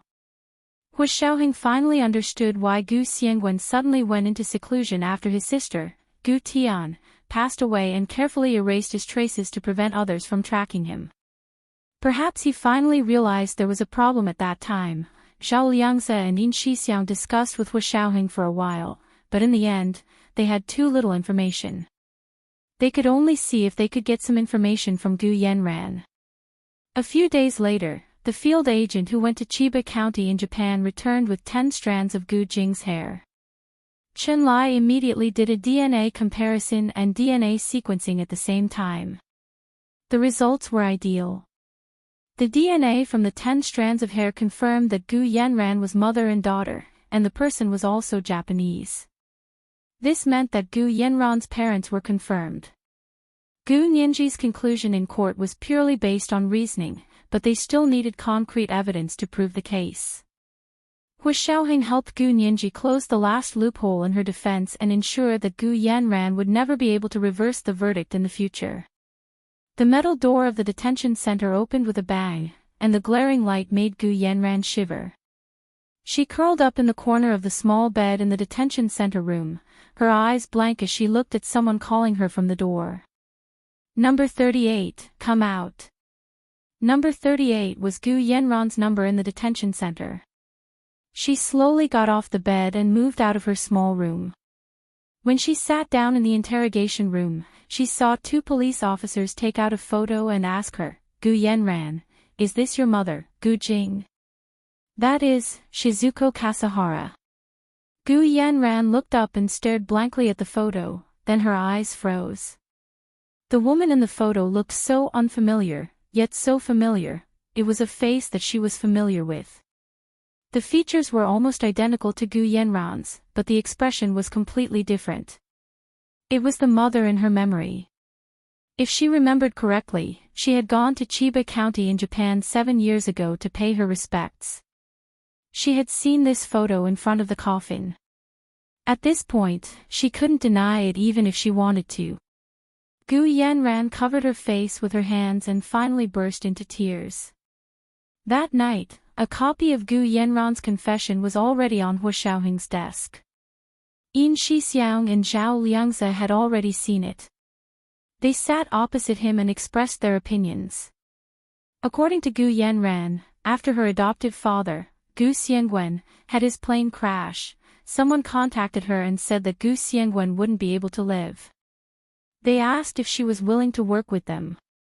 She immediately seized this opportunity and went to the contact point to discuss the conditions with the people and make the follow-up arrangements. In the end, after she negotiated the terms and went home, she found out that Gu Nianji had suddenly lost her temper and sailed out to sea. She then disappeared in the Caribbean Sea. Then there was a series of planned transfers of property. The other party promised her that as long as she helped them find some of Gu Xiangwen's experimental data, all the assets that were transferred out would belong to her. Then, as long as Gu Nianji has been missing for 7 years, she can declare her death and realize her goal of monopolizing the Gu fortune. We know what happened next. What happened next was that Gu Nianji filed a lawsuit against Gu Yanran 7 years after her disappearance. She asked for an equal share of the Gu fortune. Hua Xiaoheng asked without looking up, who contacted her. Did she say? Our old friend, Professor Oda Masao. Hua Xiaoheng was slightly taken aback, then the corners of his mouth twitched. What a coincidence. He's already dead. If we hadn't killed him early on, Gu Yanran probably wouldn't have been exposed so easily. Yin Shixiang gave Hua Xiaoheng a thumbs up with a smile. We will remember Mr. Hua's teachings. Be the first in everything. If you can kill him, don't leave him alive. This would indeed reduce a lot of unexpected trouble. Hua Xiaoheng looked at him calmly and asked, what about the experimental data? What kind of data did Oda Masao want? I think it's related to curing the Gu daughter's genetic defect. Yin Shixiang looked at Gu Yanran's statement. Gu Yanran doesn't know much about this, so she's making things up. But I think it's related to gene therapy, not bone marrow transplant like we thought. Hua Xiaoheng fell silent. Actually, he and Chenlai already knew that the two were not the same thing. Normal gene therapy used a virus as a carrier to invade the patient's DNA and repair the missing genes. From Gu Nianji, however, they had deduced that Gu Xiangwen's treatment was probably a method of naked DNA infection, such as injecting it directly with a gene gun to achieve gene repair. Chenlai had occasionally discovered that injecting Gu Nianji's bone marrow cells directly into a patient's body could quickly repair damaged genes. This treatment method was less painful for the recipient, but it was painful for the person who had their bone marrow extracted over and over again. Actually, gene therapy currently in use was not that simple, but for Gu Nianji, it was that simple. Of course, there was no other person in the world with a constitution like Gu Nianji's. Hua Xiaoheng's heart skipped a beat. He had a vague feeling that the data Oda Masao was looking for wasn't related to the experimental data on curing the Gu daughter's genetic disease, but data on Gu Nianji. Hua Xiaoheng was sure that Gu Yanran didn't know this at all. If she had, she would have chained Gu Nianji up. At that time, Gu Nianji happened to go missing and escaped Oda Masao's fate by accident. Hua Xiaoheng's mind raced, and countless ideas flashed through his mind in an instant. But then he thought of H3OB7, wasn't it the viral aphrodisiac that Oda Masao had invented? It could also change a person's genetic constitution, but in a bad way, of course. At that time, Yamaguchi Yuko had used the viral aphrodisiac that Oda Masao had invented to deal with Gu Nianji. Did she really not know who she was? What was Yamaguchi Yuko's relationship with Oda Masao? They had once thought that Yamaguchi Yuko was a member of the Yamaguchi Gumi, but the Yamaguchi Gumi later denied any connection to Yamaguchi Yuko. They even said that they didn't know who Yamaguchi Yuko was. After careful analysis, it seemed that there were two forces against the Gu family and Gu Nianji. What kind of heaven-defying technology did Gu Xiangwen possess? Did she set up such a huge trap decades ago to make the Japanese scramble for her? Hua Xiaoheng thought about it and recorded this part of the analysis in an encrypted file. He still hadn't figured out a few key points, so he didn't want to share them with others for now. Turning off the computer, Hua Xiaoheng instructed, save Gu Yanran's statement and send a copy to Nianji. She needs this evidence to sue the Japanese angels in the World Fund and pursue Gu Yanran's illegal donations. On Friday afternoon, Gu Nianji packed her bag and left the library. She hopped on her bicycle and happily returned to the graduate student dormitory. Ma Qiqi had already gone home. She also had to go to the Special Operations Forces headquarters to see Chenlai the next day. She had just taken a shower when she received a call from Xie Qingying. Nianji, are you ready? I'll come pick you up now. Xie Qingying planned to treat Gu Nianji to a meal. To make things easier for Gu Nianji, Xie Qingying chose a restaurant next to the university. Gu Nianji heard the name of the restaurant and replied readily, "It's right next to our school. Let's meet at the entrance of the restaurant." "That's fine." Xie Qingying didn't stand on ceremony. 7:00 at the entrance of the restaurant. "See you there." Gu Nianji lived nearby. She left the dormitory at 6:30 and rushed to the restaurant outside the school. She didn't have a car and only had her bicycle. She rode there. After locking her bicycle in front of the restaurant, Gu Nianji looked up to see two tall and voluptuous women standing in front of the restaurant. They were dressed very fashionably. The woman on the left resembled Gu Nianji but was much more mature. It was Xie Qingying. The woman next to her was Hu Jilan, whom Gu Nianji hadn't seen in a long time. Gu Nianji raised her eyebrows, a little unhappy. When Xie Qingying said she would treat her to a meal, she didn't mention treating Hu Jilan. She slowly walked over with her usual smile on her face. She stopped in front of Xie Qingying. Xie Qingying took her hand naturally. "Nianji, this is Hu Jilan. She's Hu Xiao's cousin. I heard she's very close to you." Hu Jilan interrupted. "Nianji, I met Qingying on the way here. We often hang out together in France, and I heard she was treating you to a meal. I shamelessly came without an invitation. You won't be unhappy, right?" She added, "If you're unhappy, I'll leave right away." Gu Nianji cocked her head and smiled. "You threw your face on the ground for me to step on. How can I say I'm unhappy?" Xie Qingying's eyebrows twitched imperceptibly when she heard that. How unlucky, it looked like she'd been tricked by Hu Jilan. Did they know each other very well?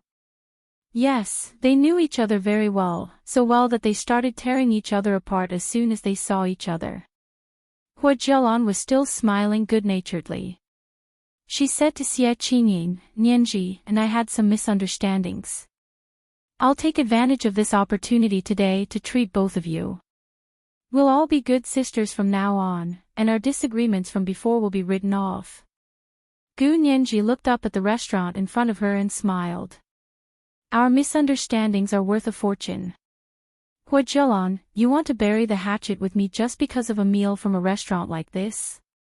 Ha, I'm not that cheap." The truth was, Hu Jilan hadn't done any actual harm to Gu Nianji. However, Gu Nianji thought about what she had done to Song Jining. She had taken advantage of Song Jining's illness to bully her. She didn't want to have any chance to bury the hatchet with Hu Jilan. Xie Qingying felt a headache coming on. However, she had been taught to never make things difficult for others in public. She couldn't bring herself to do something like that. She could only smile and say, "It's still my treat today. Jilan, if you want to apologize, find another opportunity to treat Nianji. Today is the day we reunite as cousins. Let's not talk about anything else. Let's go in and eat." It was the second night watch, and the monthly votes had arrived at 2,700 plus the second night watch. It was the third night watch. A reminder for the recommendation votes and monthly votes. There was the third night watch at 7 p.m. Mwah.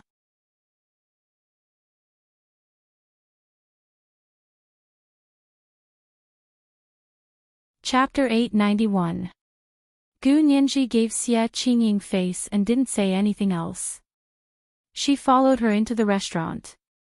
Hu Jilan could barely keep the smile on her face, but she could not bear to leave. This time, she followed her grandfather, Hu Xuanong, to France and lived in the Xie family's manor for nearly a year. Only then did she truly understand what it meant to live in a wealthy family. Although the Hu family wasn't bad and was even more powerful, the Xie family's foundation wasn't something the current Hu family could compare with. Perhaps after a few generations, the Hu family would be able to catch up to the Xie family, but for now, they could only admit defeat. Xie Qingying was only a collateral relative of the Xie family. When she was in France, she had followed her father, Xie Dezhao, to visit the main branch of the Xie family. That was how she had become familiar with Hu Zhelan. They had gone shopping several times and had coffee together in a cafe on the Champs-Élysées. If Hu Zhelan was willing to be friends with someone, she could make you feel like you were bathed in a spring breeze, as if you had met someone who knew you well. Xie Qingying was also a person who loved to make friends, so the two of them got along very well. Xie Qingying had come to the university to treat Gu Nianji to a meal and happened to bump into Hu Zhelan. When Hu Zhelan heard that Xie Qingying was treating Gu Nianji to a meal, she immediately said that she was also very familiar with Gu Nianji. She hadn't seen Gu Nianji in a long time and wanted to take advantage of Xie Qingying's treat to see her. Xie Qingying agreed immediately and said, "The more people there are, the livelier it will be." She liked the feeling of a big family eating around the table. When they were at the Xie family's old residence, their whole family could sit at several tables. However, when he saw Gu Nianji, this was the situation. Although Xie Qingying did not say a word, she had already decided to distance herself from Hu Zhelan. She could tell that Gu Nianji did not have a good impression of Hu Zhelan. Of course, she was on Gu Nianji's side, so this decision was natural. The three of them sat down in a Japanese-style private room in the restaurant. Xie Qingying took the menu for Gu Nianji to order. Gu Nianji looked at it and ordered a few huaiyang dishes. She braised the shredded dried meat in the soup. The shredded dried meat was a test of knife skills. It was cut as fine as a strand of hair and very tasty. There was also the squirrel-shaped mandarin fish that was a must-order dish for every huaiyang cuisine. The mandarin fish was cut with a cross knife, coated with egg powder, and fried in a wok of oil. Then, the bright red sauce was poured over it. It really looked like the big tail of a little squirrel. In the end, she ordered a huaiyang dish called lion's head with meat crab. There were only 4 small lion's head with meat crab in a stew pot. She scooped them into an even smaller bowl with 1 small lion's head with meat crab in each bowl. Gu Nianji used to like it very much and wished she could make it her staple food. However, Hu Xiaoheng was very strict with her. She had to follow the rules when she ate, and it was impossible for her to overeat. Therefore, Gu Nianji could only think about it. Hu Xiaoheng wasn't by her side today, and she also felt that it was okay to indulge once in a while. Anyway, she could just run 3 laps around the school field after eating. Hu Zhelan saw that Gu Nianji had only ordered appetizers and said politely, "How can you not eat turtle stew when you're here? There's also casserole wild duck. They're all huaiyang dishes that test martial arts." Xie Qingying asked the waiter to add the 2 dishes that Hu Zhelan had ordered. She also ordered salted pork as an appetizer and lotus leaf ground chicken as one of the main dishes. She also ordered a snow clam bird's nest for dessert. These dishes were the signature dishes of this type of restaurant. They were well prepared, so the dishes were quickly served. The 3 of them chatted as they ate. Because they were eating outside, Gu Nianji and Xie Qingying didn't abide by the rule of not talking during meals. They chatted happily. "Cousin, are you going to leave again this time?" Gu Nianji asked curiously. She knew that Xie Dezhao and Xie Qingying had returned from abroad, but they still had business in Huaxia.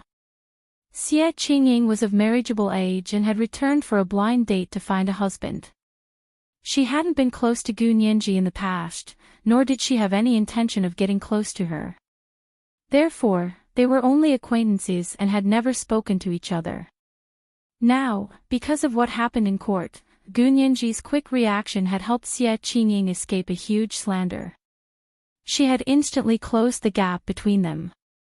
Therefore, Xie Qingying didn't shy away from complaining to Gu Nianji.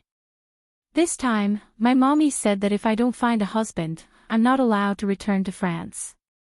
She made a crying face, which made Gu Nianji giggle. Hu Zhelan had been listening for a long time and finally interrupted.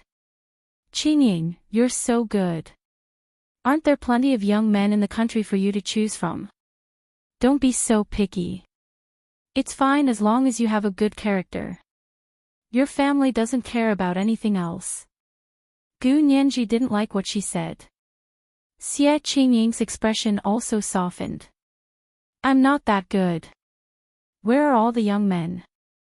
I've never seen any. Gu Nianji had just eaten a meatball with crab meat. Her taste buds were extremely fresh and her appetite was raging. She scooped up a second one and smiled.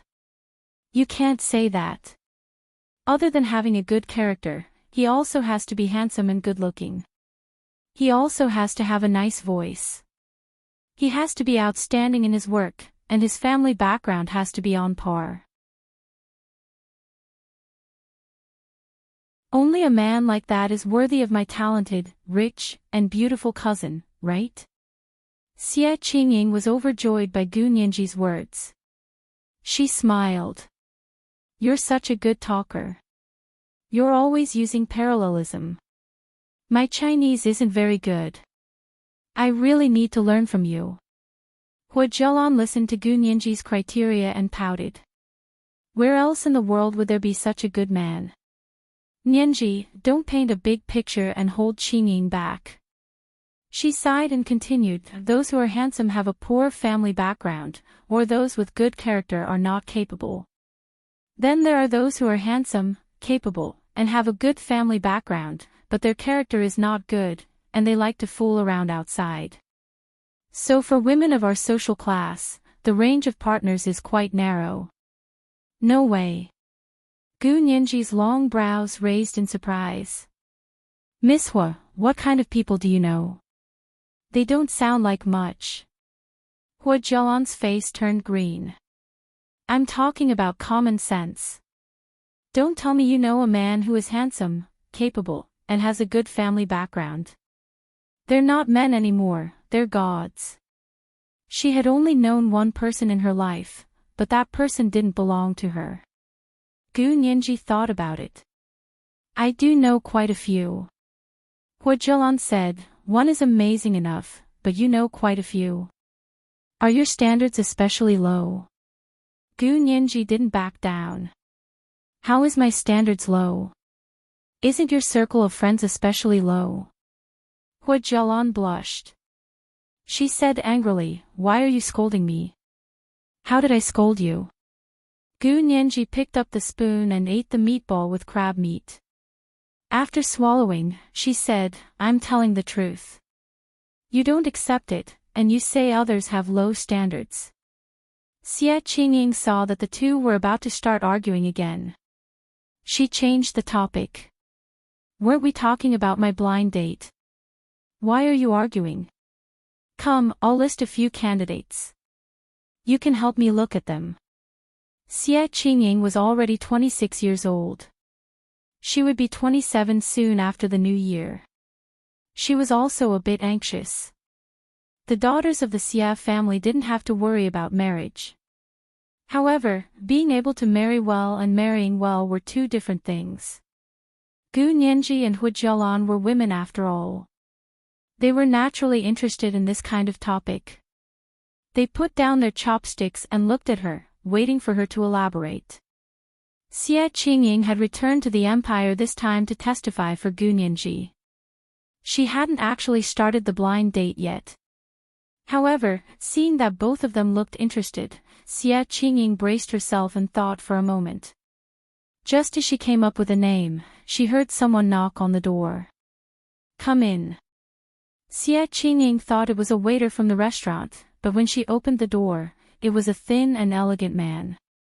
Hua Jialan didn't know this person, but Gu Nianji and Xie Qingying did. This man was Special Assistant Yang, who served Speaker Long in the Senate. He came to their table, and a clear voice rang out above their heads. Miss Xie, are you eating with friends? Xie Qingying nodded. Special Assistant Yang is eating here too. This place is a bit far from the Senate. I'm here to entertain my juniors. They're all undergraduate law students at B University. Special Assistant Yang glanced at Gu Nianji. It was as if he was saying that only undergraduate students at B University were considered B University students. Masters and PhD students from outside the university didn't deserve to call themselves B University students. Gu Nianji pretended not to see it and ignored Special Assistant Yang's insinuation. Special Assistant Yang looked away and focused on Xie Qingying. He smiled very gently. "Miss Xie, would you like to meet my juniors?" Xie Qingying's stepmother was Speaker Long's distant cousin. It was only natural that Special Assistant Yang was so familiar with her. However, Xie Qingying didn't really want to go over. She smiled and looked up. "I have guests here. Maybe next time." Special Assistant Yang looked at Gu Nianji and Hu Zhouan. He smiled. "Who are these two?" "Miss Xie, would you like to introduce them?" It was the third watch. It was the third watch. A reminder for the recommendation votes and monthly votes moi. You're tuning into the LoveLore Library YouTube channel. We're so grateful for your support, and don't forget to subscribe to join us on this incredible journey through captivating stories. Your generosity through donations truly makes a world of difference, as it's the primary source of revenue that allows me to expand and enhance this channel for you. Thank you from the bottom of my heart for being a part of this adventure.